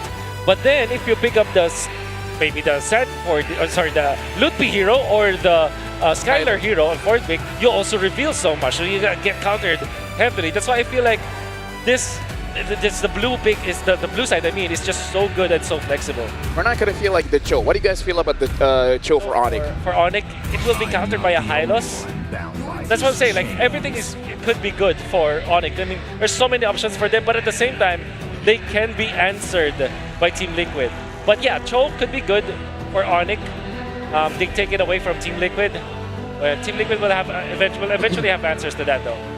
I think at this point, honestly, I know that the Valentina does well against Sora in the gold. Oh no matter what this because you already have CC. CC's got to go to gold, right? Yep. I mean, essentially, so we know the Valentina's in mid. You just pick up EXP lane at this point. I mean, they can still flex it. They can still kind of flex it, put CC in EXP Valen Go, but again, just like Wolf said, you kind of have to pick Keyboy's heroes 4th if you do want to move it around. If you show either side lane, that's it. We're locked in. Valentina has to go mid. So I feel like this 4th pick from Onyx is going to be one of the more important picks in their entire draft. I'd rather them go for a Hilda than a Cho, but a Cho for Keyboy with the Valentina on Suns that can copy the Farsa ultimate could be good. It is indeed going to be the Hilda. And you take that away from Team Liquid because this is a hero that doesn't have many answers, apart from a Khalid, for example. And this is a hero that could still possibly be flexed. That's right. Yep. So it leaves themselves open as well for this final pick, depending on what TL picks up here. Now, they're pretty simple, straightforward, rounded out. For Rome, what do we think we're looking at? You mentioned Hylos earlier? Yeah, they pick up the show. This is interesting, and they heal the answer. I think Onyx are okay with this, the picks coming up from Team Liquid, in all honesty.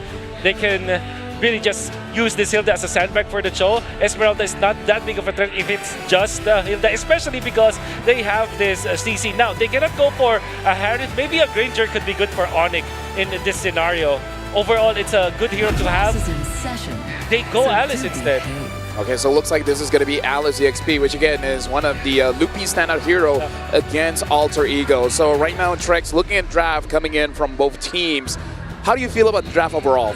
I mean, overall, Onyx trying to pull off what SRG did to TLPH in the Swiss round with a heavy fighter dive composition, the CC, the Hilda, things of that nature.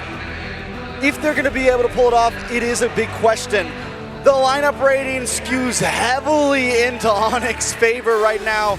But like I said earlier, with so many fighters in the meta right now, so many weird offlane picks, I think it has trouble. I think the AI has a little trouble reading. Thank you very much, Wolf, as well as Trex. Now, ladies and gentlemen, this is champions versus champions in an elimination match. We're going to be throwing it over to the casters. It's your turn.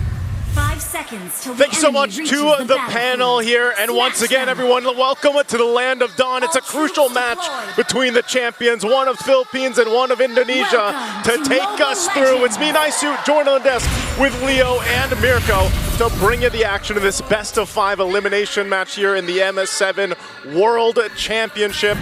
Boys, the panel shared their sentiments on this draft. I have to agree with Trex, man. I think the AI gets a little skewed sometimes because, man, those lineup ratings. That, and they may be blinded by the aggression that Onyx could potentially bring out. You're looking at a very strong mid lane, Valentina and Hilda. And you're seeing here, Team Liquid is answering back. They essentially held the line. That they did. Yeah.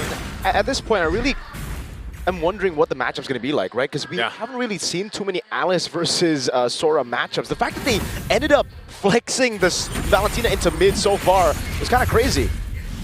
Part of this, too, as we look at the emblems here, this Sora in the hands of Sanford will be going with that concussive blast. I know we've seen a whole lot of gold lane Sora so far through this. Oh, early poking? Yeah. Keyboy should be fine. All right, Keyboy is able to get out of there. But yeah, the Sora has been such a priority so far, alongside the Leomord, especially here in the knockouts. You know, we've seen that, but again, gold lane Sora works a little bit different, temporal array in there, but this tankiness that we see from Sanford, we've seen this a couple times, even through the Swiss stages, and it provides a good amount of crowd control, takes some of that responsibility away from JP needing to constantly kind of be there, and opens up that window for him to go and hopefully find the right target acquisition with the Cho. We've seen Cho, I think even based on the win rate, what is it, around the 50% mark, I think. It's definitely a very reliable hero in the Swiss, in the knockouts, and was almost single-handedly responsible for SRG's comeback win last night. That's why they're sitting in the upper bracket. See here, JP jumping in between two. Yeah. Getting some good damage over on Kyrie, forcing regen, both really setting up for Turtle number 1. All right, Turtle 1's up. Again, Dangerous Grass being a part of this whole dance when it comes to the objectives here. You're going to see the team get into position. Pretty much everyone going to join this fight. Half health already on the Turtle. Yep, JP going to be taken very low. That's going to be thrown a ruin. Carl still winning out to Retribution. It's in the back line. It's Sans with a sword. Actually, just an assassination. Oh, but it's the same. Both Sora ult taking a kill, but now it's going to be Keyboy who jumps in on Sanford with the help of Lutpi. That's 2-1. 40 in too deep. Had to use the flicker as well. 2 for 1. Onyx happy with the returns on that. Up by about 500 gold here.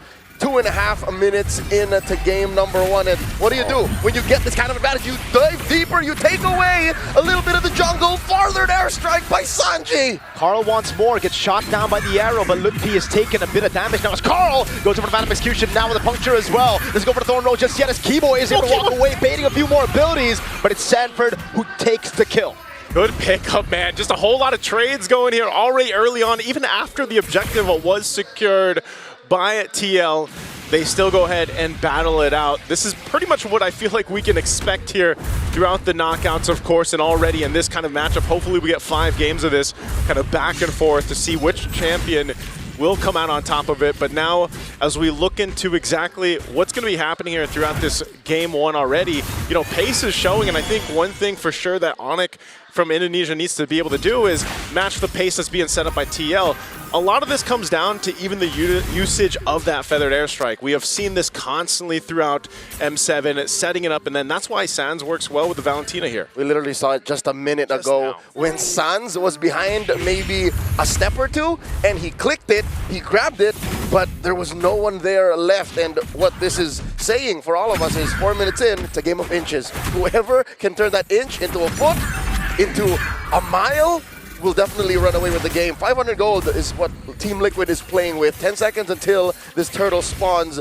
And I can tell you now, the Cavalry is in a better spot. Onyx ID, currently they're suffering two-step syndrome. They need 2 steps to be able to get a good foundation on fights. While Liquid, all they got to do is just get a good kick, and Carl just commit.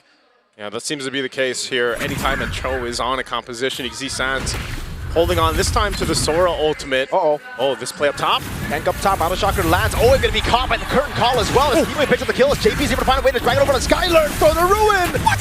Skylar gets away! And now they change targets on a Sanford. Going into Thunderform, finds Keyboy! Sanford will fall as well, though. Sans gets the pick, and now it's Onyx who move on to Turtle. Carl holding this angle. It's going to be Lutpi trying to zone him away, but still, he has the punctures, the free resets. Lutpi is going to zone him away entirely into the mid-wave, so it will be free for Onyx ID.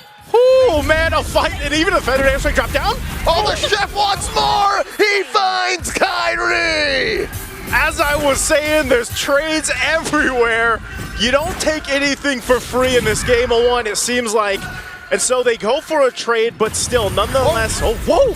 Big JP on JP. Now Sanford wants to go in, goes on a Sans. A desperate feather airstrike earlier to try to deal more damage before he dies.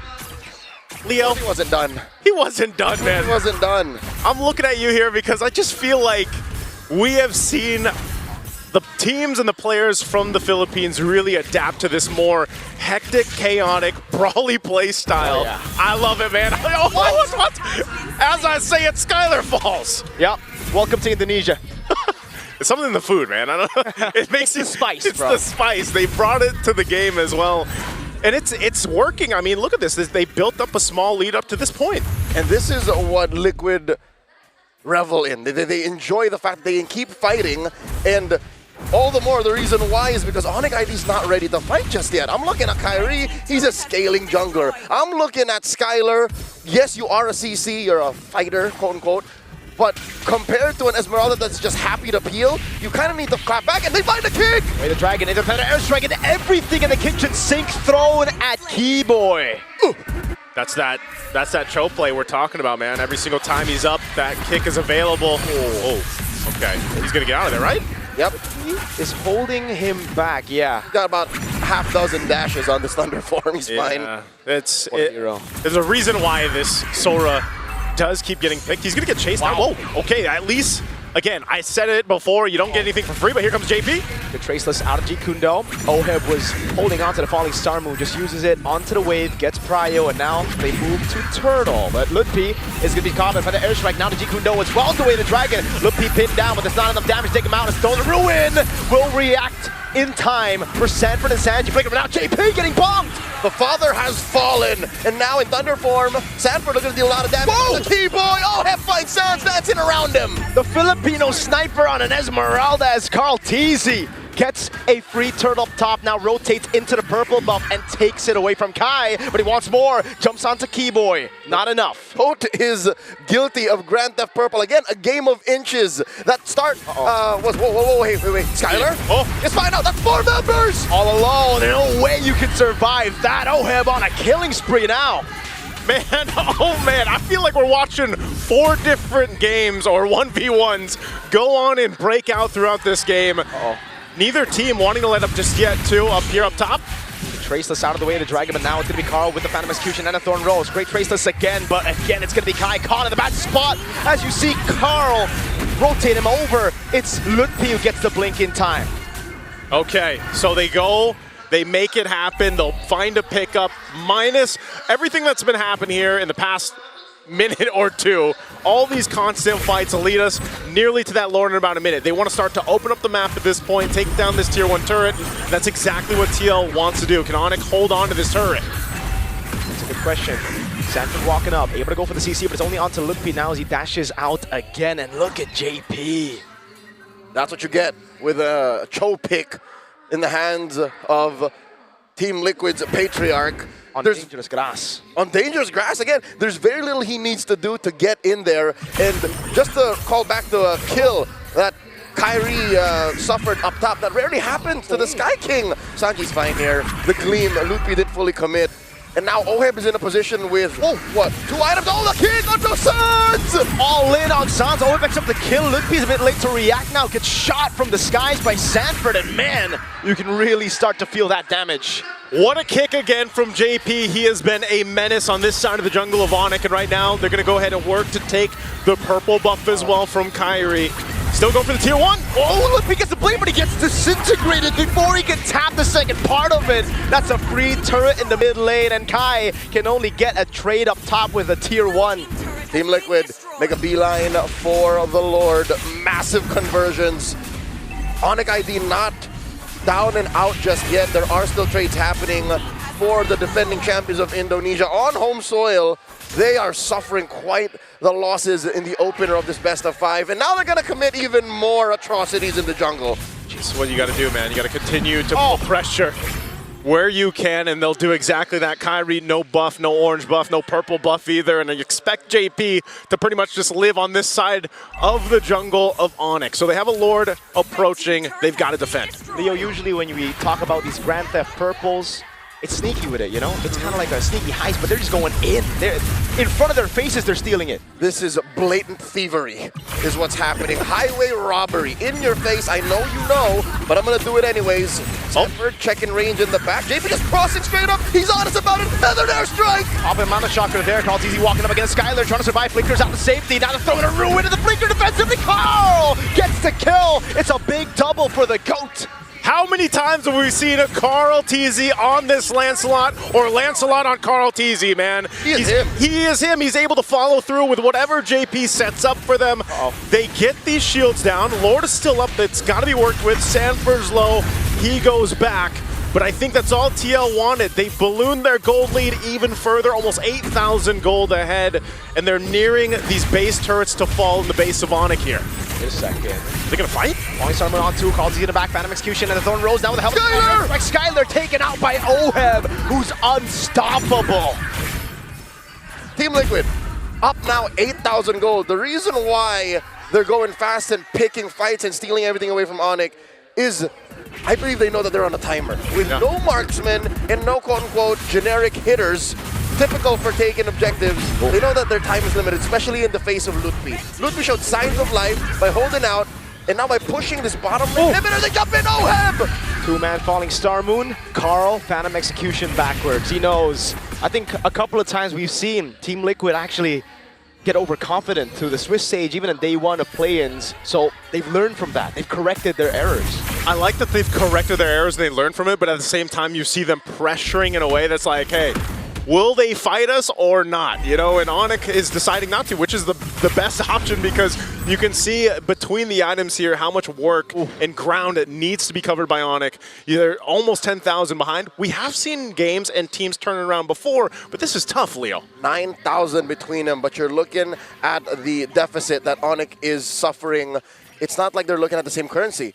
Liquid is counting gold. Onyx, bronze, coins. Yeah. It's a quick winner crown from Sanford. He's really going to be looking for the set and instantly for the freeze, so no one can target him down. That's what I'm saying, man. You see the Sora going in the XP laner's hands. You know they're going to go ahead and try to utilize that crowd control, which works best for more of a tankier build as Sora than what we usually see. You can see him picks up the Radiant Armor now too. He's quite stacked up defensively.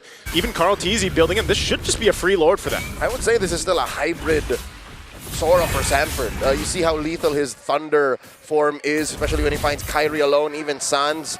So with that said, they can just take this slow. Again, this could be the final Lord if Liquid gets this right. Yeah, even if it's not the final Lord, I think it's guaranteed one more base threat. Yeah. Best case scenario, for Team Liquid, it's an N. But even then, I think 2 base turrets isn't even a stretch. Onyx don't have the best clear.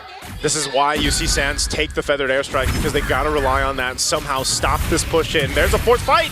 Way to Dragon onto Keyboy, the point summon as well, and that's the Sora looking for the big set. Won't be able to find it just yet as Lutpi still able to survive, but the Winter Crown is there for him to survive. Lutpi taken out. It's a fadeaway kill from Sanji. And that's 2 taken out from the Sky Kings ranks as Liquid waits for that Lord down bottom, pressuring a mid, pressuring top.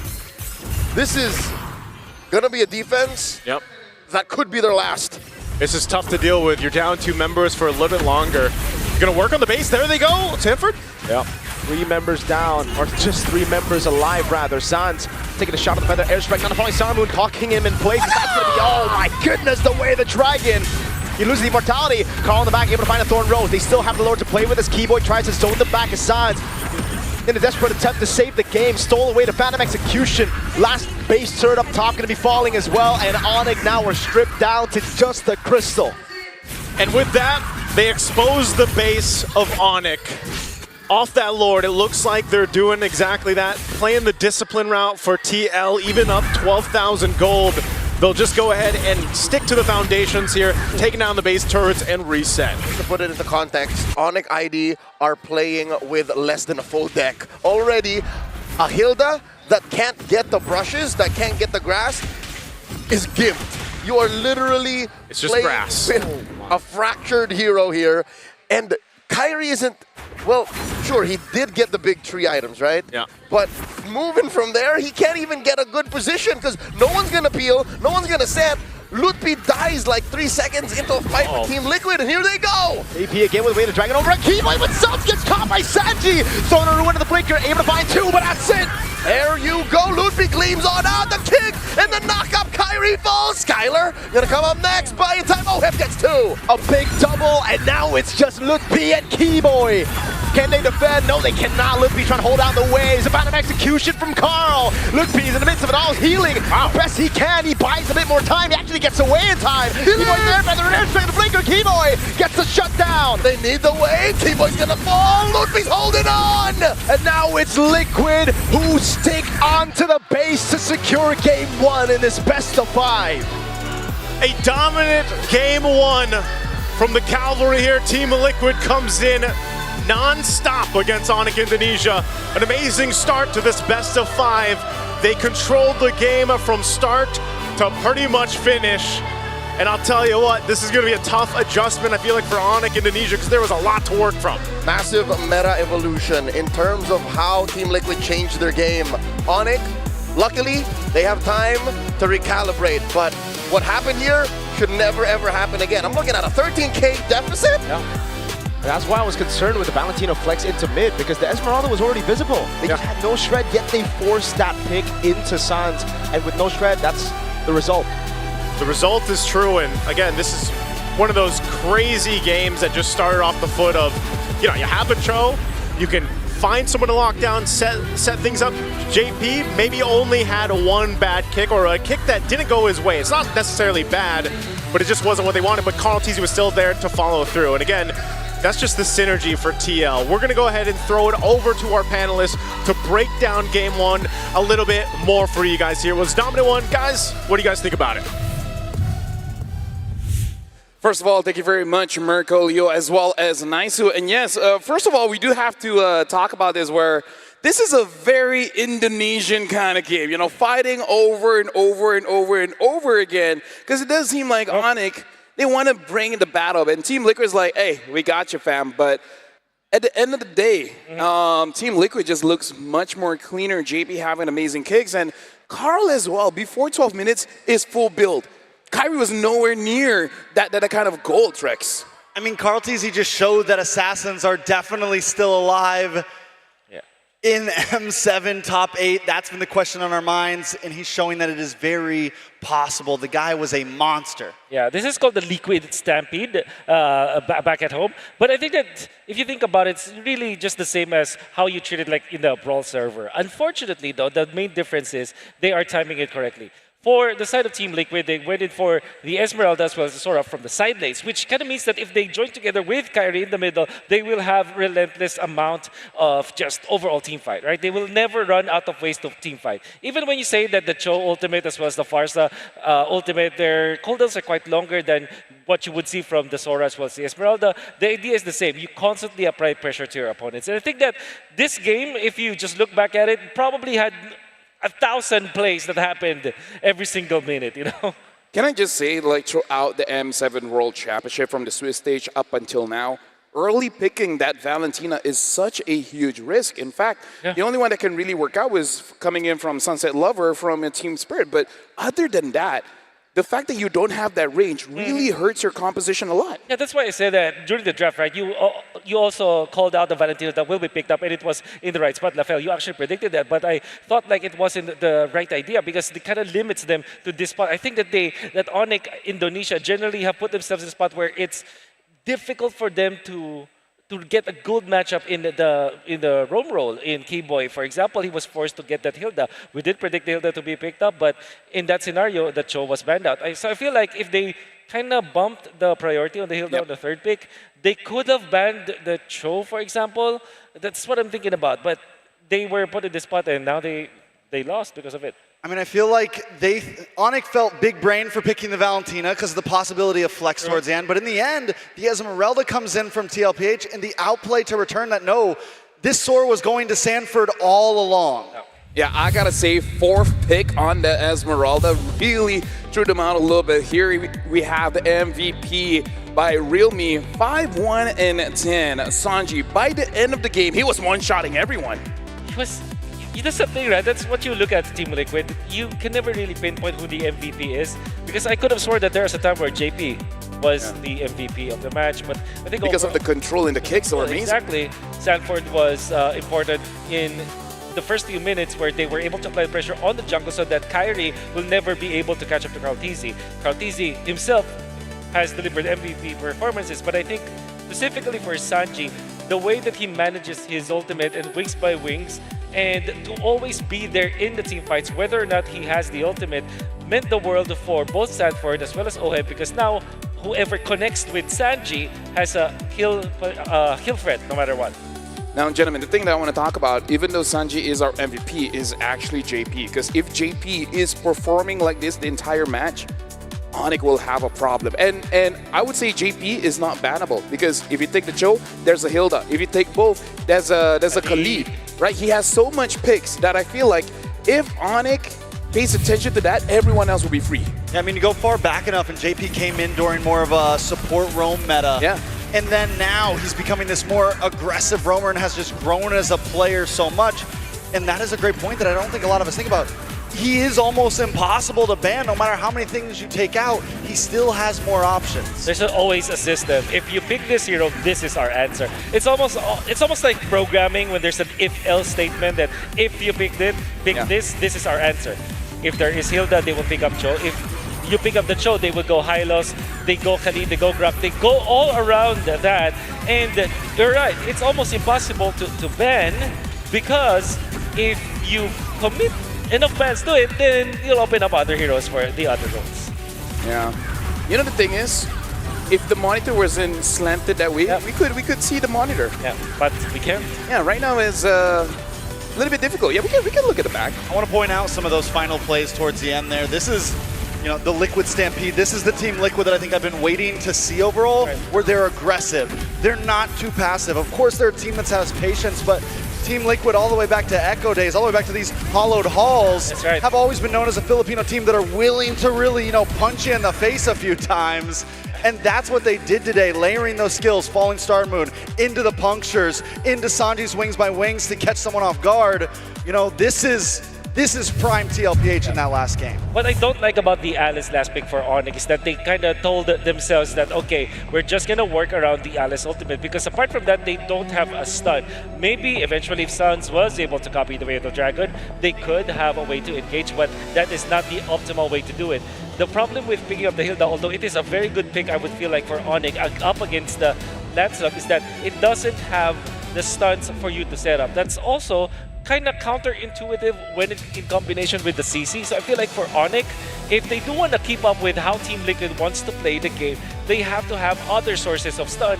That is not an ultimate. So Alice, although this hero is in theory good, in application, it's so difficult to pull off. You know, speaking of Alice, the EXP lane, I want to focus on Sanford's item build here in the EXP lane. He does go for the hybrid build, Malefic Roar, Roar Axe. And we saw earlier, previously in M7, some EXP lane Sora's going full tank build. But I think this type of build fits Sanford so well. He can still be that proactive, aggressive EXP laner, but he can also take a decent amount of damage.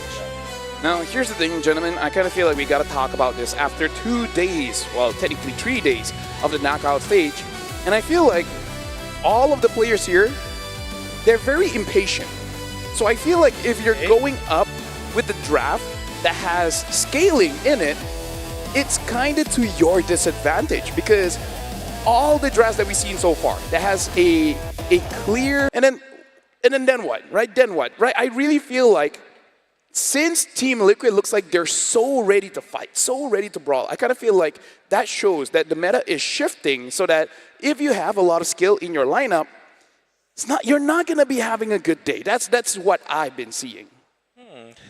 That's interesting, but I guess like that might be so applicable in the 2 teams that we have right now, mainly because they're so dependent on momentum to start the match and start a game, for example. And this is so evident for every other Team Liquid game because, yeah, they're highly skilled. They are so they can execute lineups that have, you know, high skill ceiling. And I mean, scaling. Yeah, meaning like you need a lot of farm. I feel like maximum 1, 2, you're already stretching it. But they speed it up in a way that you kind of accelerate your scaling. So it seems like if you have so much scaling that will depend on 18 minutes, but if you play so fast that you get kills and assists, all of a sudden that 18-minute mark becomes 15 minutes, if you get my meaning. Yeah, so right now, basically, if you're going to use scale, just play faster. Yeah, that's what I feel like. Yeah, and I feel like you can scale faster. I feel like you can't, like, it's kind of like saying wait faster. Yeah. You know, I feel like you can do it if you have Farsa and Cho. I feel like that's the skill. No, that's the secret sauce. The skill? That's the secret sauce if you want to go for a big scaling. I call it a bridge. The bridge. The Farsa is more of a bridge where you have this, you want to go from point A to point B. That's the bridge. And you can get the bridge here because we got to talk about the Realme 15 Pro. It has the AI insights to actually give you quite a lot here. You know, it gives you gold analysis, win rate prediction, items, everything in real time. It really is just like a coach on this phone. And here's the thing, if you're using a hero that you're not too familiar with, you can actually set up your combos quite early and then use the consecutive skill button. And then all the while, it will just execute the combo for you. It guides your strategy and elevates your execution. That's a full AI-powered edge. Reputation of the performance is the complete package. You play, we carry. Is the Realme 15 Pro M7 official gaming phone. Which, by the way, if you're using this phone, yes, try to get Farsa as well as Cho or Farsa, Grok, or whatever. And then at that point, you can kind of use whatever you want. Speaking of using whatever you want, you guys at home, you guys can witness the true prestige with Granger's new Prime skin. This beauty is waiting for you at level 75 of the M7 pass. There you go, it's down there. Unlock the pass and start grinding today, because look at this figurine, man. I think it's the best yet. It is the best, I agree. It's the best one yet. I agree. I feel like we're going to talk about this a little bit more, Wolf, in the draft, where we really need to see that bridge. The bridge. If the bridge is not there. Unfortunately, the bridge is not here today.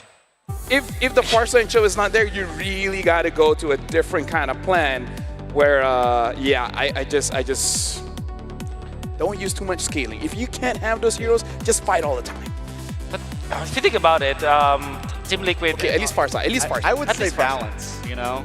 Balance. Like Farsa, you get the Hilda in the beginning, something that can help you get to that scaling place. Have a scaling hero, have an early game hero, you know, everything should be perfectly balanced. Oh. Well, unfortunately for MLBB, that's so difficult to achieve. Just because of how good our drafters are. I think that they force you in this situation. I think, for example, Team Liquid, the way that they drafted it. Yesterday, when I saw SRG eventually win over Aurora Turkey when it comes to their picks and bans, I think they just forced mistakes in the draft. Yeah, like, for example, Sora. Sora is incredibly balanced, right? Sora looking good, tanky, does a lot of damage. But now we got to look at Team Liquid, and we got to look at behind the scenes. How is it going on with their Golden Road? Let's check out this video with Team Liquid to see what's up.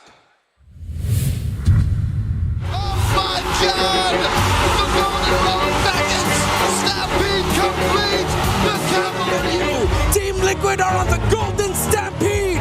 Team Yung Golden Road kasi sobrang bigat siya na title na kunin dahil kailangan mag-win streak muna sa mga international tournament and local.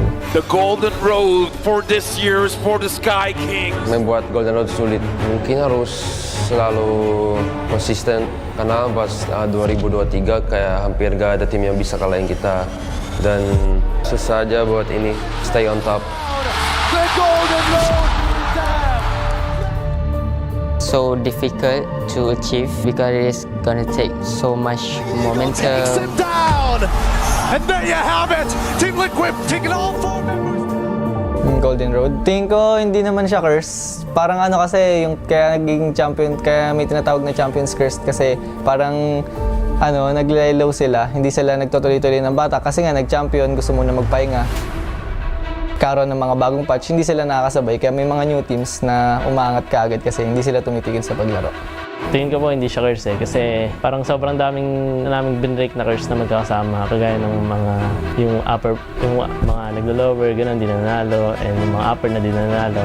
Tingin ko talaga hindi siya totoo. Kung malakas talaga yung team nyo, makakaya nyo talaga. Walang curse for me. Kami yung kauna-una ang maka-achieve na.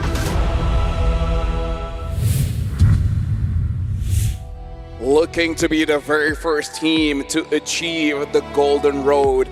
And I gotta say, being in the lower brackets, if they're able to achieve it, now that would be legendary. But again, ladies and gentlemen, game 1 went over to Team Liquid. We've seen a sweep in the first match of the day. Will this be the same, or does Onyx find a way to deal with Team Liquid? Now I gotta ask you, Trex, like based on game number 1, do you feel like Onyx, was it really the draft issue, or were there some executions that weren't really all that clean that allowed Team Liquid to take the advantage? I think the draft suffered a little bit in the beginning. The Esmeralda was uncalled for. The ability to dive on to Onyx, but Onyx had a good game plan, I think, in mind. With the Hildo, with the YSS, they had an idea of let's scale early, but they just weren't able to really fully follow through on that. Yeah, I kind of feel like it's safe to say Valentina and Yi Sun-shin is not the best friends right now. Right? I feel like Yi Sun-shin with the E, with the Farsa, maybe even the Zetian would have been better. Yeah, because you can easily supplement the damage output or even the vision that you get, the utility that you get from the Yi Sun-shin with long-range nukes. Valentina needs to get up close and personal, that's what I feel like. But when it comes to like Farsa, Yi, and the Zetian, when you have so much range, that means that you can maximize the strength of a Yi Sun-shin. Yeah. Which again, range, like, they could have gotten through to it, but it's just too much of a front line. TLPH were able to just stiff on them completely, and once they got to mid-game and those frontliners could absorb a little bit of damage, there was no way for Valentina or YSS to ever even get through. Farsa should be the pick here for Onyx, I feel like. Yi Sun-shin Farsa in this scenario would be good, especially because most of the heroes that you are looking for, like Yi, counter it, is already taken out.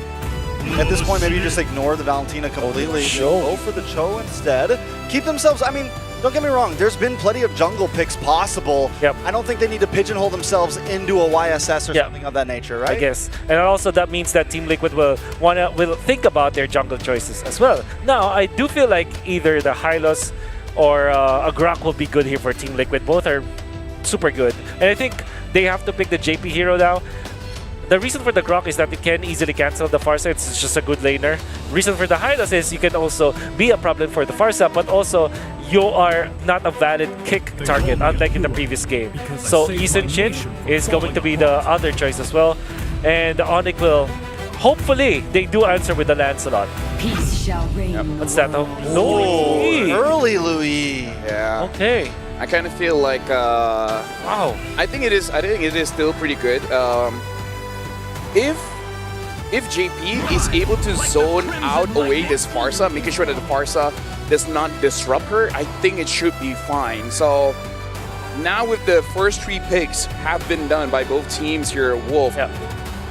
Run us through about this draft, because we did talk about a Cho and a Farsa now in the hand of Onyx with that Leomord. How does the draft look like for Onyx? The Leomord tells us that they want to go for the fighters because they are quite scared of this, the airline support, the airborne or the air force coming out from the Louis, wherein you just force the air. Force the air. You just teleport this Sora to anywhere in the map, maybe the back right to kind of disrupt the formation of Onyx, and then all of a sudden you don't have any good kick target anymore because your backlines you have to protect as the Cho. Leomord also makes it so that you have a lot of damage with the Cho. So for example, you go for a kick, maybe if the Farsa's ultimate is not there, you still have a source of damage. However, this could easily be answered by Team Liquid with maybe a Terizla onto Sandford or maybe a glue. I think Onyx right now, this time they have the range, right? And I think you could keep it that way. I'm looking at gold lane. With the Leomord, do you think we fully commit to fighters? Do we see something maybe like a Freya Gold here? Something of that nature, and then with the XP, and it's kind of just everyone protect Farsa so that the Louis can't get to the back end. And Leomord can also just be your big damage dealer. Especially because there's the Louis and would really support that. They're facing up against the Louis. Their gold laners should be self-sufficient. Yeah, I think definitely Freya, something of that nature. For EXP lane, I don't know, do you go full bulk, or do you maybe pick up something like the Lapu that can still do a little bit of damage? Maybe something, so we have Lapu, we saw Yuzong's banned out, so no Yuzong. Alice maybe.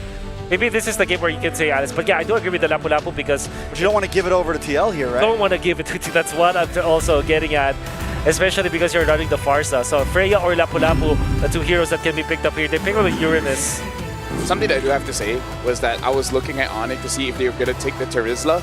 Because, fun fact, in case people don't know, there's a special interaction in Terizla as well as the Louis where you can stop the teleportation. Yeah. With the penalty zone. So we can just get... Yeah, you pull them so they don't teleport. That Uranus kind of hit them in the end of Trex. This is such a bad 4th pick for Onyx in a way that it gave a very good hero for Sanford to utilize. Now, I think you're just left with the Freya here, or maybe a carry if they're... Okay, yeah, the Freya. See, if they pick up the Freya first, then they leave options. Oh no. Yeah. Or at least if you're gonna go EXP lane first, you take the Lapu, right? Right. Or even like Hilt, like anything, you steal something away. Not gonna lie, I was even thinking if Skylar was gonna entertain the idea of picking up a Lunox because they used that before to go up against tanky lineups like the Hilda. So, any last thoughts about the draft here, Wolf? Watch out for the teleport, the Sora play. Onyx needs to be aggressive. I think at this point you have a draft that can do it. Get in their face and push back. Well, ladies and gentlemen, we're about to jump into the second game. It's going to be Expanding Rivers.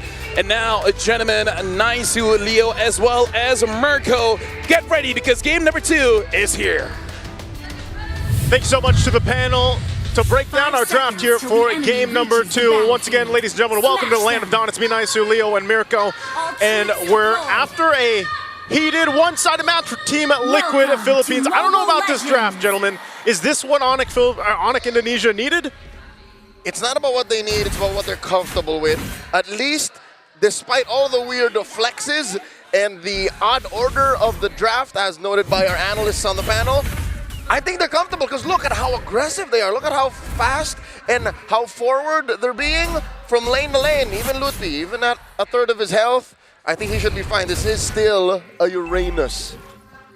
You know, I think one thing that they have to go ahead and adjust is making this, for example, the Uranus pick, like they said, Red 4 being brought up. that could be playing a part in here. Some of the drafting patterns or choices, I feel like, is one of the biggest things the panel is trying to highlight here. So we'll have to see if Onyx decides to go ahead and utilize that, specifically even this gold lane fray in the hands of Skylar here. Yes, he's running that Warcry emblem as we take a look at the emblems here specifically.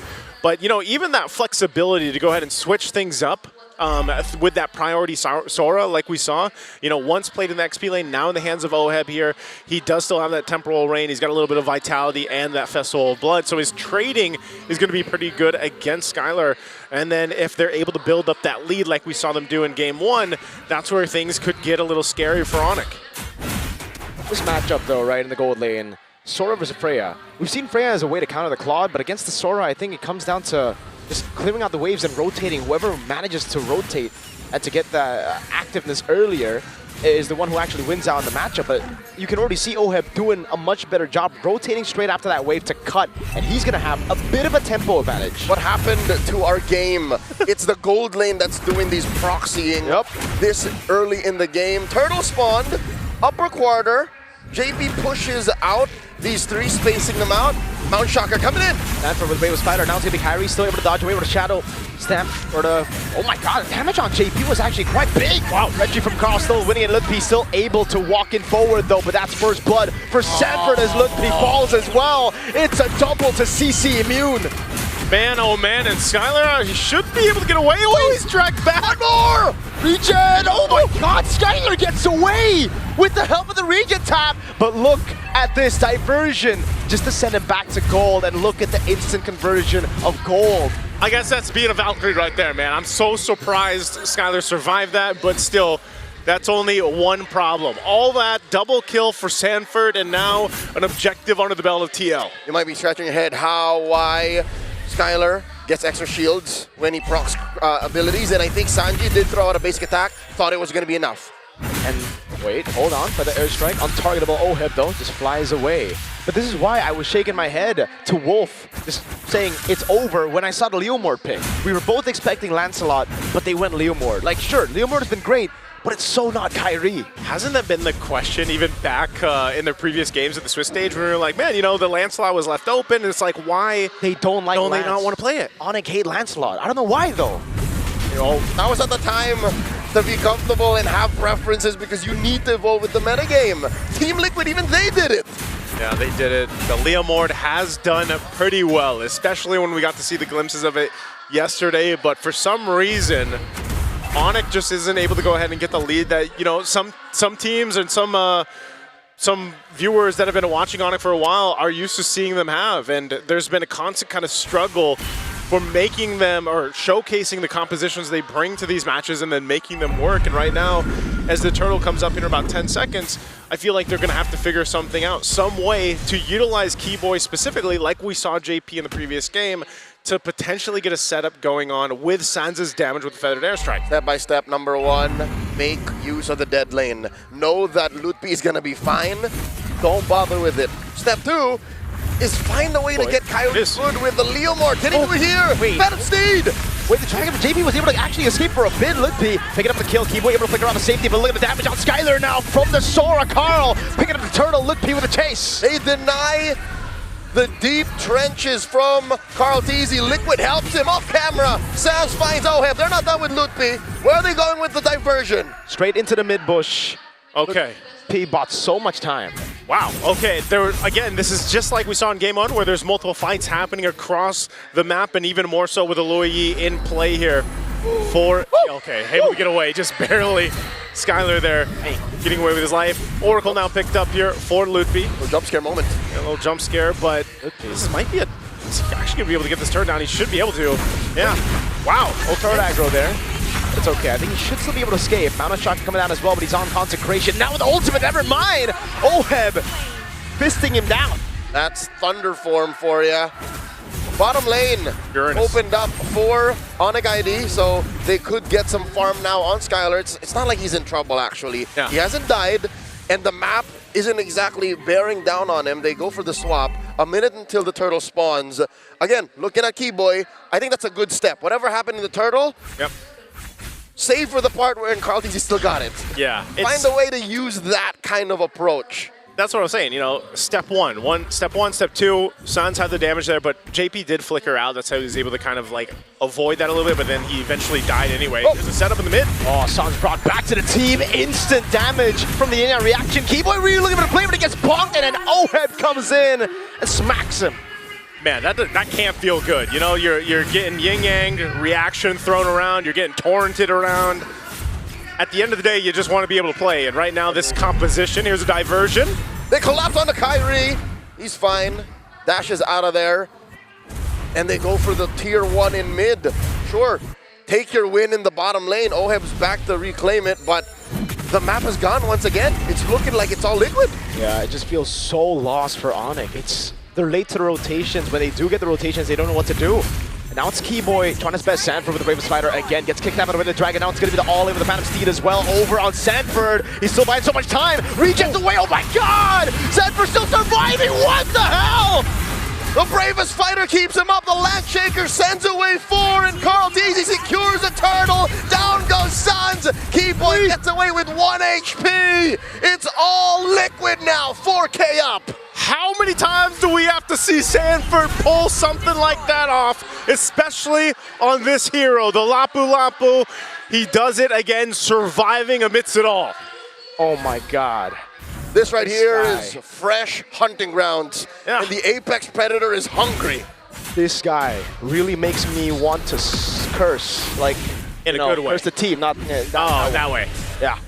Oh, gets away the Dragon, but there's just no damage, right? Oheb takes him back to the team, and it's straight into the Mountain Shock, and now with the Phantom Steed as well. Kyrie trying to look for damage, but JP inside of the bush will not take any damage. Shell didn't even need to flicker. He knew he was going to survive. Torrent form gave him the extra HP. That Festival of Blood, being able to go ahead and heal back up, and that was about of a good setup that you could expect from Onyx. I mean, they made the play, they went for it, they had the damage, but unfortunately, they're not scaled up the way they need to be. Again, this is a gold lead that has been built up, especially in the last couple minutes or so. It's now ballooned nearly 5,000 gold, which is just right on time for this lore to come up. There's the Chastised Pauldrons too, now in the hands of Sanford. Chef's kiss. You did say there is some damage for Onyx. Yeah. But for that to be completely shut down and neutralized, Sanford picks up the Chastised Pauldron. So all the more there is going to be little damage. You're looking at Skylar to scale up. Kyrie maybe some way, somehow, if he gets the stacks, not going to happen anymore. And that just says they're relying on their fancy footwork. At least for the next 5 minutes. Yeah. I mean, this is tough because even more so does Sans have to be on point with the Fendered Airstrike into this objective. Lord's going to be up here shortly, and look at the play up here. Diversion's going to be used. Yep. Relocating TL to this side of the map. They're ready to go ahead and start the objective here in just a bit. Once things get situated, and Carl Teasy makes his way again. Expanding rivers, fast rotations here. Onyx knows what's up, and they'll also get in position. Despite being down this much, it looks like they do want to contest if they can. Oh man, taking a lot of damage there. Oheb will be walking up, forcing the flicker out from Sans before he can actually get the CC down. And that's a big gun from Mr. Goat. Brush control totally in Liquid's favor. Holding down that Y brush while playing with the nearby lane. And they do get the kick, finding Sanford. They answer with all of the ults that they got, yet he still stands! Yeah, there's no way you can kill him. That's CC immune. JP now caught in the midst of it all. He doesn't die. Oheb goes in again, this time on Keyboy! And he takes him out! Oheb on a killing spree. JP regenning in the bush again. Onyx have no answers. What can you do against Sanford? Even when you get the setup right, he doesn't die. And now off of it, Loopy gives the information. They're going for the Lord here. But there's just nothing that can be done unless... Nope, Lord already secured. They're going up for more. Oh man, Kyrie with the Phantom Steed now jumps in, but look at that CC immunity in the air. Oheb. Skylar can only just look for a trade up top, and really, for Liquid, they're taking a chill pill at this point. They're not even going for the diversions aggressively anymore. They are putting their hands up while they're stepping on Onyx's neck.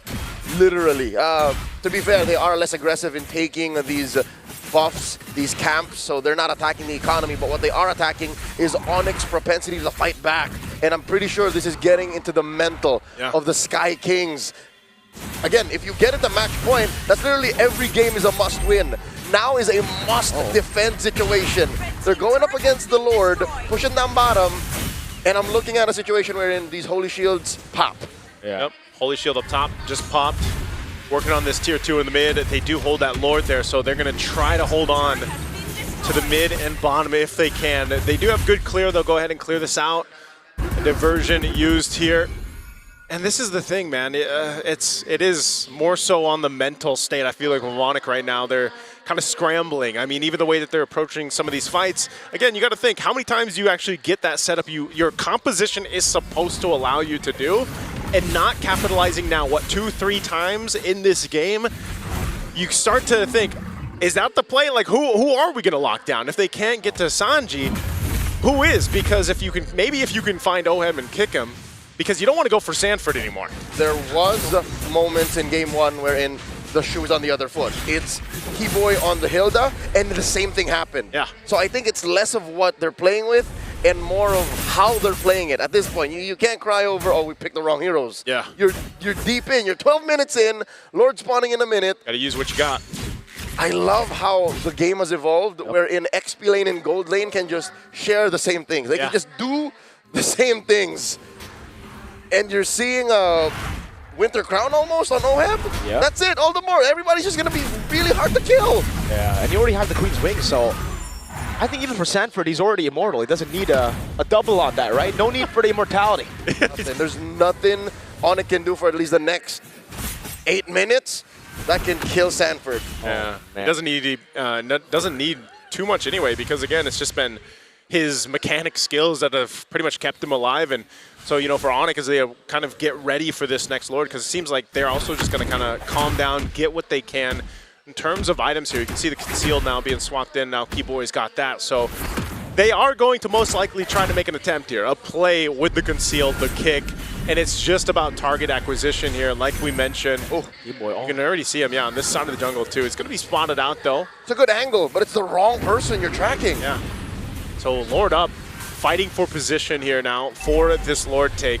Carl Teasy will start it up, but with Onyx in tow, they'll go ahead and get ready to fight this Keyboy. Able to play, able to find the Jiku. No one's Carl Teasy with a Vintage Dragon as well. Skyler walks up and Keyboy gets the pick on the goat. That was the damage coming through, and Sanford just slicing them. 2 for 1 currently as Onyx are thinking, should we stay, should we go? Kyrie dancing around, bumps into JP. JP very low. Yeah, Kai bonked around, still trying to go for more damage. Is able to kind of wave, but Sanford takes him down, picks up the mega kill as Oheb walks into the mid lane, and now goes for the chase out the Sans, forcing the flicker out, and now it's Lutpi who's trying to buy time, but the airstrike coming down on him with the stun as well, but Oheb goes to the skies and goes back onto Lutpi. Now with the help of the Bravest Spider in through the consecration. They swing him down, but Lutpi's able to flicker out. They're buying time. Sans joins the tag team battle, and the Lord has gone ahead and scaled up here. 14 minutes, still standing. Purple in jeopardy. Carl TC is on respawn too. Everybody's pretty much going to reset after that, but man, give it up to Keyboy. He found the target he needed to find, and still yet, they weren't able to secure the Lord just yet. So we come back to where we just were. Now, if Keyboy can do that again, he doesn't have the flicker this time though, so that is a bit of a loss here. Oh, hold on. Whoa, kick already used. Sans able to kind of wave there from the stun of the Bravest Spider. Now it's going to be Skyler in the backline going in all the way onto Carl T. No, it's Sanji actually. He gets the kill back, but he's going to be dead as well. Oheb finding the trade. Lutpi taken down by Oheb, but Keyboy did the same to Sanford now. It's a 3v3. Oh, Liquid taken away from home court as Carl Teasy in the midst of the chaos secures the Lord. He finds Keyboy, serves up a kill to the GOAT. He's feeling himself. Onyx is fighting. They're going for these fights. They're trying to turn it around, but man, TL right now just has the upper hand. A Phantom Steed thrown out to go ahead and clear out this lane, but the Lord is the problem as Onyx waits for everyone to be up for this defense. Once again, TL finds themselves with a lead to work with as they approach the base in game 2 of this best of 5, potentially knocking down these base turrets of Onyx unless somehow they're able to turn it around in this game. We've seen it before, teams turning around at big gold deficits. Can they keep it together here? The mid turret's gonna go down as that Lord charges in. And a full force of Onyx on the defense here. Yep, good for the airstrike to zone him away, but position that Team Liquid have right now, it's like they don't really care for the team fight. They can just go for the slow build-up again, wait for the next neutral objective to spawn in, and then take Onyx into deep waters. And what's troublesome for Onyx is Liquid are playing with both mid and long-range heroes. You have Sanji, you have Carlteasy, and then if things get worse, you want to play in the paint, you have the Sora and the Lapu Lapu. So the only real solution for Onyx is a pickoff. That's the only way that Lord was delayed. The second Lord could have been theirs. It's just, I don't blame him. I don't blame Onyx because that was their one chance. That was their one try. Oh my God, Lutfi here gets caught out. Tail end of the Bravest Fighter, and they get him. Oh, Heb. Oh no. Diversion into the midst of it. Oh, Keyboy trying to go for the way the dragon cannot find it. Sanford takes him down. And now with Lutfi and Keyboy down, they have a wave in the mid lane to play with, but they'll just go and play it safe. They go up top. A surprise stampede from the chef. He cooked this one up. And Onyx ID in just a few moments might be cooked because it looks like Liquid are going for it. Oh, him in the back. Sanford popping Bravest Fighter. Kyrie almost for the goal for the kill, but again, out gets stunned out by Sanford. And he all in, and he takes him down. Skyler in a bit. Whoa! He hits the wall. Victor in looking for the kill. Desperate plays from Onyx, desperately trying to stay alive. It's just the base left standing. Lutfi and Sans doing their last stand. They clear the wave. They clear the wave, they stay in the game, but man, what is going on for Onyx? They still have to deal with the wave pushing down a bot with Carlteasy.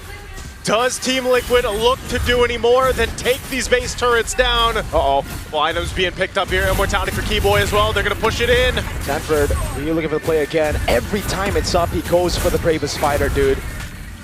And it's crazy because I have never seen Onyx panic like this before. Yeah. They are usually composed in even the toughest situations, but something's gotten to them, bro. What was that? And from one P-word to another, what is the plan? Usually when you draft a certain way and you end up in less than ideal situations, there is a game plan. But for now, Onyx, again, the best thing we can say is get a pickoff. They're going for it. Find one. And that's gonna be a winner crown, the safety! Oh, Heb's okay! Phantom Steed coming down from Kyrie. He's gonna be stunned up again. JP still looking for the play right now. It's down to be Skyler. The backline taken down by Sanji. Sanford looking for it. Doesn't get the stun down. They're all trying to run away. Diversion from Sanji! A surprise stampede from the back! Kyrie gets run over! Sans? Wings by wings? Oh, he can't save the base. There's a cannon minion in the base. TL with ease. Take the series to match point. Match point. You can't stop a cavalry coming through the diversion just when you think you've got the kick for the 5th or 6th time. It's all stopped in its tracks here. You can see just how disappointed right now Onyx is feeling with this, man, because match point. Multiple times, the Loyi has given Liquid, this squad, multiple accolades. The surprise stampede, you never expect an 800-pound stallion in your closet. That's what Onyx woke up to today. It's GG. I think at this point, after the panic we saw in game number 2, we know what's the outcome of game number 3 already.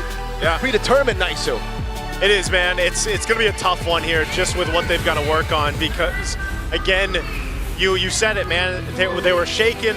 They weren't playing their game, Onyx here. They were making mistakes throughout these team fights, and you know, part of it again is it's mistakes because TL's just playing damn good, man. I mean, again, individually they're able to go ahead and pull off crazy things like we saw from Sanford, but just as a team making it all work, and that's what TL has been known for and why they're on that golden road adventure right now. We're going to be thrown over to the panel to break down game number 2 for us. Guys, what do you think? Thank you again, gentlemen. And I kind of feel like 2 things that we do have to talk about. Number 1 is Liquid basically out-brawling Onyx. And now we need a one-on-one on how to untilt ourselves, because it does seem like for Onyx, even though they are known to be well composed, but there were some plays that we can definitely see that were a little bit desperate. Yep. Wait, LaFell Trex? Hey, who's this? Sanford. Sanford. He ran Wait.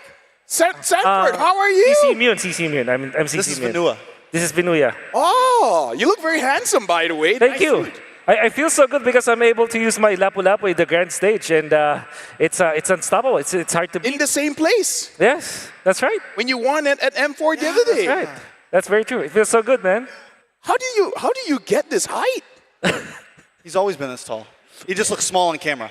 I see. He just looks small on camera. How are you at two places at the same time? Again, I am CC Immune, so you may confuse me now. Right now, Sanford is playing, but this is CC Immune we're talking about. CC Immune, I have one question for you. Okay. How's your vision? It's so limited. That's what he has his roamer for, to give him vision. That's right. I'm relying on just your information, guys. Okay, if that's the case, I want to ask you, how is it that you were targeted a few times, but you did not die? That was amazing on that Lapu. I guess because there's not much magic damage that can come from the composition of Onyx that's ready enough to take me down. My 30% damage reduction from physical is just so good because I'm always hitting all my spells, and also because I'm the one to start the fights first before you're able to react, and you cannot deal damage to me. This might just be the best player interview we've ever had. I'm not gonna lie. Yeah. So talkative, very well spoken. Normally you're so shy, and it's just surprising to see you like this. Yeah, you can't be shy if you're winning like this, man. That's true. I just don't know whether he has a beard or not. Like from some angles, he looks clean shaven. Other angles, a bit of something here. But right now, we're going to be looking at the MVP by the official gaming phone, Realme. And it could go on to anyone because everyone from Liquid is looking amazing. And hey, you're the MVP. Congratulations, CC Immune. 6, 1, and 3. Not gonna lie, I thought you would die more times there. Yeah. Getting kicked around.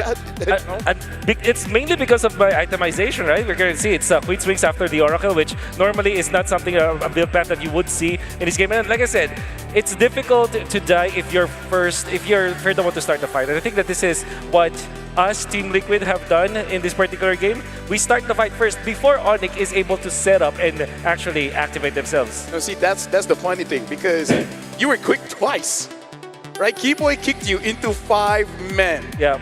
Like, personally for me, if we're talking about tilt, right? If I have my entire team, if my roamer had a good kick, and we still cannot kill this guy, get tilted. Not gonna lie, I'm ready to surrender. Yeah.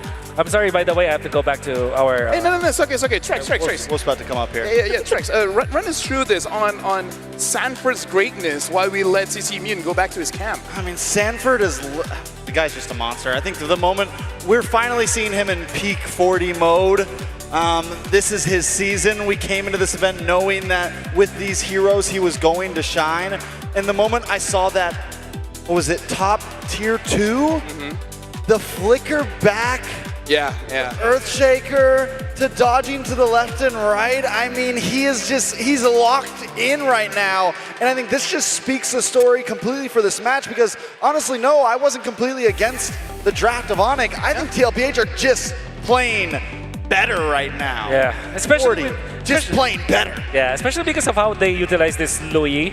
Feel like maybe if you're Onyx, the reason why you don't really want to fully commit to the kick is because you always you kind of feel like you always have to look over your shoulder where there could be a TP play because that happens so many times. And I'm sure that if we look back into the game, we're going to see how beautifully those teleports were coming out from the Louis, from Sanji himself, because this is what allowed Team Liquid to just keep on pressuring.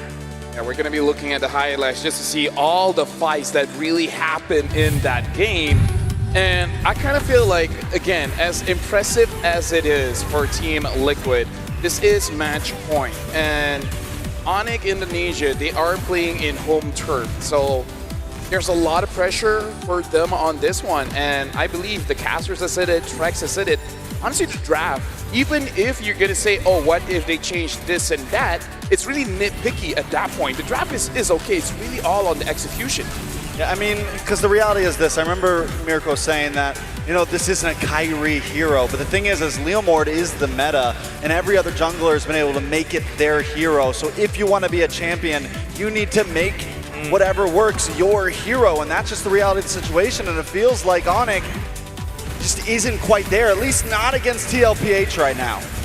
Yeah. See how much Team Liquid were going in and out and trying to zip out of the fight, starting to kite essentially on Onyx ID in here, because the idea in order for you to get out of the zone of the Leomord is just to invite him into your box. And then what generally happens is that you see the Farsa onto the backlines that eventually now gets into trouble because Onyx ID are so conditioned into committing into the team fight. Then the teleport play happens and all of a sudden you lose control of the skirmish. And I think that's Team Liquid's MO in this game. Gentlemen, here's the thing. As we're going to be looking at the items here, I feel like partly why it was so difficult for Onyx is that even if you discount the diversion, let's not even talk about the diversion, I would say the dive comes from many different directions. A dive, let's say from the left, Sanford, from the right, Oheb, and all of a sudden, while JP is on a Kyrie and Carl Teasy is just looking for anyone that is overextending, right? So I kind of feel like a Team Liquid is just a moving a box, right? So no matter where Onyx is, while you're looking in front, someone's attacking you from the back. I like it because normally when you set up your box, it's just you plant yourselves into that spot and you make sure that if your opponents get into that box, you take them out, right? And then when Onyx ID tries to get away from that box, hey, all of a sudden there's a box behind them. So I really like it. It's a rectangle at that point. It's a rectangle at that point. But now if you are Onyx, you're going to have more problems heading to game number 3 because now do you actually have to ban in the low yi because how difficult it was for you to play against it. I feel like it's very difficult because if we're looking at things to ban, there's always something, right? You're like, okay, we're good, we already banned this, and then, oh wait, he can use that too, right? So I feel like that's part of the problem drafting against Team Liquid. I mean, at this point, I don't know, I feel like I'm past the whole super deep analytical phase. I honestly believe that TLPH is just playing much cleaner right now. Their gameplay from micro to macro, and especially in micro right now, it's not even like they're out-mapping them completely. They're winning in straight up just brawly team fights, meeting them head to head, and their mechanics are just better overall. Yeah. Don't get me wrong, the picks have been nice, but Onyx had the Hilda and the YSS last game. They weren't able to pull it off in the mid. This time TL gets it, and they're able to slaughter with it, so... Yeah. I get what you mean. Personally for me, I feel like what Onyx needs to do, and it's very difficult to do, which is to win individually, right? Basically, like, whoever you're 1v1ing, you have to win, because I feel like once the mid duel lost, it's on the side lanes. And then if the side lanes lost, what can Kyrie realistically do, right? Kyrie can come, help out neutralize the mid, but no matter what, whatever draft that you get, you just got to win that 1v1. The moment you lose, your entire team is out. So essentially you're saying, but like what I'm saying is, for you to be a good team, you gotta be good individuals. I kind of agree with you in a way that because this is such a high-level match and we are now in the lower bracket and everything matters so much. If you lose your lane, you are pulling the weight down on your teammates, and of course, you're just really giving so much of an opening for your opponents in order for you to lose. Don't be an anchor. Yeah, no, honestly, like, this is do or die for Onyx Indonesia because right now, Team Liquid, they are match point. Just to remind everyone, this is an elimination match. So before we even jump into game number 3 between Team Liquid and Onyx, we're going to be throwing it over to our host to see what they are up to. In the second elimination match of the day, Team Liquid is currently at match point. And of course, from the side of the Calvaries, I see a few familiar faces from the Philippines. Over here, we have Hans. Hello, hello. How are you? I'm good, I'm doing good. Come on, I want to hear you guys. Let's go, Liquid! The energy is electrifying here in the arena. Hans, how do you feel watching Team Liquid secure a lead like that? You know, it's just a natural thing in the Philippines to play like that, you know? I can't help but also respect Onyx because they've got here to this point, but you can't help but deny that we're looking at probably a team that can complete the Golden Road, and they're gonna do that here in M7. Oh my goodness. A team has not yet completed the Golden Road in the history of Mobile Legends Bang Bang ecosystem, and you really think Team Liquid has what it takes? Yep, not only Liquid, but also Aurora. We're also looking out for you guys later, okay? So go on, guys. I see the Filipino fans have brought so many of their people here. I even see Myrtle. Hello, how are you? Come join us. Come over. Hello everyone! Hello Indonesia! Hello! And sa lahat ng mga Team Liquid fans! Kamusta kayong lahat?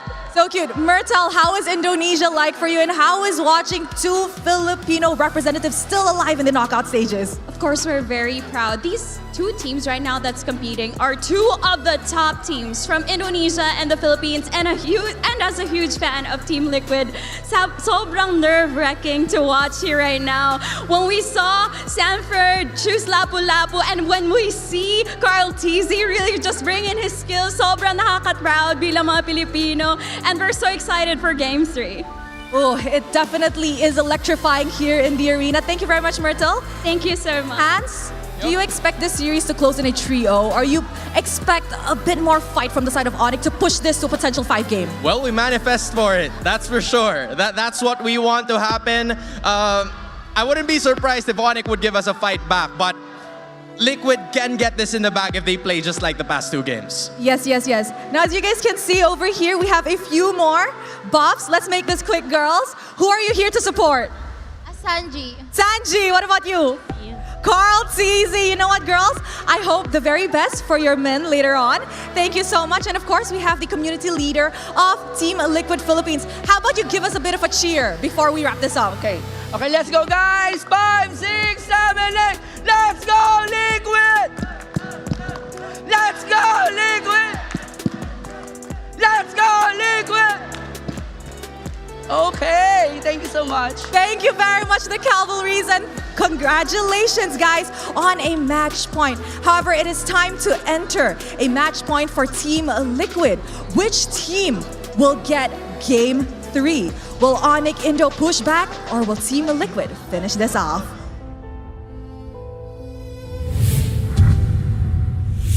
Thank you very much, Rose, and shout out to Hans as well. So far, he is looking like this is going to be a 3-0, and looking at the first two games, it's hard to argue with that. But we do want to see if Onyx can really push things through, because for you to become a champion, you need to have a strong mentality and have that fighting kind of attitude, which we do want to see for Game 3. I definitely would love to see something. Hopefully Onyx pushes us the distance. They've been known to do things like that before, but it's been a while. And if they can take us to a Game 4, Game 5, there's a lot of things that have to change. There's a lot of things that have to change in that laning phase, to mid, to late. The whole package needs to be flipped. It's crazy that we are in this stage in the M7, and we are expecting every team to have this already, but there are so many mistakes. I was looking through my timeline, through my social media, and I've seen a lot of those moments where you can really blame Onyx Indonesia to not play well. Their matchups, you know, the way they're throwing their spells. There was a time where Skylar just ulted on a wall, Kyrie not knowing where to go, and it seems like these are fundamental mistakes that should not be doing at this stage of the international event. I feel like in this particular game, we have to really look at improving how they execute how they perform. Yeah, and right now, while all of it is going on, we got to let you guys know, because Acecraft is an amazing game. When we're talking about Acecraft, we got to see where V is really hiding out. And for you guys at home, make sure you guys log into the game at Acecraft, because I got to say, of all the mechanical designs here, it's really all about that retro kind of feeling, as they're deflecting bullets, all with the special skills. It is an STG where you guys can come around and play, and I gotta say, I played it myself, and even though, yes, you can play co-op, but even playing solo, it is quite a lot of fun. I'm able to get a Tom, and it's amazing. So make sure you guys jump into Acecraft now for some nostalgic fun. Have you played yet? Have you downloaded? Oh yeah, I've downloaded. I'm actually quite a few levels ahead. We should play together. Okay, isn't it co-op? Can't you like play together? Yes, you can. Yes, you can. But you don't. How do I say? You don't play with America. Malaysia and North America, they're a few kilometers, few miles away. Few miles away. Yeah. Yeah, it's Planes like too far away. It's like this far, at least. Yeah. And if it's in kilometers, it's even like... Yeah, kilometers bigger? longer. What's a kilometer again? 1.68 miles, or it's the other way around. Something like that. As Malaysia, we don't use miles at all. So, you guys know where this is? Is it around? They No, have it taken. was stolen They from have taken. Oh, they've taken it. Well, There is no V. well, the GG then. So might as well talk about the upcoming game here. As I'm looking at the players, they're still probably discussing on what they want to do. Yep. And the draft is good. Like, if you were a coach here, Wolf, like, what would you say to your players for Onyx? For Onyx, all right. Because I feel like Team Liquid, just do whatever you want. I gotta tell them that they have to relax and just focus on winning their matchups, as you have mentioned, and also just just hit your spells. Maybe something good comes along. Because I feel like when you put so much pressure to your team at this stage in the game, they might just mess up it even further because they're overthinking things. So are you on board with me that the fact is that it's not exactly a draft issue completely. There's been spells missing. There's a skill diff happening. Not exactly that TLPH is playing amazingly, which they are, but Onyx does seem to be having some issues. Oh yeah, for sure. And when it comes to their issues, here's the harsh reality about being a professional player, which is it doesn't matter what state that you're in, right? You could be sick. You could have a lot of things going on in the background, but at the world stage, you just got to show up. Speaking of, a bit of a fun fact here, Britt, for Onyx Indonesia, quite a few times this has happened where if they have a big success in a previous international tournament, the next one kind of doesn't look good. It hasn't been 2 or 3 years. It's kind of been in that kind of route. Yeah, they have just one. You know what? I kind of feel like CC Immune took your headset, so you can chill a bit. Like Trex, have a conversation with me. I don't get to talk to my fellow American for a lot. Well, we're a lot of miles apart. Kilometers, but you know what? It is what is it, right? As we're looking at the players here, like Fahrenheit, it's like 100. It's like wait. Fahrenheit is you or me? I'm Fahrenheit. You're Fahrenheit. You're Celsius. I'm Celsius. There you go. I'm centimeters and you're inches. Yes, exactly. You're centimeters and I'm inches. Well, dude, we should all celebrate our differences, no? Yes. Yes. So let's see how we're gonna celebrate the differences between Onyx as well as Team Liquid here. Trex, you're my best friend here, so let's talk about Team Liquid. Is there any situation that they just change things up, get too creative, and then just end up like Onyx taking a game because they were doing too much? You want my biased or unbiased opinion? Unbiased. Doesn't really matter because either way they're gonna stomp. It's all the same at this point. The reality is it would be nice if Onyx took a game or two at this point. Yeah. That's what I am hoping for. But Team Liquid, what I was worried about them in the beginning through Swiss stages, they were playing almost too Filipino. They were playing too passive. They were playing too safe. And now they're getting back to that Liquid Stampede, Echo Express. What we've known to grow and love them for is they are the best of both worlds when it comes to play style. And they are in that mode right now in the top 8. And Onyx has to be able to face two sides of the coin when going up against this team. Yeah, it's very dangerous when Team Liquid gets that sambal, them spices, the nasi uduk, nasi padang. It really changes your DNA, your chemistry, your biology, your language, sometimes even your hair. So like if they win here in Indonesia again, is that the key? I mean, like they won it here before. Exactly, that's the only time they've won it here before. Maybe that's the secret. Everywhere they go, they actually have sambal. They just don't tell us. Whenever they need to be aggressive, it's like, hey, coach, you got them red stuff. Right? Something red, something orange. But ladies and gentlemen, we're about to jump into the draft here. Let's look at the map. It looks like it's going to be broken walls. If it's difficult for Kyrie to play in the jungle, oh my goodness, it's going to be more difficult now, Trex. All right, so first pick is over to Oh no, last ban over to TL. Sora is banned out this time, which makes a huge difference in what we're gonna see because the past few games, it has gone through. Claude gone as well. Grok on the field. Do we think we see something like a Grok up front here from Onyx? Cho? I don't know. I think you go for something more group crowd control. With the way that TL's been playing, the Cho, Keyboy, I mean, I think you need something that can really stiff arm the advance of TL. Something that can slow them down. But it's banned out by themselves. Maybe a Yu Zhong, but it's also banned. So banned, yeah. Grok? Yeah, Grok maybe. Or just Farza YSS, okay. Yisun, this is so scary because you could just go, well, Hilda is not available, but TL can just go for Khalid eventually. Or TL just take away the Cho now. Lancelot Cho. Yeah, Lancelot Cho might be a... Cho Farza? Oh, Cho Farza. Cho Farza looks so good. Like Onyx, I really feel like go back to the most basic thing and get winning lanes. Like I feel like once you see the Farza, Yep. I kind of feel like take the prio side leaders. I don't know because it's difficult to go up against OHEP and Sanford. Even if you get a counter matchup, they still somehow win. Well, I think with the Sora gone right now, there's not exactly like prio offlane. You want to go for counterplay. The Esmeralda, though, what I do like about it is we know OHEB can play it. If they have to, they can use it elsewhere. Most likely going to the gold lane, though. But still, the option is very open, right? This kind of tells me that the Team Liquid really wants to put JP0 onto the second phase, which also it has worked in the previous games, though. So Oni cannot easily just pick up the Cho here because of the presence of the Esmeralda. I think the Grok is going to be better. Yes. You also have that Hylas to protect your team. That's going to be for Keyboy. However, maybe they just deprioritize Keyboys here now. I think they just might go for EXP. Maybe get oh, they go Kalea. And maybe Violet Lunox. This is really scary. But Team Liquid could just go for can go back to the Lancelot, I feel like. I don't think they're a team that would go for the Leomord, especially in this scenario where there's a Lunox and a Kalea.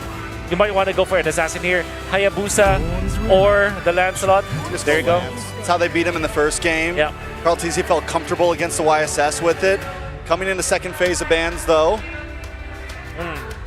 So both sides we still need a roam for the side of TL, so does Onyx just kind of, you ban out the Grok here, you ban out some of those options? Yeah, get on catch, I guess. Right now, I feel like TL is in such a good position, it really is just on Onyx. So most of my questions will be closely related to Onyx. So first of all, how do you feel about the first three picks here, Wolf, the Yisun Shin, Lunox, and Kalea? The Yisun Shin and Lunox, I really like Kalea.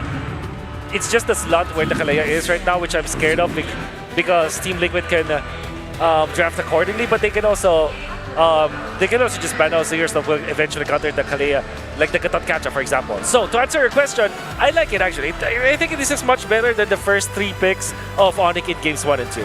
So what about you, Trex? What does Onyx really do not want to deal with just to make sure this first three picks is not going to be disturbed? Oh, man. You got to look at JP's hero? I mean, I think you definitely look at JP's hero. The Hilda is already gone.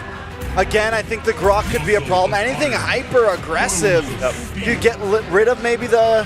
So they did ban out Gatakacha here, and then maybe just get rid of the Grok next and keep it simple? Yeah. Grok Farsa, though, that's going to be scary. What if Onyx throws a curveball? Because they have done this before. They put the Lunox on the gold lane. Yeah. I'm not saying it's a great idea, but because they have done it before, we do have to talk about it. Yeah. I mean, if the hand gets shown of Esmeralda being in the gold lane, but the problem is TL gets final pick, so it's very hard. They have to make that call preemptively, essentially. You know what? What if Team Liquid picks up Chip? Yeah, that would be trouble. That would be a lot of trouble for Onyx, especially if it's going to be because their mid trio is kind of selfish in their own defenses. Yep, that's right. Kalea as well as Lunox. There's the Lapu Lapu being banned out. They leave the Grok open. Let's see. Uranus is also open. They can actually... Oh, it's banned. Yeah. Yeah, I know the monitor shifting is it's something to deal with, you know? Yeah, it's hard to deal with. Yeah. Okay, Arlet is left, Terizla's left, but you want to pick that up now if you are TL? Actually, Yeah, Sanford has used quite a few heroes to glue as well. They pick up the Alice here. Man, I can really see. Because what happens now is that you don't have a luxury of side laners now for Onyx. What do you pick up against these two heroes? You need some sandbag and you also need that damage. I think Ranger might be an option for them. I kind of want to see Onyx kind of like have a lot of crowd control here because they only have a single lock. Yeah. I want to see just a little bit more. But that's Ranger Terizla, man. I think they don't have any choice. Terizla. We haven't seen a Ruby in a really long time. It goes well with the YSS. Oh, you're right. That could be good. Maybe you take the maybe get Khalid. Edith. How about Edith though? Is it something that Onyx like loot pick and play? CC, by the way. Oh no, it's bad. Yeah, you just got to. There it is. You just got to get used to the monitor facing the monitor away. bands. It really actually glares the bands. I cannot see it.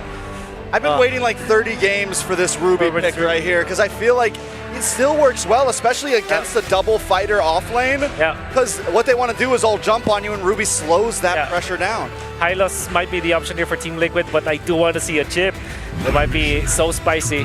There you go. It's a Hylos. Hey, you gotta go with the low and easy, what's it called? Low hanging fruit. Like if it's obviously a high loss, just pick up a high loss. So Trex, is there a chance Oni can extend this? Because I'm a Ruby fan, I think there is. I think there is a chance. I'd give it like 35 to 65.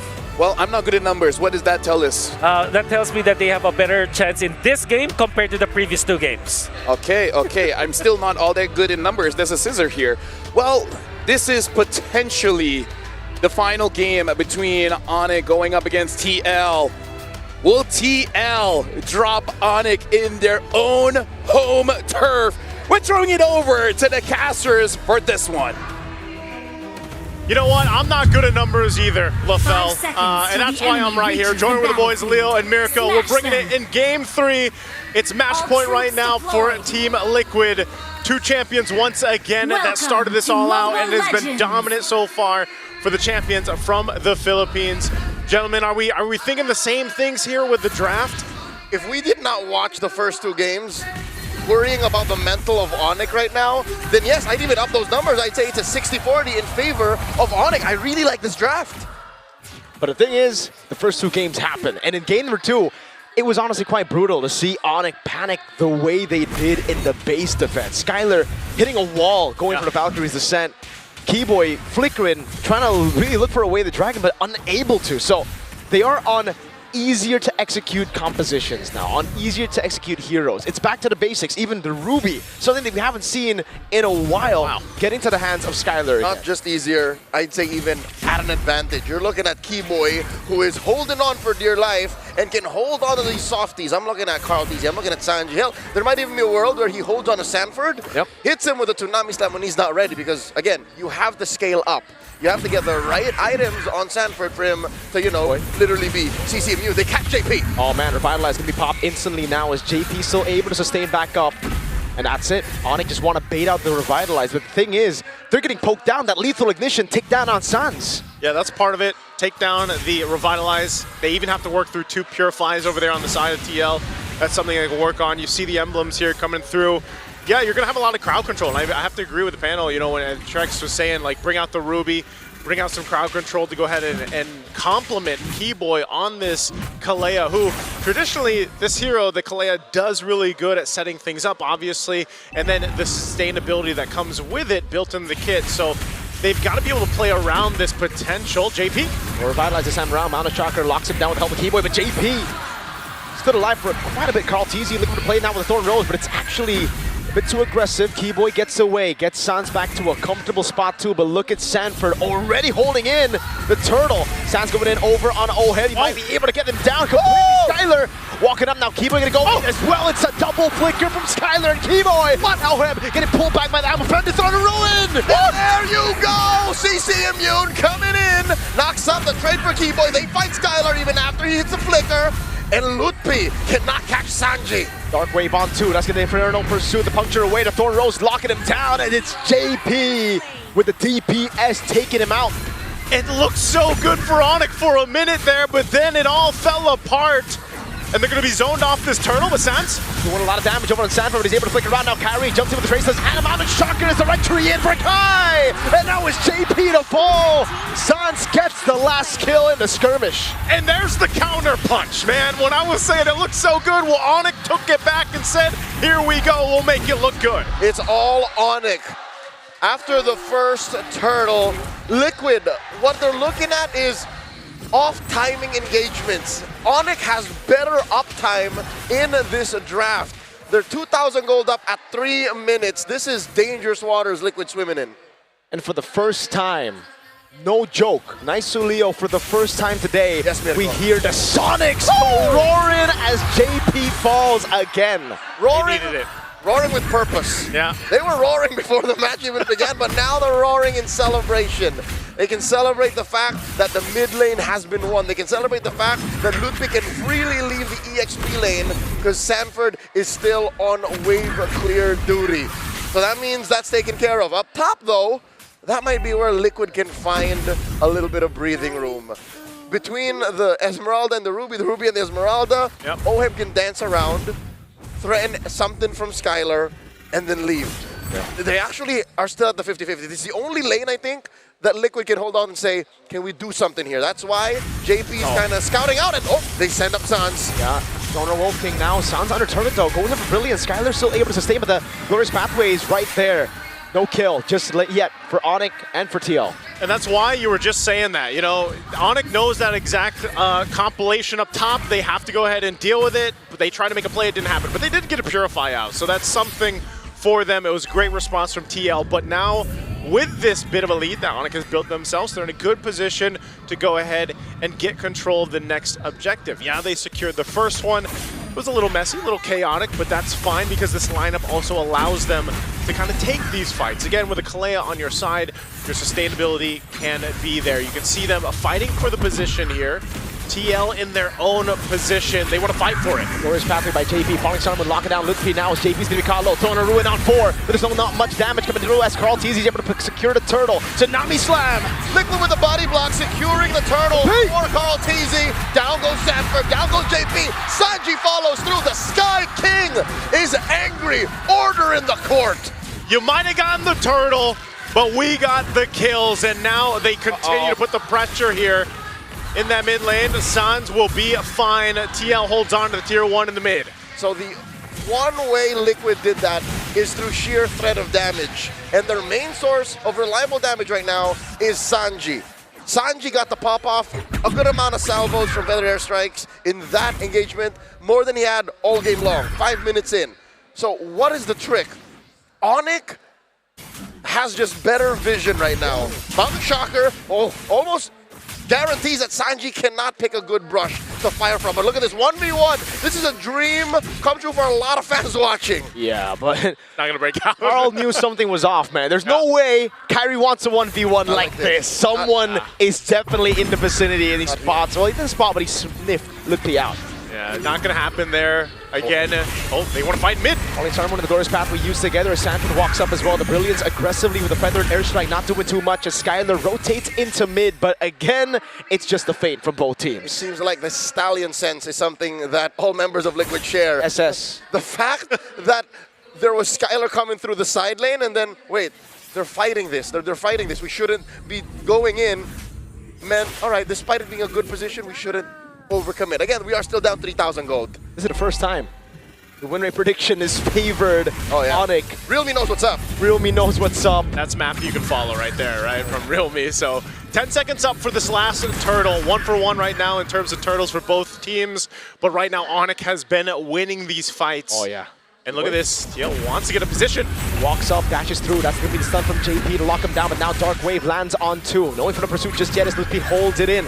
Sanford, opponent's angle in front of pursuit finally with I'm Offended as well with the Glorious Pathway used up, and the following Sunwood comes out with a Revitalize as well, but Carl wins out the red tree. The ruin on 1. Sans! 2 turtles over the Team Liquid, but Kyrie continues the onslaught, finding 2, serving up 1 to Sans. Kai in the back with a double. Now it's Carl and Ohem running for the hills, and Kai wants to go for the traces, will be able to find the angle, now goes on to the goal, that's an I'm Offended. Kyrie with a maniac! They will wipe out Liquid for the first time in the series feels it here in Game 3. Baby Cakes reeling. No farm for Oheb. No farm for Carl Teasy. Sanji can't even stand 2 seconds with the feathered airstrike. This is looking like Onyx have woken up. Ooh, man, I'll say too late. Yeah. Well, good thing it's a best of 5. If they take it a game at a time, it's not too late. They start with capping out this game, getting it secured. Right now, man, Kyrie, I feel like, has woken up. 8-0-5 on this YSS. Not a real KDA line. Hey, man. 8-0-5 in 8 minutes. Feathered airstrike. Start up, cancel just as quickly. The answer, Mount Shocker, Liquid, back out of here. All right. We're under a minute away from this Lord to come up here. Things are settling into place. Team Liquid drastically trying to catch up. Thing is, Nice Leo, the last time these two met, it was in the semifinals of MSC 2025, and it was the same story. Team Liquid started up 2-0, Onyx getting 1 game in, and then it ended with a 3-1. Now that's why I'm asking, is it too late? Because it's a best of 5, but if you only get going now, Team Liquid, they've yet to adapt. They're already going. Exactly. So they don't stop at this point. Even with this, again, for the first time throughout the series, you see TL down this much against Onyx.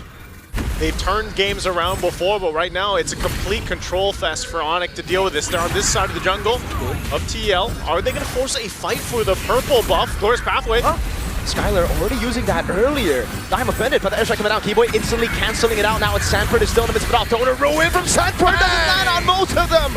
They do take a lot of damage. Down he goes. Punished hard by Kyrie. They do trade out 2 for free. Onyx are running right through Liquid. They're going to take this tier 2 turret down. That was a team fight that they wanted to force TL under. They went for it. They tried to make it happen. I mean, they used a lot of ultimates and even battle spells to fight it out, but they lost it. Look, when you're down almost 10,000 gold, what do you do? Your mistakes are super punishable. Yep. You can see Skylar again. What was that?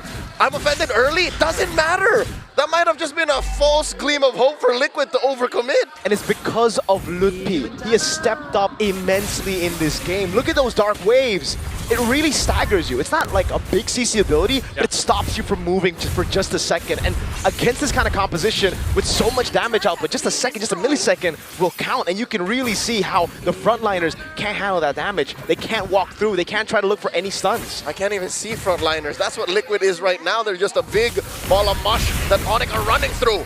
Lord charging in. That's going to be a dash with a Tsunami Slam into the all-in onto him. That Sanford with thrown a ruin, but only lands onto again. San's able to dash in with brilliance. Now JP falling. Lutpi jumping around. Sanford falls. It's all Onyx so far. Oh, but look at the HP bars. Kyrie gets jumped down by Carl. The Carl falls. It's just Sanji left. The Lone Stallion facing off against 4. For the first time in this series, the Cavalry will fall. Sanji taken out. It's a wipeout for the Sky Kings. They have a cannon minion in mid, and they will end it.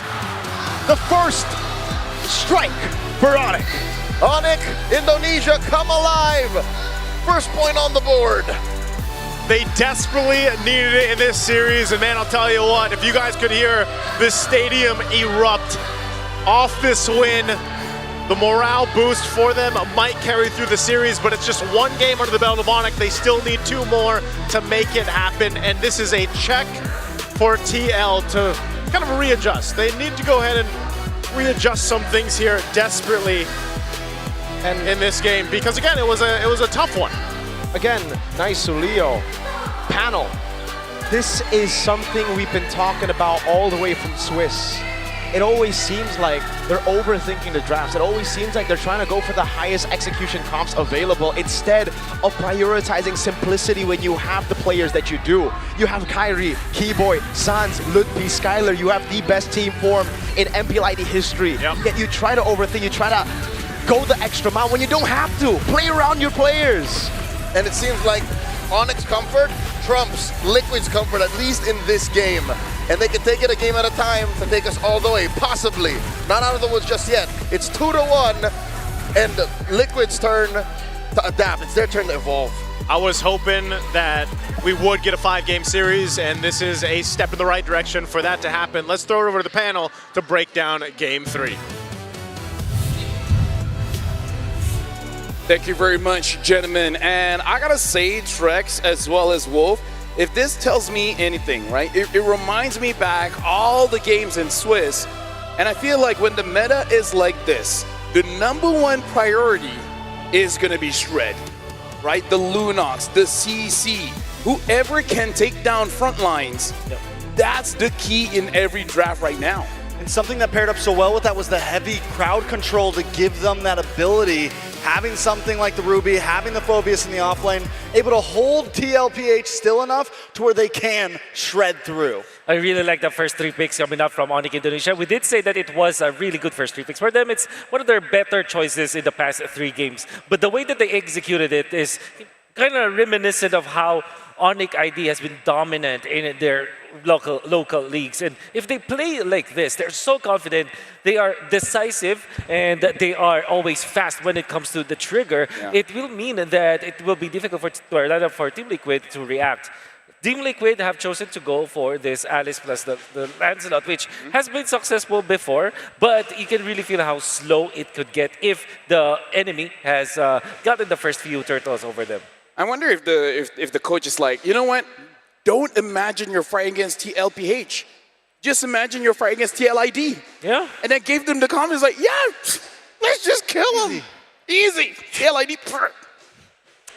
Shout out to TLID and their I'm not going to add anything to that, but I do know that that is a good mentality, actually. Yeah, exactly. This can just erase that aura that they exude. You know for sure the Team Liquid Philippines is a force to be reckoned with, but if you think about it as just any other team and execute accordingly, be comfortable in your own skin, you can actually be successful, and that's what we saw in that previous game.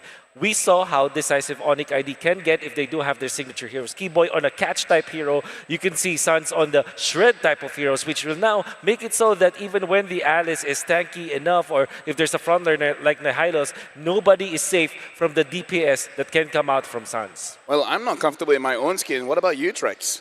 I'm very comfortable in my own skin. I can see why. Because a lot of advantages. You're driving miles. You measure with inches. You know, there's a lot of advantages. Either ways, I'm not going to continue that one. We're going to be looking at the MVP here.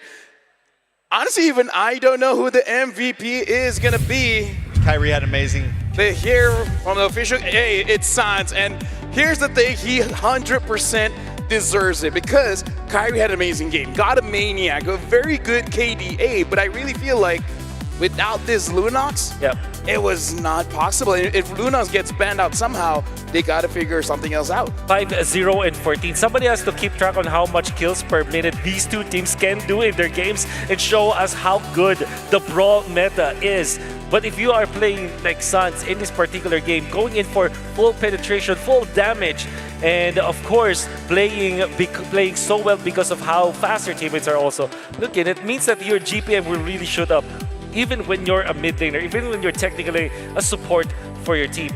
Suns, I think that this guy, you know, when I do all my dream team, you know, when I interview a lot of pro players out there, and when I do my tier list, Sans' name will always come up, and he will always be considered as one of the best players out there. So far, the entirety of M7, this might be the only game where we can say that, yeah, finally, the Sans that we are all looking up to has now returned. Yeah, not only does he pick a hyper-aggressive build, but also into his emblems, cooldown, Wilderness Blessing, wanting to move around and use skills as much as possible.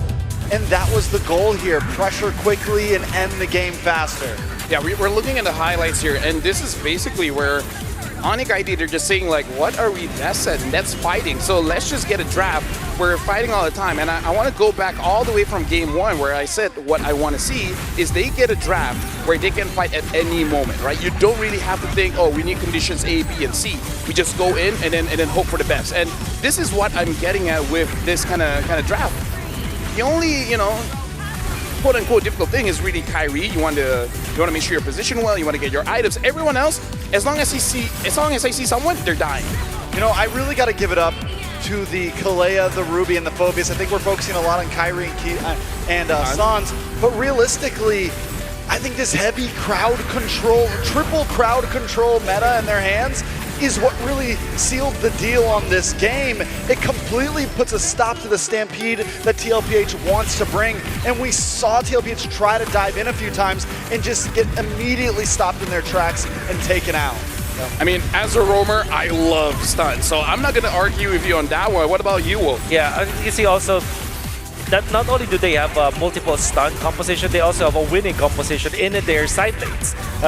Obviously, the Ruby that does not outright win against the Esmeralda. In fact, some people will even argue that Esmeralda is better, but you don't lose your lane, unlike in the previous games where the side lanes of Onyx ID were struggling.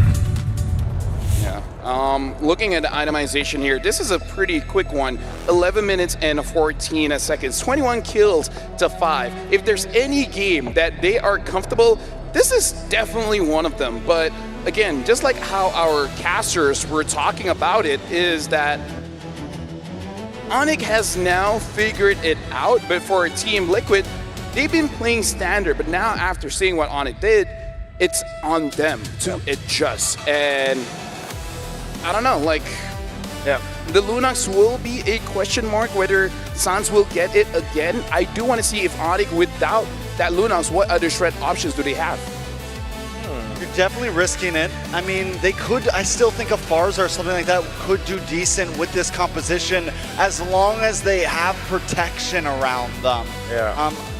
My mind really goes into they were able to protect Kyrie and Sans. Yeah. And as long as they can protect them, gold lane, maybe damage gold lane isn't as important. They don't need damage on anywhere else but Kyrie and Sans, and then it's just protect the guy with the ball, you know? Yeah, I think for Onyx, maybe if the Lunox eventually gets banned or if it's like useless in the game. For example, there are no tanky heroes from Team Liquid that will make the Lunox powerful. Maybe a hero like the Lilia might appear for Onyx, or maybe even a Selena, with two heroes that are really good when it comes to compositions that don't require you to shred through, just unlimited amount of poke you're looking for, and at the same time, Sans plays it well.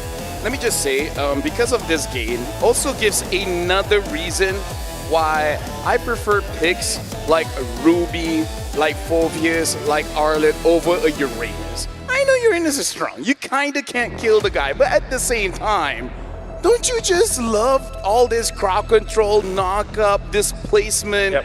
That makes the game cooler. I'm a fan over a lot of picks over Uranus all the time. Most of the casters are pretty Uranus haters, huh?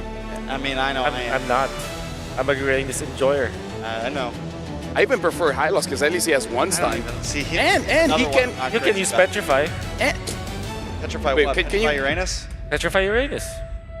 Do you know on the Hayabusa, if you use Ogi Shadow Kill and Petrify, all of the people that got caught will get petrified.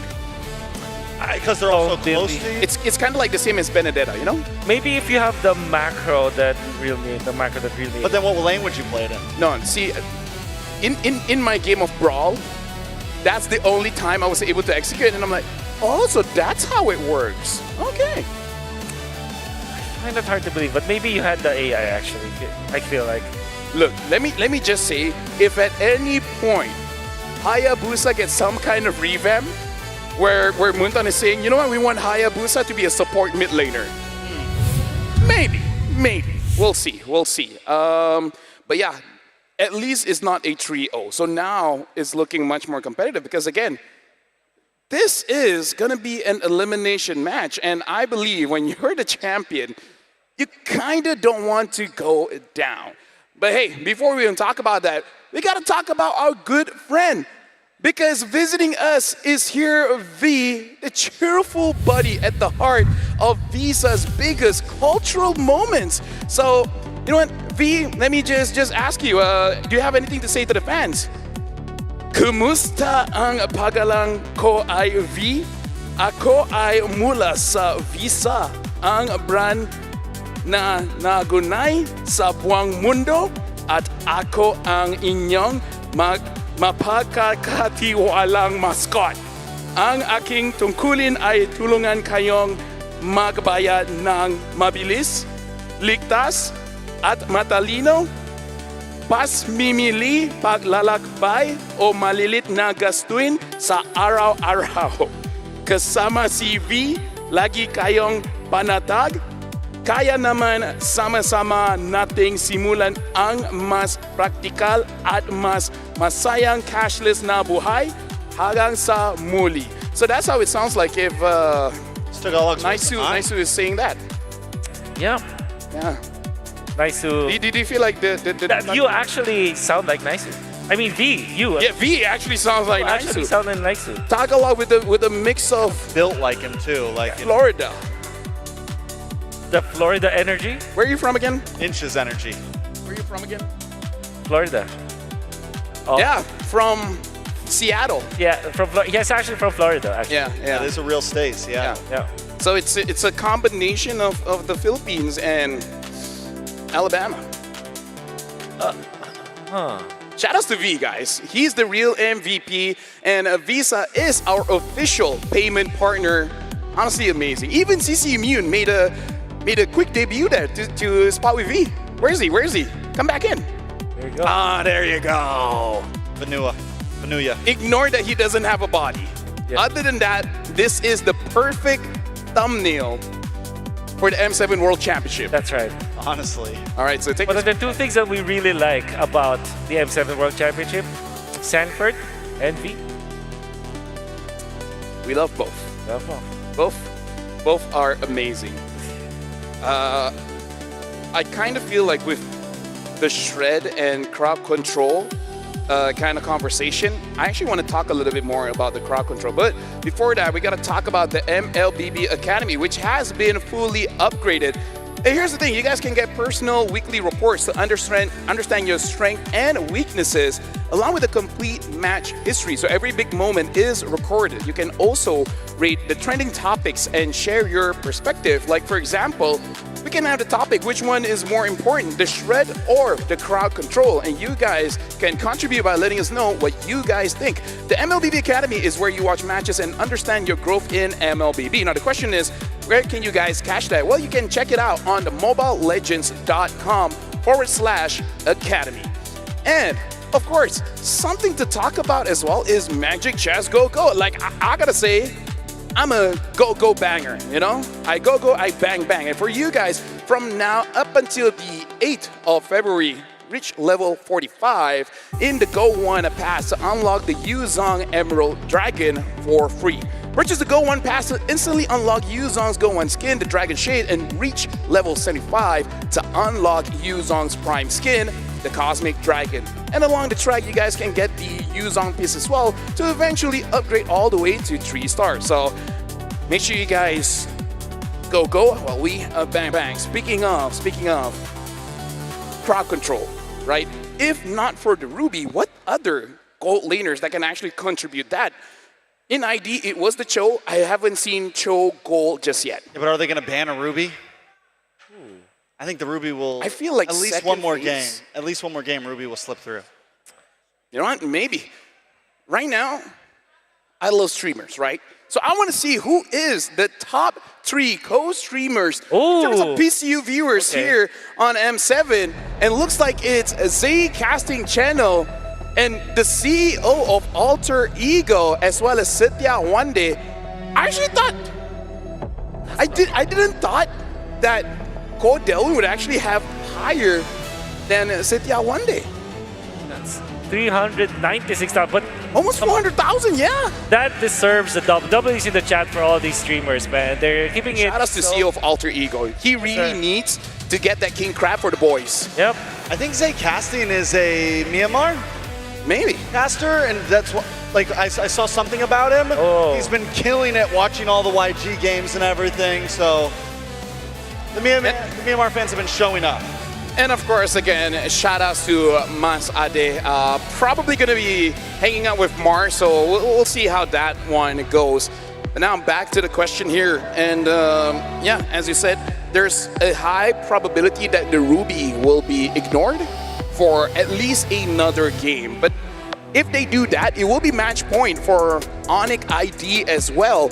And if Onyx ID wins this one, that's going to be a very interesting situation. They're not looking at you, by the way, so you could miss. You could miss? Okay, you didn't miss. You did not miss. Yeah, and something that will definitely not miss is if we actually go to game number 5. But then again, it's going to be dependent on the draft. I think any other team out there, particularly Team Liquid, would wish that this will end at 4 games.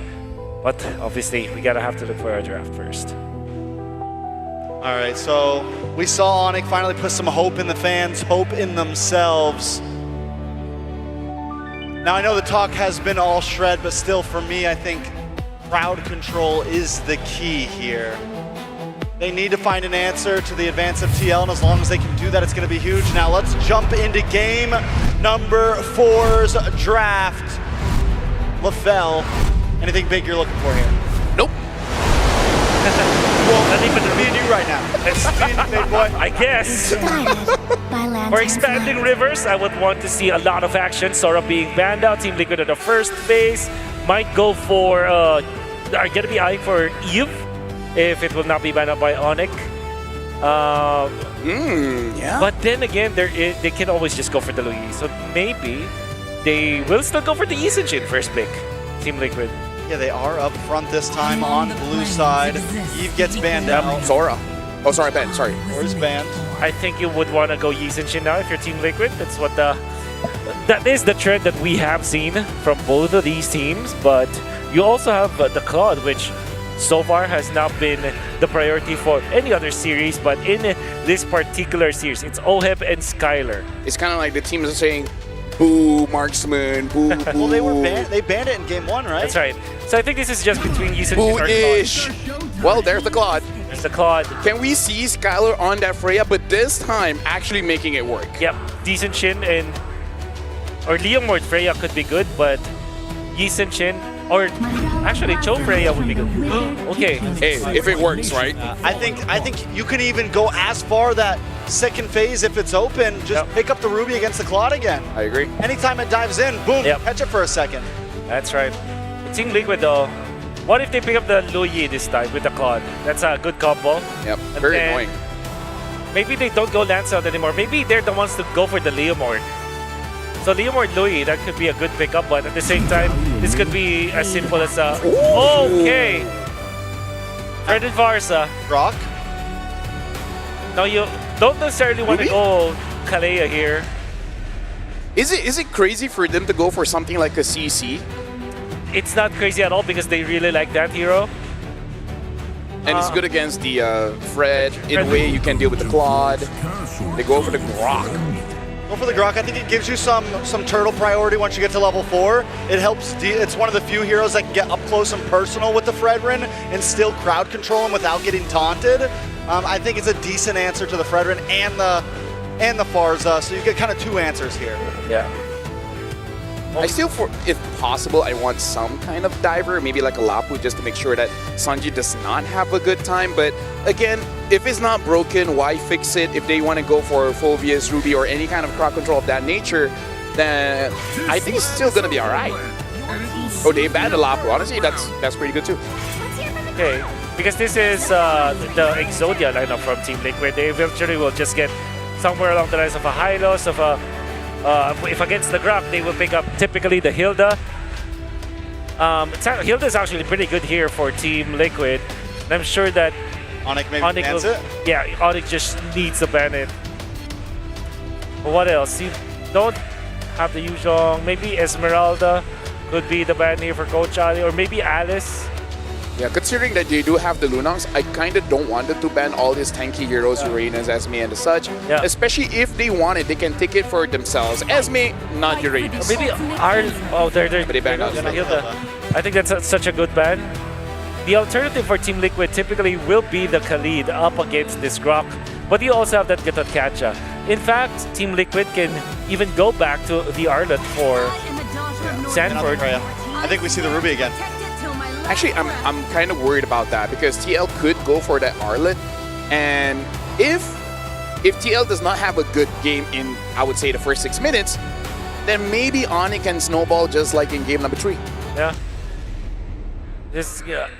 They need to pick an XP lane that can also be played in the gold lane here to keep it really, really flexible. What else do you come with? I think they have to pick up the Alice now. About Glue? Alice though, yeah, for Onyx you mean? Yeah, for Onyx. It's actually not bad. Esmeralda can also work, but Alice might be the best option. Anything solid with a little bit of crowd control, Esmeralda. And now they still have the flex option in the gold lane if they want to go fighter, depending on whether TLPH. Arlott, I'm thinking Arlott here for Team Liquid.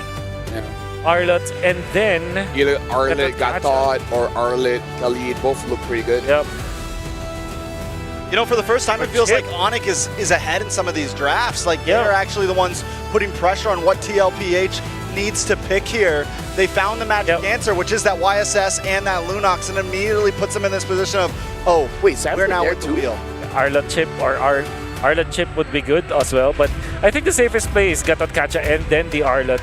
Alice might also be an option for Team Liquid, but seeing as they already have the Claw, they typically would want to go for something that can actually allow them to have a lot of plays. There's the Gatot Kacha, and now they go to Rizla. I have been talking about this hero for the past few games, but now it's picked up. There is a potential for another shred here for Onyx. They can go carry. I think it is a bit risky going up against the Farsa, but other than that, carry is pretty good. Skylar just dodges Fed the S-Strike, you know, it's not that hard. It's not that hard. Just dash away from the meteors. Ruby's the safest option, but I feel like... I still think, you keep it safe. I think you go Ruby. I think you just rely on Kyrie and Loopy to output the damage. I'm okay with Ruby. I like Ruby. She's actually pretty nice. But they can also go Uranus, actually. This is a Gold Lane Lunox. Gold Lane Lunox. Again, this is worth it. This is why I bring it up. I mean, here's the thing. That Gold Lane Lunox was very unfair for the opponent. If Skylar can replicate that, ooh boy. In fact, not ooh boy. Ooh.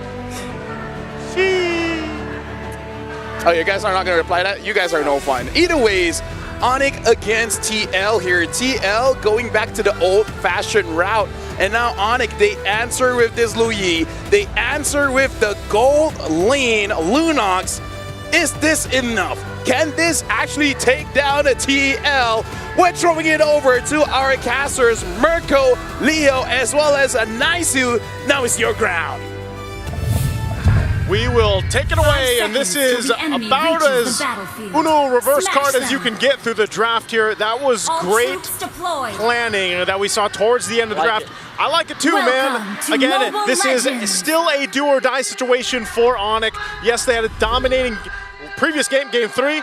Can they keep it together here to get to a game 5? I agree with the panel. Naisu, Leo, they were a step ahead finally in the draft against TLPH. Like, TLPH, I would say they've been really dictating the entirety of the series in game 1, game 2. Then game 3 came along, a motivation booster, and somehow it also motivated Adi and CW because finally we're seeing some of those creative picks come back for Onyx. Already JP having to use Revitalize. This is very emblematic of their performance in game number 3. You try to steal away these little resources from JP, and you take away the early playmaking advantages Liquid is known for. Sans, the wall flying away. Oh! The last one didn't land, man. But again, that's a flicker and a Revitalize now. Just gonna say another resource taken out. You know, I'm sure Sanji was a little worried there too himself. We'll take a look at the emblems here for this match again across the board. You still got that Terizla there, a little bit of reduced cooldowns for him, but still nonetheless the same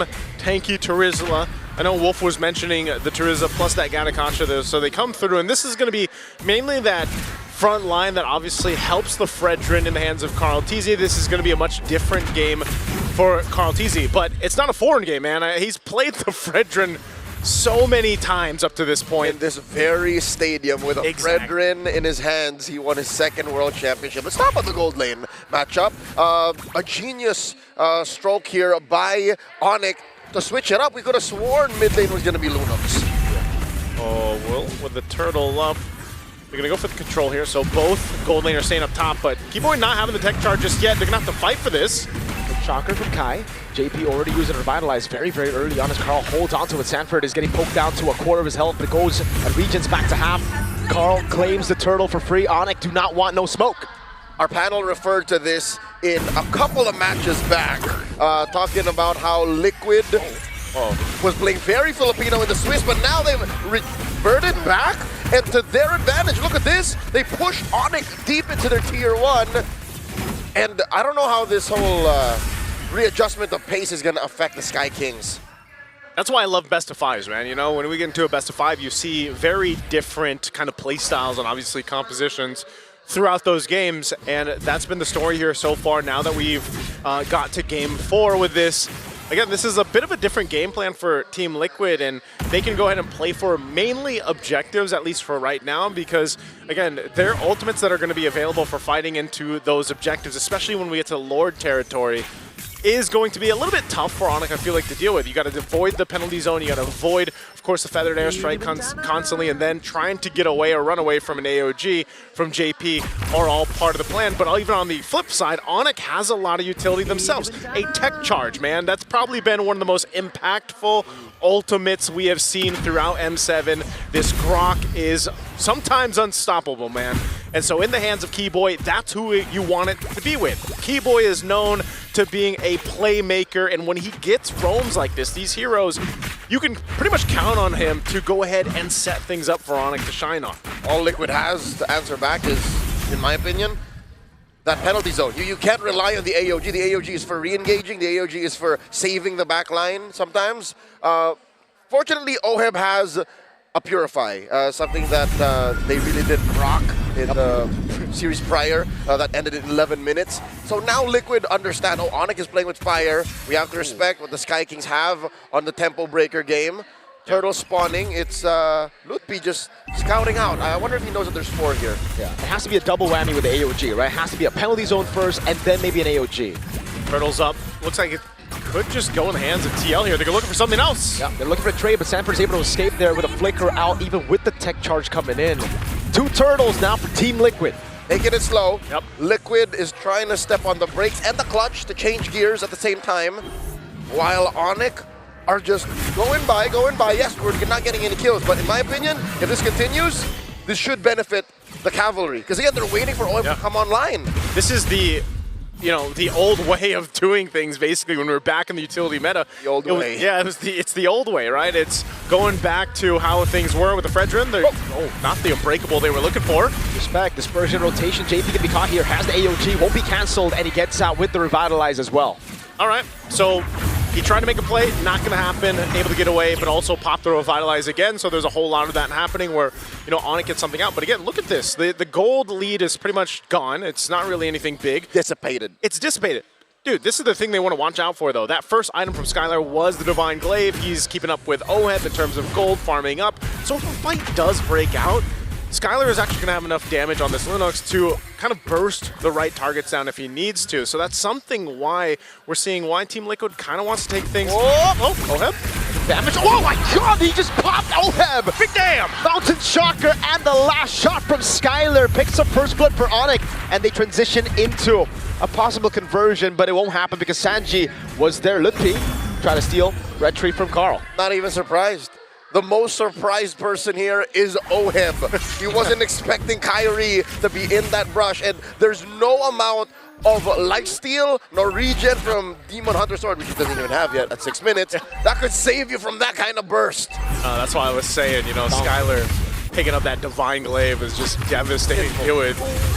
He is going to have some poke, though, but still, he's got to be cautious, and that's the whole game plan here for OHEB. Scale up, get to that Trinity. Usually, we have been seeing that before that 10-minute mark for them, but with this turtle coming up, AOG with the airstrike now. Also, on Sanji tries to go for the dispersion, but it's not enough to get him enough shielding to escape there. Sanford now holding the lines, has the penalty zone.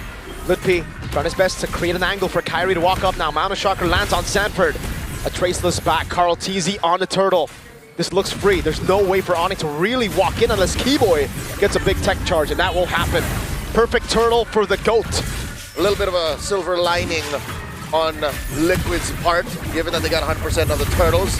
But still, that gold lane situation is just getting worse. They lost that tier 1, and they're going to have to find something else on the map. Keyboy, they're not going to survive. Tech charge gets a shield, he's fine. Keyboy got away, Skylar caught in the midst of it all. Pops into Brilliance in time as Lutpi holds them down. Penalty zone from Sanford. Looking for a taunt, not going to need it.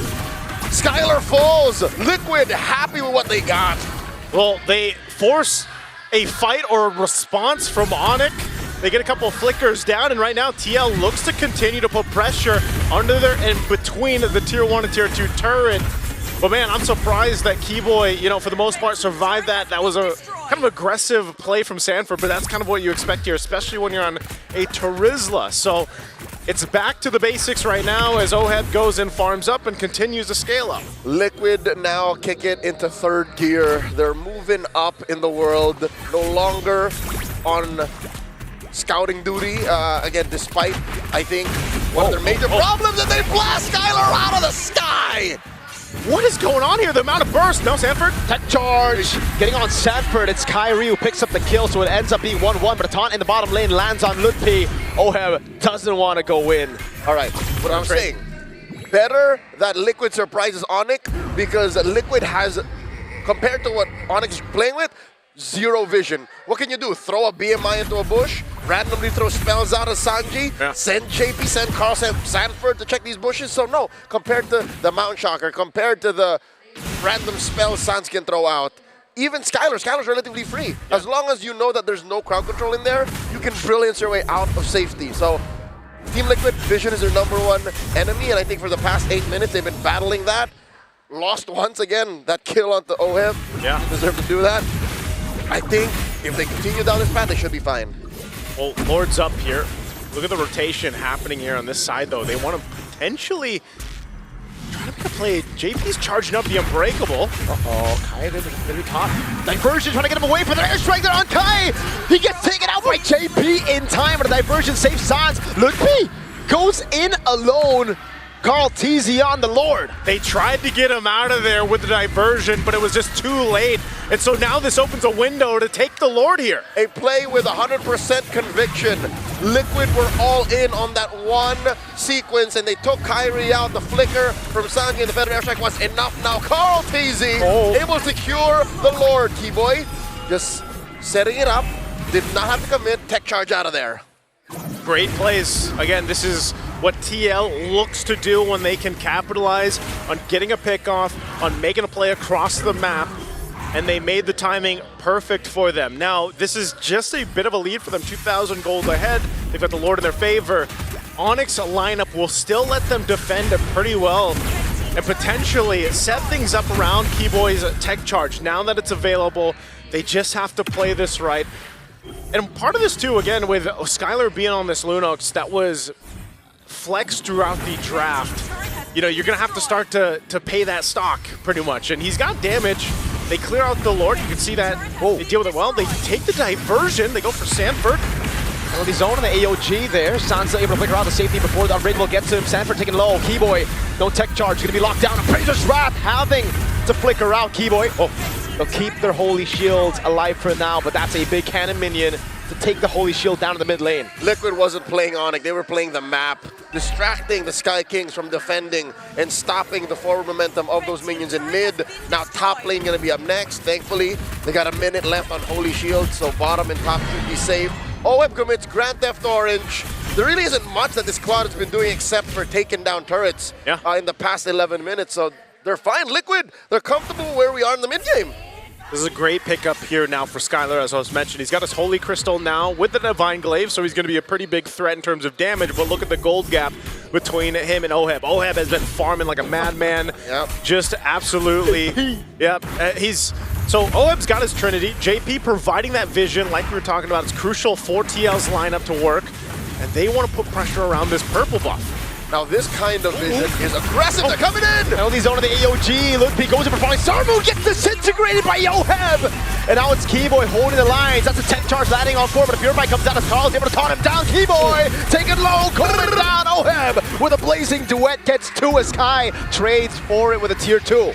2 kills for Gyal1. Up top, Kyrie making some leeway for Onyx ID. So nothing comes for free. The long lane is taken care of. Onyx ID, despite the 5,000 gold gap, I'd say can still dance. I think they can still partake 30 seconds from now because of the singular factor that is the Mountain Shocker. And of course, the diversion. Because if in case they were losing, they can just skedaddle. Yeah, the diversion is always going to be a big component that any team that has a Luo Yi can play around with. We're going to look at the replay for this. Again, penalty zone starting things up. Oheb popping off the damage like we mentioned.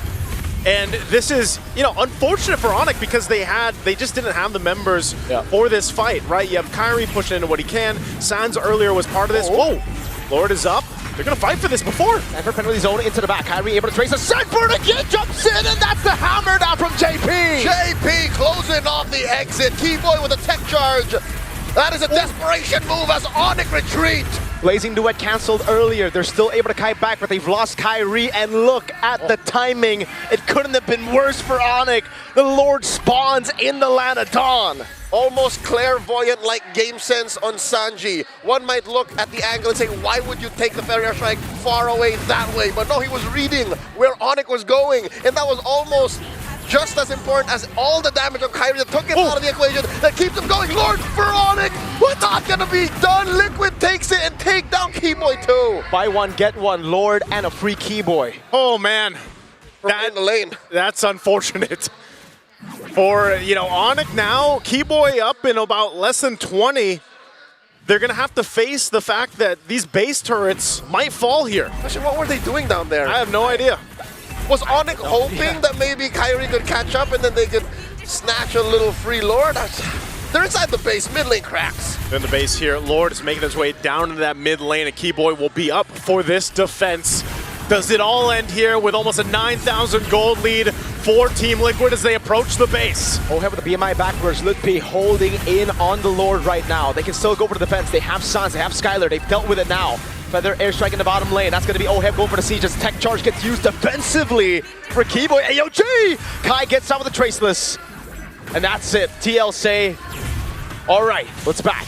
Slowly does it as Liquid is aware that there is no wave up top to push for the inevitable 3-lane push.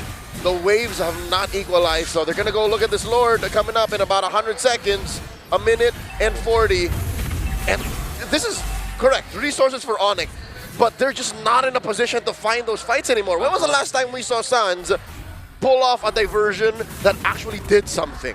Honestly, I don't even remember it. Not a single time, I feel. He tried. He tried to save, a couple of his teammates here and there, but ultimately I feel like Sans has essentially not been able to do much on this Luo Yi pick. Yes, there's been a couple. Oh no, Kyrie, is he going to be in trouble here? Loopy's there around the corner. The taunt is short. Sanford doesn't want to go for the penalty zone, but look at Sanji. That push up top. Airstrike 1, 2, Skylar! Brilliance! And that's it. I thought for some reason Sanji was going to flicker in there to look for the kill. The very last microsecond he could have clicked the brilliance, yes, but Sanji knows better. Again, that's 120 seconds compared to the 20-something that is the Feather Airstrike, so just play for the Lord. And that's the thing, man. Sanji just picked up, his last item was the Divine Glaive, and that's why you see that amount of damage coming through. He's been very good at landing those Feathered Airstrikes and zoning out.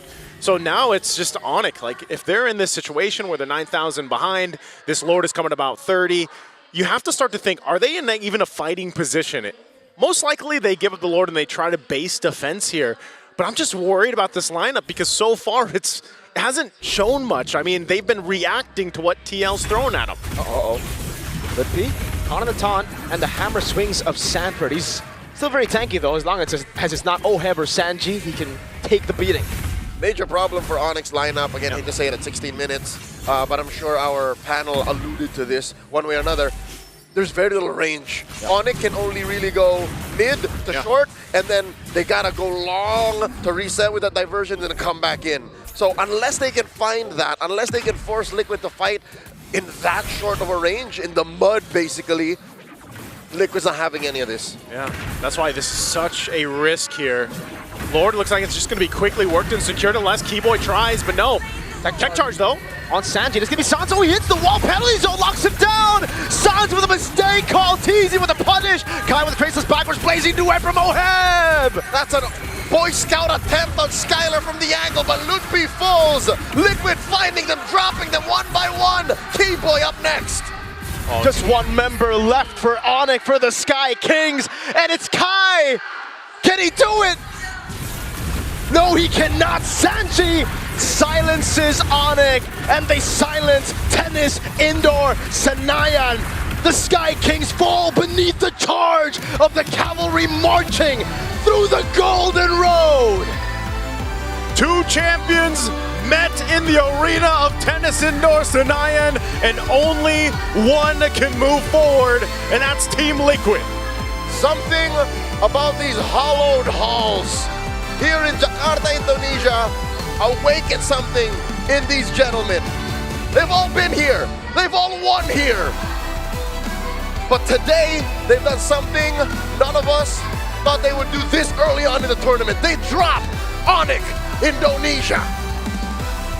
And it's just like MSC 2025. The repeat happens again. It's TL with game 1, game 2, match point. Onyx getting a quick game in, and then TLPH be like, all right, fun in games is over.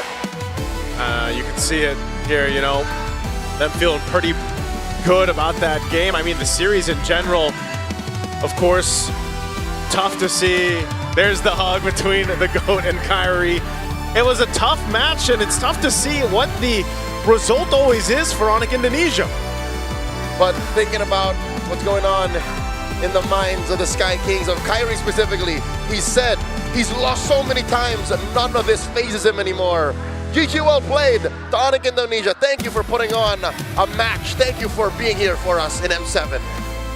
Again, a phenomenal performance here from Team Liquid. Just to go ahead and make this happen again, you look at the highlights here through this game, and they started strong. They responded to Onyx, wanted to throw at them. Again, they started slow. This is what the lineup and composition does with a Fredrin, right? It's utility jungle. You go ahead, build up slow, you let your Claude scale. Meanwhile, Claude has kind of been slept on a little bit through the drafts. Well, now he comes through, and again, this fits perfectly in this composition. This is the right response after what happened in game 3. Liquid read into that and said, we can't lose a draft like that anymore. This ends now. This feels like Onyx in the game, complete 180 from the draft. They were creative, they were looking for those picks, but in the game, they played it safe all throughout. Well, again, congratulations, TL. Let's go ahead and throw it over to the host on stage for the winning interview.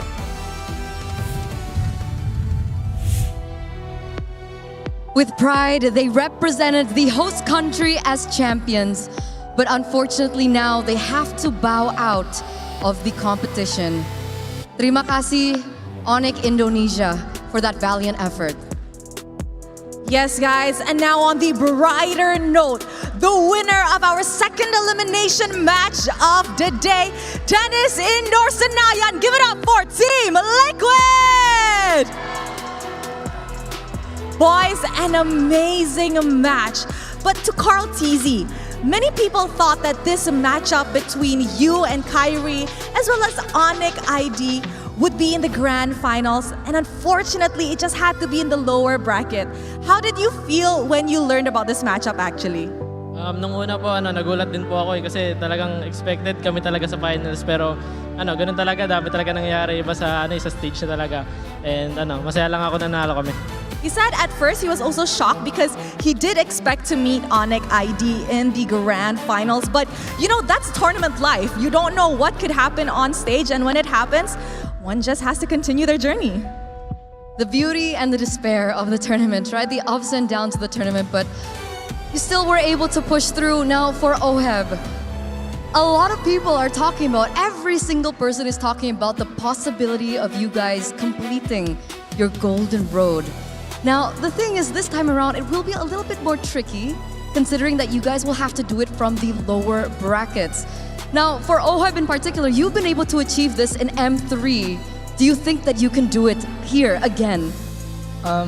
Yung run sa lower bracket, sobrang nakakapagod talaga. And ayaw sana namin siyang maulit kasi araw-araw na laban, sobrang nakakapagod, lalo sa mental namin. Pero ang gusto talaga namin ma-pull off tong Golden Run at makuha yung M7. Wala na kaming pake kahit anong mangyari, kahit anong pagod, kahit anong sacrifice, bibigay na namin lahat para makuha lang namin to. He said that as much as possible, he actually didn't want the lower bracket run to be the run that they will be having this M7 because it's very straining on a player having to play every single day in a back-to-back match. It's even more straining on the mental state because they have to go through so much. But he said he doesn't care. Whatever challenges comes his way, he just wants to pull off that golden road run. Wow, wow, wow, Oheb.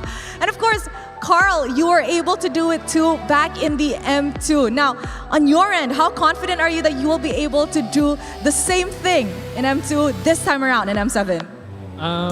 Siguro po ngayon yung nararamdaman ko, very confident kasi kakapanalo lang namin sa Onyx and alam kong sila yung isa sa pinakamalakas dito sa tournament kaya very confident talaga. That is very confident, especially after the win up against Onyx. It gave them a momentum boost because they know that Onyx ID is one of the stronger opponents this M7 World Championship, Eterna. Now, speaking of stronger opponents, we're gonna go back to Oheb. All right, because your next matchup will be Turkey's representative, Aurora Gaming, and just like you guys, right?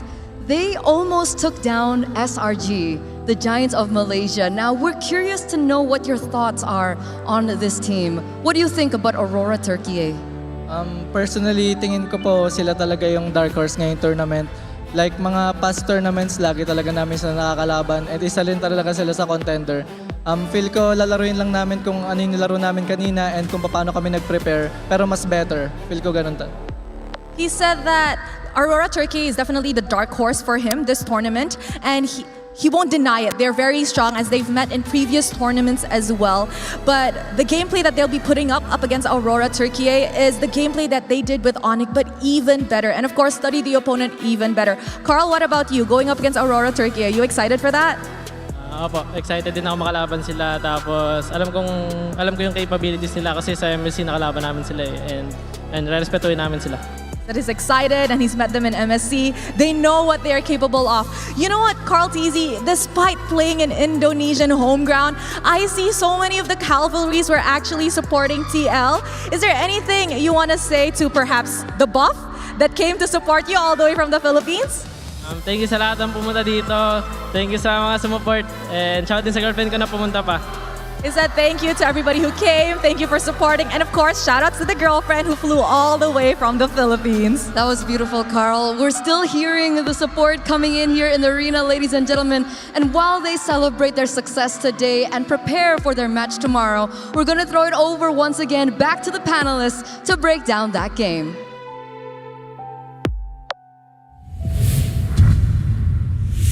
Thank you very much, Rose, as well as Eterna. And yeah, Team Liquid still looking very strong. And again, the final boss of the M7. Well, yeah, they're going through the lower brackets. We heard from Oheb say that they would prefer not to. Yeah. There's a lot of games, you know, mentally it is going to be straining. But hey, it is what is it.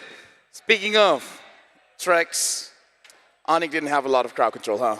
They did not. And, you know, I know we were hyping it up, but I was not a fan of the Lu Yi swap at the end there. I think they had the full package. They could have put a lot of other options. Like I mean, I know the Ruby. I'm going to say it again. I mean, I think that would have been the answer. It would have stopped. It would have done well against the Fredrin. But, you know, woulda, coulda, shoulda. In the end, that's what's the difference between champions and people who aren't champions. That's the difference between winners and losers at this point. And right now, TLPH drafted better. They kept their composure, and they were able to get the win.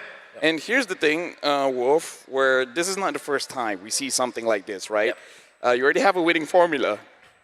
So how about you change it, right? And it's not an Onyx exclusive thing. It's just almost every team, they do that. And sometimes it can be a bit frustrating. It is definitely frustrating. I think that it is totally different from our side of the table to their side, their own desks, wherein they're under a lot of time pressure, and there's 5 people who are different ideas, even 7 if you count in the coaches, like 7 different ideas on what to take, and then eventually you make this decision where, okay, let's pick up this Lu Yi that eventually did not have as much effect as the Lu Yi that we saw from Sanji. And it's not mainly because of the player who played it, but it's because of the matchup. I think Farsa versus Lu Yi is so Farsa-sided, and you can see that there is no actual hero that they can put into that teleport, unlike the previous time where there is that Sora that they can use for the Sora delivery kind of play. And honestly, like, even though the Terizla was picked after the Louis, but even if somehow Sanji had a bad game, that Terizla could have stopped quite a few diversions, so they couldn't run away in the first place. But I feel like we're just going to keep it simple when it comes to analysis. If they just keep on Ruby Goat lane and then having that Lunox in mid, we might have had a very different game, especially considering the Ruby could have stopped the Fredrin, the Terizla. I mean, could have just essentially in Turtle Pit, it would have helped them get so much advantage, mainly for the Fredrin. Well, we're going to be looking at the MVP for this one, and could go on to anyone. Sanford had an amazing game. Sanji had an absolutely amazing game. You know, shout outs to the San duo. It looks like it is going over to Sanford 2-1-9. By Real Me here. And again, Sanford, he was doing quite well in lane. The scary part is when he gets out of lane. Yeah, that's generally what happens, especially when you put Sanford in a hero that he can actually make the plays with. Going for Inspire, actually, with a Flicker, obviously, to make him so active around the map, and when he is running around, you can see and expect that there will be a lot of plays in favor of Team Liquid of Philippines. In the last moments, we saw that the big clashes went in favor of Team Liquid because of how fast they were and how decisive they were. Because the thing with Terizla and Fredrin together is that they kind of alley-oop things to each other. You can start with the initiation onto the Terizla, and then the Fredrin comes in. But you can also start with the Fredrin first, and then the Terizla. That is such a good combination and synergy that they have because of the nature of the heroes. And you always have that knock-up and those small crowd control that can come out of Fredrin to eventually help Sanford in initiating. And Sanford does such a good job at not only being the first engager, but the second or third engager. You know, whether he wants to help his team get away, he has the full package when it comes to being an EXP laner, and he can be the aggressive person or just the support. And I think on something like this, no, he's not securing a bunch of kills. He's only 2-1-9, but he is consistently there in every team fight, catching the opponents when he needs to. You know what's interesting as we're going to be looking at the highlights? It's kind of like Team Liquid saying like, hey, you guys actually have a good idea. How about we do it? Right? Where this time the crowd control is coming from the Terizla, the Gatot, as well as the Fredrin. So it's kind of like, we're going to do the same, a bit different, but still the same. It's, yeah, we call it the Exodia here for Team Liquid. It's like, they just swap up some of the pieces, but essentially when they get this kind of lineup with the Fredrin on top of the Farsa, and then it's either just Lapu-Lapu or the Yuzhong, and now it's, in this case, it's going to be the Terizla, and then whatever JP uses to counter the opposing center coming out from the opponents. In this case, Gatot Kacha versus the Grok, which is every time the Grok initiates, you just have the Gatot Kacha. That's the Exodia formula, and they just know how to execute this properly. You know, there's almost never a time that a call is missed on the side of TLPH. Every time one of them engage, everyone else is on point with it. Sanji almost always hits. Comparative to where Onyx in this last play, you see the tech charge coming way wide. The rest of the team doesn't follow up, and that I think is the big difference. One of the major differences between these two teams is TLPH is an oiled machine where one player pops a skill, the next one comes in, Sanji rolls up, drops down the feathered airstrike, and it is always a great combo from everybody. I get what you mean. It's like their synergy is so good because they essentially complete each other's sentences. Think about it. Pretty much. Yeah. Pretty much. Because what we see is a fluid motion coming up from Team Liquid Philippines where they catch each other every time they try to initiate, but there's always going to be someone to finish the kill. And that's the reason why they're continuously winning. I mean, like, it really does look like Onyx was getting desperate there, and I kind of can't blame them being put in this situation going up against TL. Which, by the way, I should have said this much earlier, but also shout outs to Oheb because it's clear that he loves Onyx, you know, in his expressions, hugging everyone, you know, after the victory. It's great to win, but at the same time, you gotta crush someone else's dreams to be where you're at. That's just how it is. On the way, I mean, I'm sure the Team Liquid would have loved to face Onyx Indonesia in the deeper into the tournament, the grand finals perhaps, but there's still more challenges to be had. Like Aurora Turkey, for example, as their next opponents, they're not too shabby at all. I think that will be such an interesting matchup. Same. And you know, I want to go back to Oheb because it's true. This guy has been through the ringer before he got into the, you know, from Blacklist to now, from M3 to now, he's had to go into MDL, back and forth, has been, you know, and when he joined this team, for me, I felt like it was the perfect fit. I felt like his aggression matched up well with the rest of the team. And then the meta went to a place where, oh, we got some fighter gold lanes. Yeah. Oheb is in peak. I mean, this is his time to truly shine here in this meta, in this M7, in Jakarta. Honestly, even the change for the fighter emblem, changing from spell vamp to a hybrid lifesteal, I kind of feel like it's kind of good for a lot of gold laners because they're like, I can use a marksman and a fighter. I gotta say, for me as a tank, I find that a bit annoying. But hey, what do I know? I know about Fairy. Now that's something that I know because the Fairy Games app is the place to create and host a room to play 1v1 online with your friends, colleagues, enemies, parents, and eSport club members. Stand a chance to win the M7 Tribute Rings, the MLBB Diamonds, new MLBB skins. Download the Fairy Games app now and register your MLBB ID to start playing. It's free until the 25th of January, which is 3 days from now. So, limited time. Get on it. Speaking of getting on it, make sure you guys get the Gatot Kacha skin as well. And it's for free. You just got to make sure that on the M7 Battle Pass, you go all the way to level 45 for you guys to get the Gatot Kacha Solar Spark skin. So essentially just play the game, get your level high enough, in fact go all the way to 75, and you basically get everything that you want. A little bit more you can get the figurine as well, but you know, that's on you. It's a beautiful figurine. You're a beautiful figurine. Thank you. Inches, baby. Oh, look at it. Miles over kilometers. I do have to say, I don't dare do that, but I respect you for it because it actually looks pretty cool. It does. Yep. After this though, Selangor Red Giants going up against Aurora again, but this time coming in from the Philippines. So that's going to be an interesting match. It's going to be the upper bracket, no elimination, but winning means you go to the grand final. So thank you very much, Wolf, Trex, me, Lafell. Thank you, Lafell. We're going for a break, but when we return, that's going to be the upper bracket. We'll see you guys, SRG against Aurora.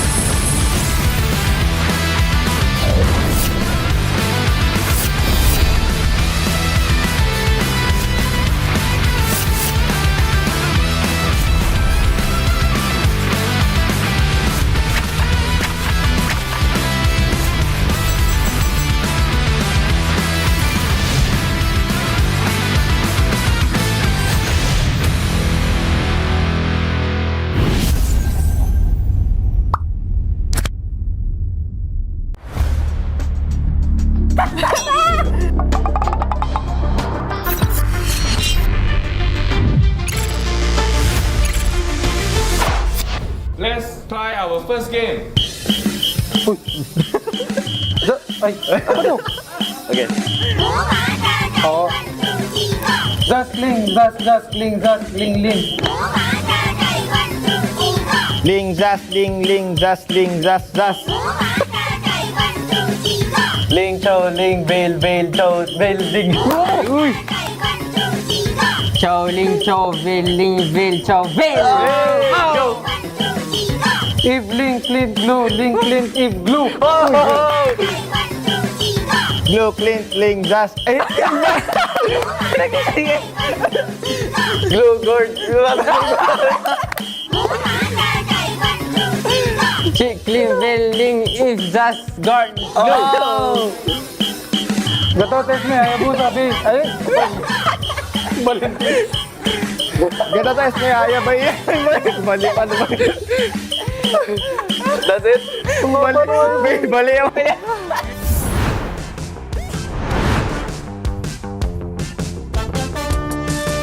Before we play the video, so this is ready? Ready for the video? Mortality right now. CW to be brought back to the team right now. Is a raging sandstorm.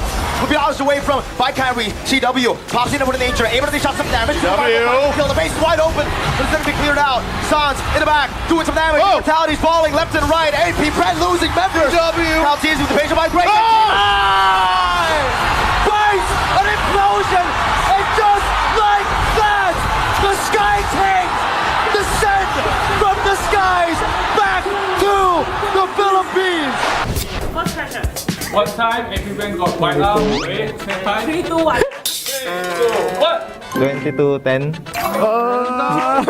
22:0 na naman. This one is end. The video end. 22:09. Oh, 1 second apart. Oh, 1. 0-1. 3, 2, 1.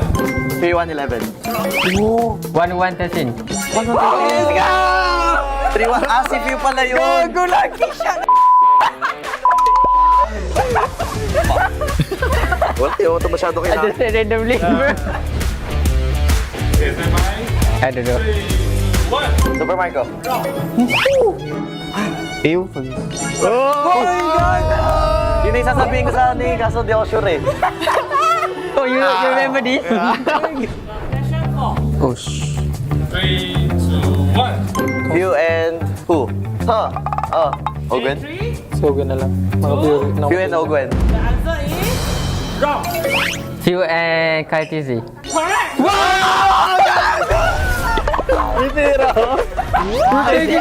I see the Kaitizi. So, no die, 3-0. Doing some damage. Mortality's falling left and right. AP Brent losing members. Mortality's with the patient by break. Face an implosion, and just like that, the sky tank. Ay, yeah, Pip. Okay, time's up. 6 got killed, right? 3, 2, 1. I'll say the player's name, right? Yeah. Yes. First is View, Flap, Marco, Ogwen, Kaltizi. It's wrong. Okay. Few, Marco, Flap, Ogwen, Kyle.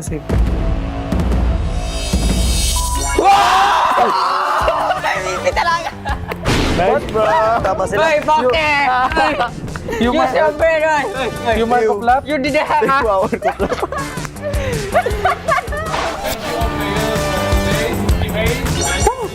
Ooh. 23, easy win. Bye!